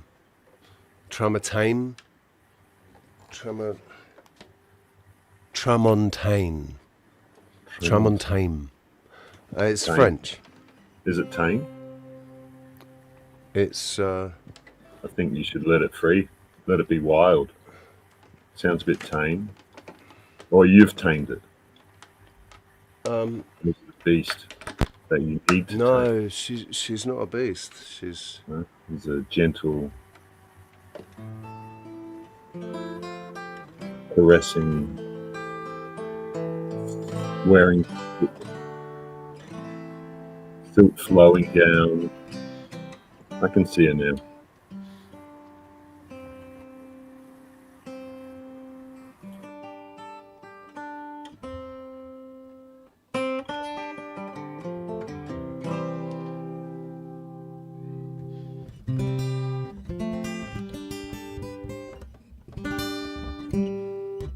I need to tune the fucker.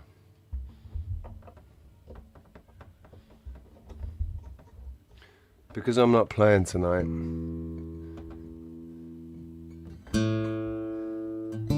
Because the bastards have cancelled my fucking gig.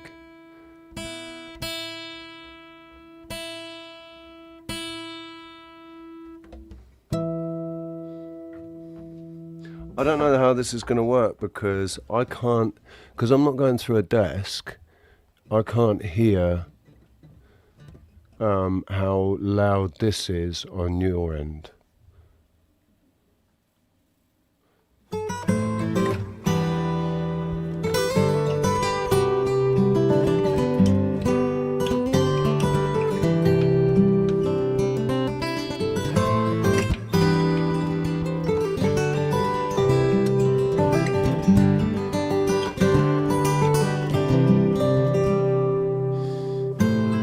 Right? How loud is that? Sounds lovely on my end.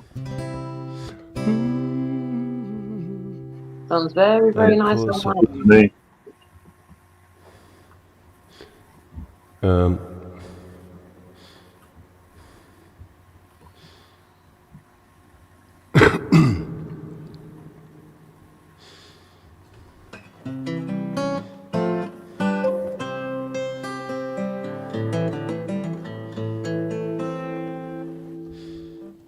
I don't know if this is going to work.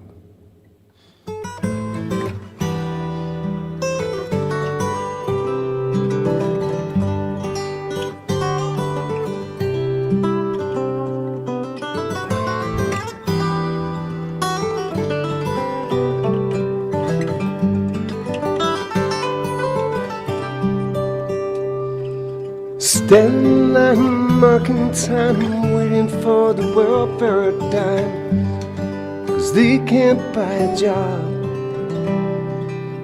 The man in suit hurries by as he catches the poor lady's eye just for fun. Says, get a job.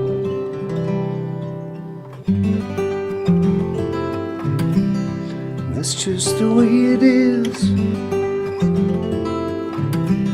Some things never change. That's just the way it is. Don't you believe them?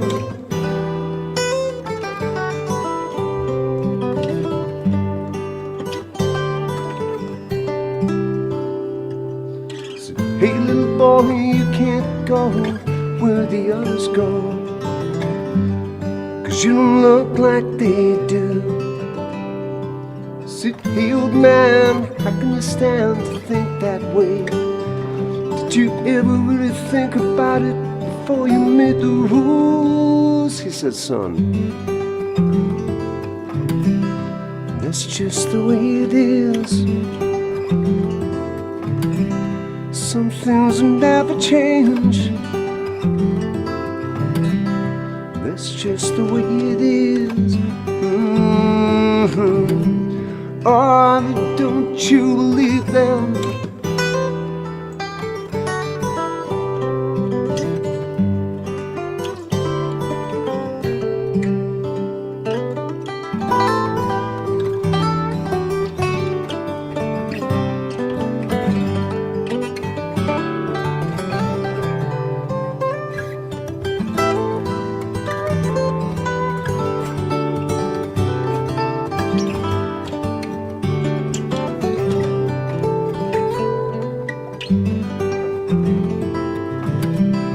That's just the way it is. That's just the way it is. They passed the law in 64. They give those who ain't got a little more, but it only goes so far. 'Cause the law don't change another's mind, and all it sees at the hiring time is a 9 on the colored bar.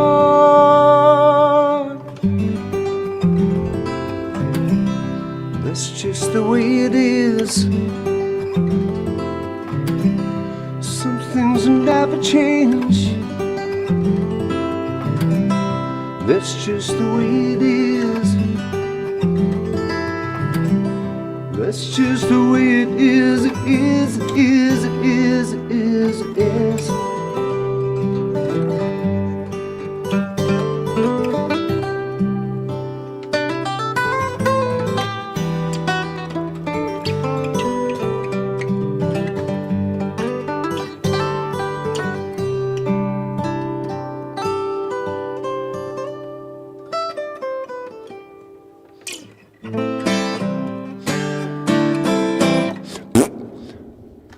Right, I don't like it with that reverb on it. This reverb working well for me.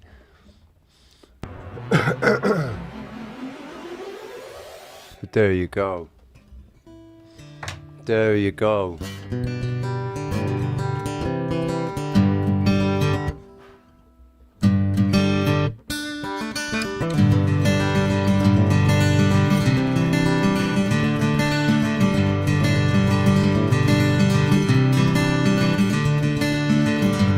There's a turning point, box in the road. Then where to buy the wrist directs you where to go. So make the best of this test and don't ask why. It's not a question but a lesson learned time.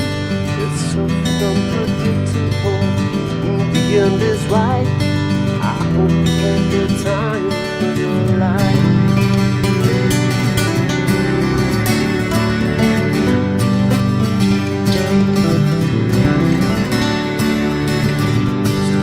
Photographs and still frames in your mind.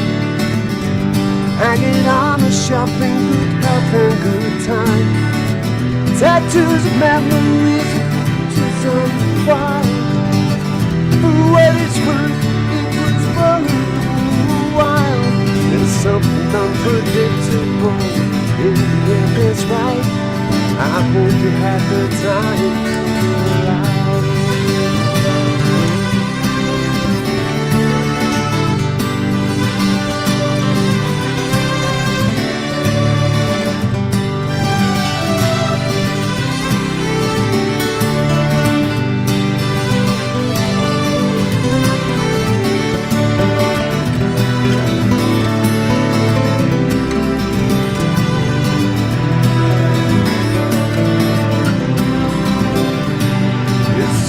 Unpredictable. In the end, that's right. You had the time of your life.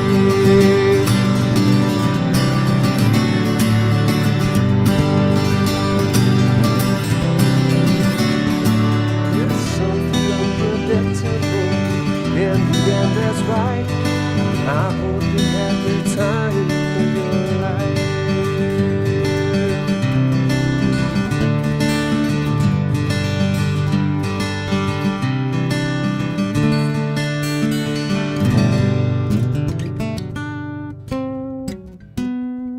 So it's a nice new guitar. I'm very happy with it, man.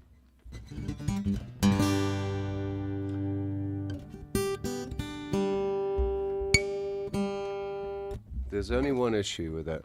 There's something going on with the tuning. It's not very accurate tuning. I have to do a lot to fucking get it actually in tune. But once it's in tune, it's in tune.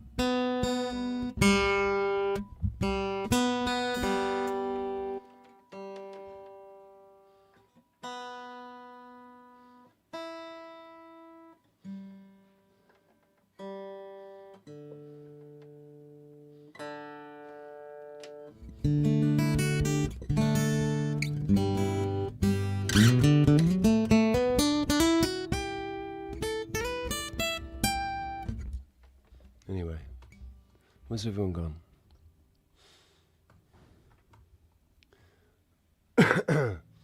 Who did we lose there, Squirrel? It's not. This is not. This in my earphones. This is not sounding. I don't have as much control here over.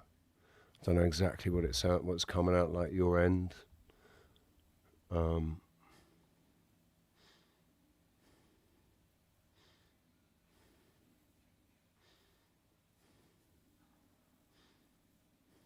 And yet, where has everyone gone? You've all gone quiet. Hello. We've lost everyone. Sounds great in Australia. We've lost Rocks. We've lost everyone. We've lost the Squirrel Sniper. Lost everyone. You cleared the room. Had started playing and everyone left. There we go.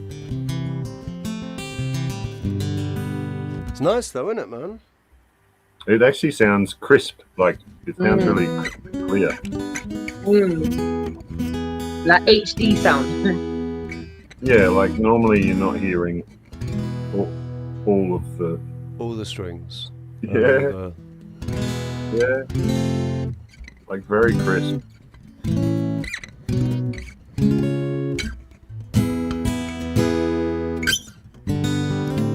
Like you can hear all the little things you're doing. The slides, everything.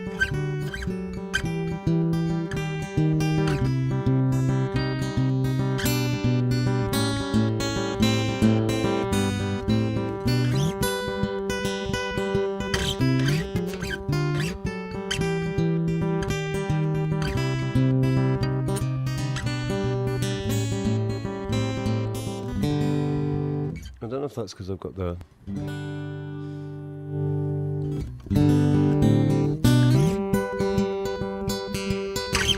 No, you still hear the slide. Sounds lovely though. I love it. I love it. Me too. Like it's me definitely too. part of it. Like it's awesome.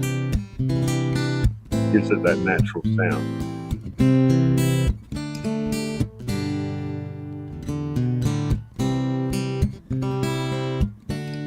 I don't know if it sounds better like that or like that.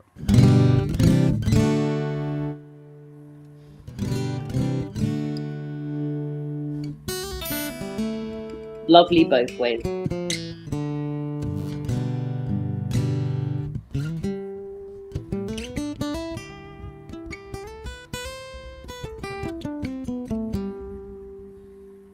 Yeah, it's just nice because the fretboard's all nice and new, and it does seem to be quite accurate. Like it's been built nice and accurately. Yeah, you have to play well. It makes you better.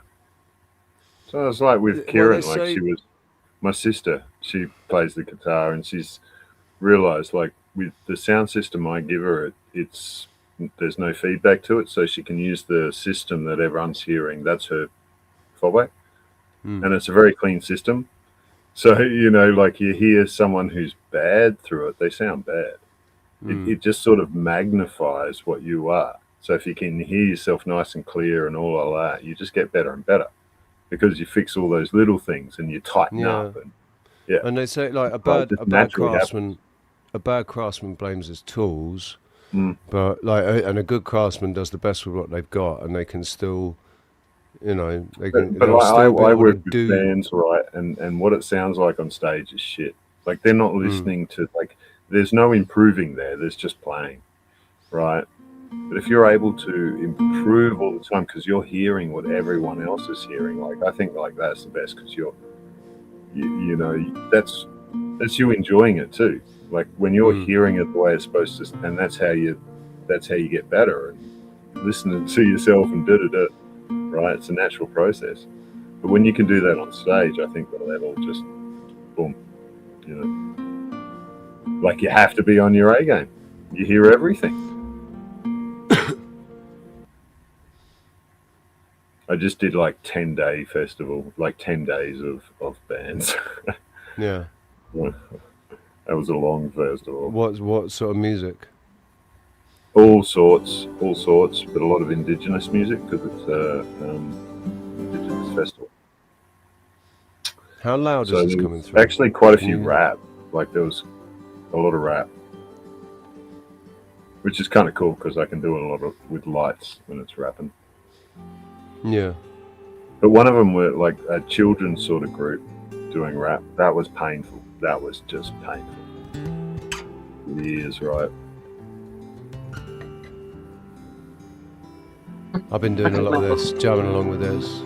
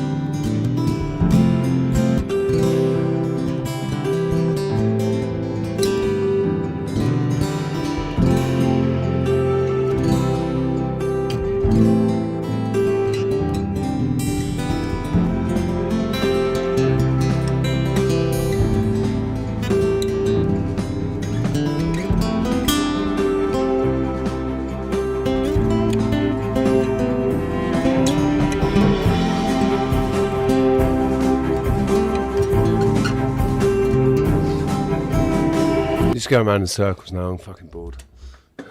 Sorry. That was lovely, though. That was lovely. Yeah, but it's just going round and round and round and round in It circles. was almost enough time for me to go, can I go make a coffee and listen to this while you're making a coffee? I think it's coffee time. Is it coffee break time? Yeah, Is it man. time to grab a juice? Like, roll up, get a juice? Like, I definitely need a lovely coffee. I would just like a really lovely... Rich, could you make me a coffee, please, with your mocha pot? Yes, I've got a coffee left. I can make a coffee. I can make it, and we can just imagine that I've made it for you. Beautiful. Beautiful. Callum, what about you? What are you having to drink? Water, coffee? What would you like? I'm gonna finish my coffee, and it's like 3. Can you even read that? 3:15. So time's not real, Callum. Don't worry, time's not real. Just stay up 24 hours, Callum. That's fine. Never mind. Just drink 3 more coffees. You'll be fine. No, I'm joking. Coffee I'm joking. Do you know what? Me and Rich were saying this. We can literally drink coffee and go to sleep straight after. Like, swear down. Like, coffee can help me go to sleep as well. Yeah, just don't move the muscle. Just down it. So don't move the muscle and just pass it.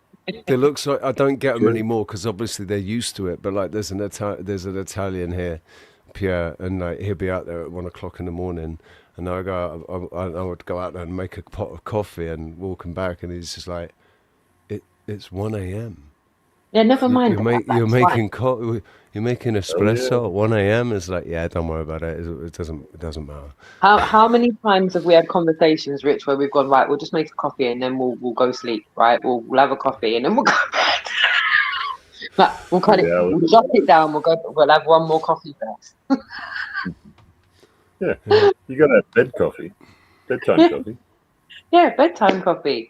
Yeah, it's about your intention, what you're drinking it for. I have the comfort of having a milky coffee before bed. A milky coffee, it's like, oh, lovely. Like, and then in the morning, it's like, a little extra strong coffee. And, your intent, I think, it's like smoking. Sometimes I'll blaze and it will get me up and at it. And sometimes I'll blaze and I want to go sleep.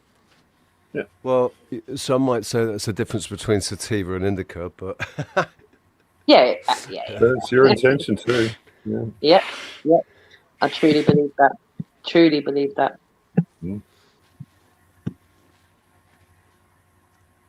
man. Right, I'm gonna go make my coffee then. Hint, hint. I'm gonna go make my coffee. Callum, if you're going soon, you're not going yet though, or you are? I'm going now. Big love. You're going. Big love. All right, man.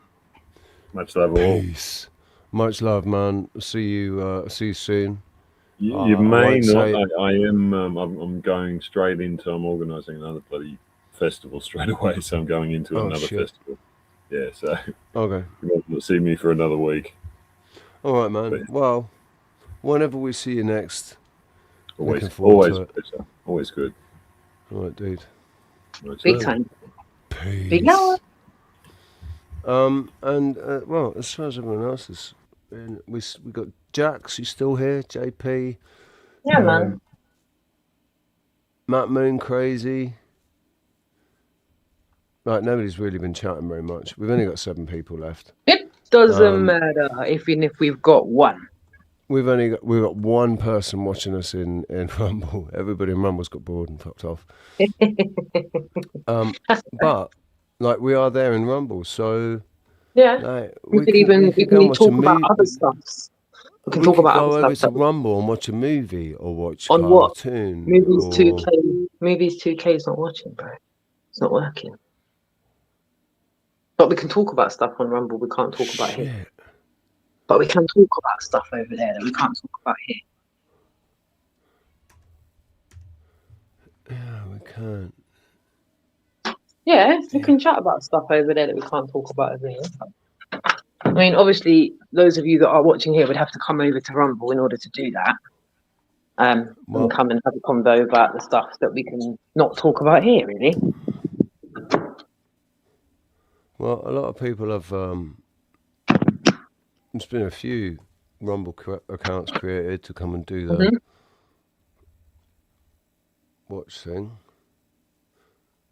But yeah, man, that's so gutting about. I know, man. In fact, they've popped in the worst way possible, man. They really done a number on us. Like, they truly did a number on us. It's a bit of liberty still. But yeah, I got a coffee now. I'm good to go. I'm good to go. Yeah, I need to make my coffee. Yeah. Or have you got a video you can put up in the meantime? A little something, something. A little something, something.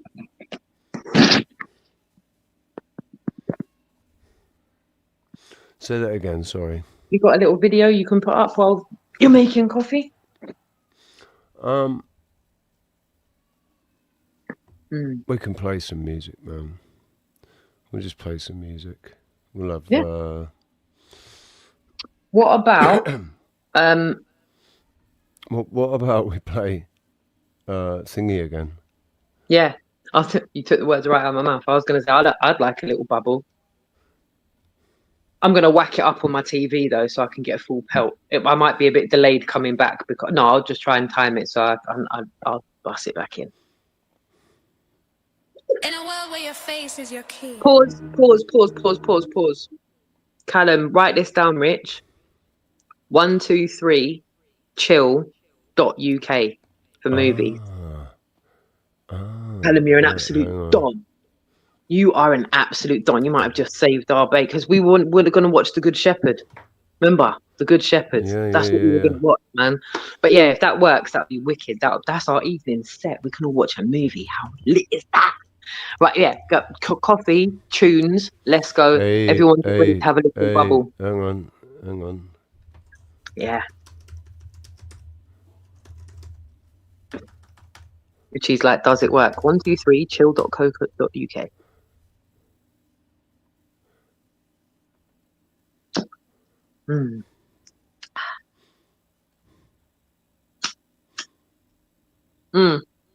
Jack's streaming. It's the Wide Awake Show live on Rumble. I think it's not 007. I think it's the Wide Awake Show live on Rumble. It is the Wide Awake. So let me get the link and here you go. Yeah. Perfect. It's going in the chat room. The link's there in the chat room. Richie's popping it in right now. I've done well. I've actually made nice one, Callum. We love you, dude. Absolute Don. Love you, brother. Brilliant. See, that was a perfect example of what community spirit is. Like, that is beautiful. Like, we've all sometimes got the solution to each other's issues and problems. That's why we need each other more than we ever knew before. Like the constant community and continuity of that is so important. Rumblings link is in the chat. Rumble link is in the chat. Mm-hmm. Come and join us on Rumble. Oh my days, we're going to actually get to watch. Rich, by the way, it's a 3-hour movie. It's a 3-hour movie. I just want to give everyone a fucking disclaimer. Well, 2 hours and 40 minutes. It's 2 hours and 40 minutes. 20 minutes short of a 3-hour movie. Most movies are about 1 hour and 20 long. So it's considerably longer than your average movie. So considerably longer. Yeah. And I hope some of you are with us for the long haul. Because as I said, the day's gone completely a different direction than one thought it was when we woke up this morning. And what we're doing is just trying to make the most of it without being too labor intensive and being ourselves and not having to, get too stressed about anything. We're just having a lovely Friday, man. This is great. Are we going straight? Are we going to still play a track and make coffee and all of that? Or what we doing here? What we doing? That's right. Look how many servers as well. Always be able to find one that works. You're a freaking awesome, Callum. Thank you very much, dude. You are the wizard. Big hugs, big loves. Yeah, man. So are we going to play the track and have a break and then go back into playing it and give everyone a time to sort their life out? Yeah. I'm just gonna use this time. Make coffee. Get your mocha pot sorted, and all of you. Get your popcorn, get your snacks, get your juices, your water, your juice, your coffee. Empty your bladder. Empty Go shishi. Go to shishi. Overflow tank. Empty your overflow tanks. Yeah. Shishi's ahoy. And get yourself all settled in. And in the meantime, we can have a little bubble, have a little groove and a move while you're doing it. Put Locker has the. Yeah, put Locker as well. Right. Here we go. I'm just gonna make coffee. Enjoy the track. In a world where your face is your key, freedom becomes the lock they hold. Yo, UK's going digital, but we're not signing up, you hear? One scan, one life, no way, we fight back. Lock it down.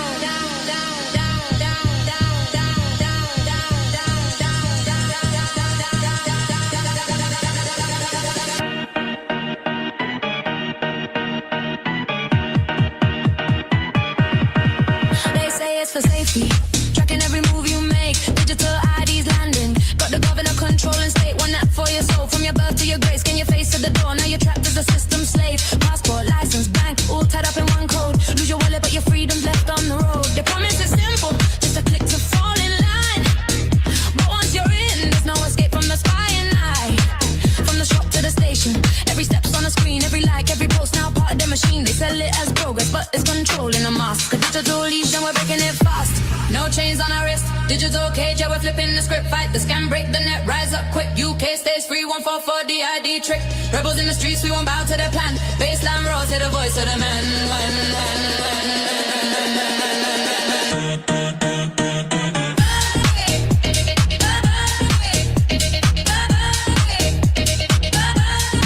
We don't want no.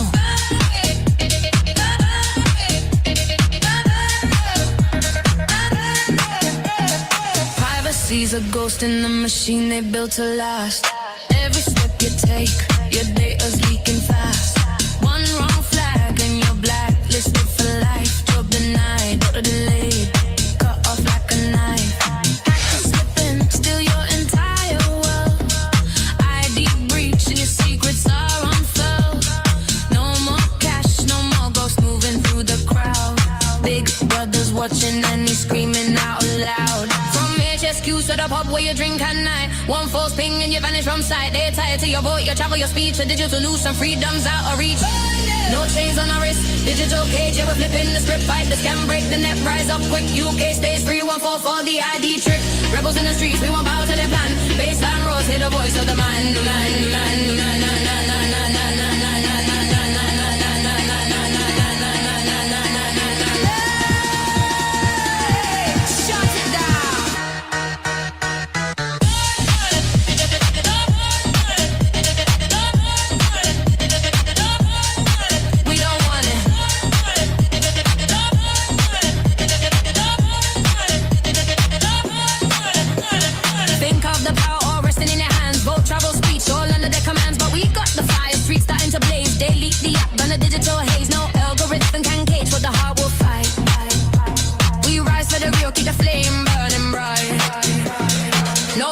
Yeah, we're drawing a line. Digital ID just a dystopian design. Rise for the real, keep our analog and raw. UK rebels, hit the baseline roar. From the race to the roads, we won't sell our soul. Freedom's the rhythm and we're keeping control.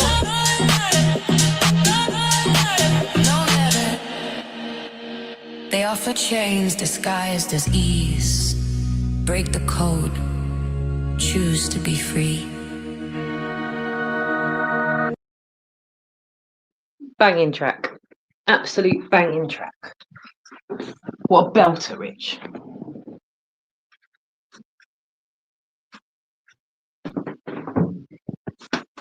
Rich, you there? Is it just me? No, I'm muted, and I'm fucking muted. Happens to the best of us, much. So. I was bubbling. I'm not gonna lie. The more times I'm hearing listen, that, I was thinking, shall I put the camera on and let everybody see what I'm doing right now? Because I was bubbling.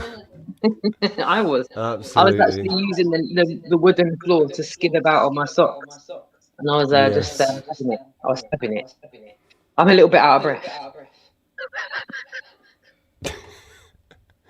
Right, how many people we got in our? I don't know. Oh wait, I've got to go to Rumble. 3. Wait for me. Wait for me. 3. Wait, because I've got to come off YouTube.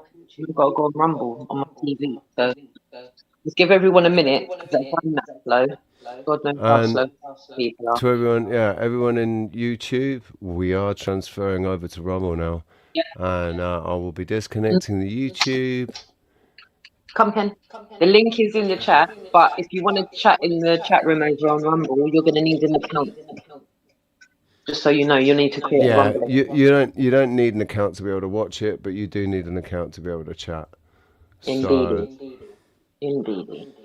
I'm just having a look on the Rumbles now, and looking at the Wide Awake Show live, and I can see the live stream saying it's feckin' Friday, you feckers.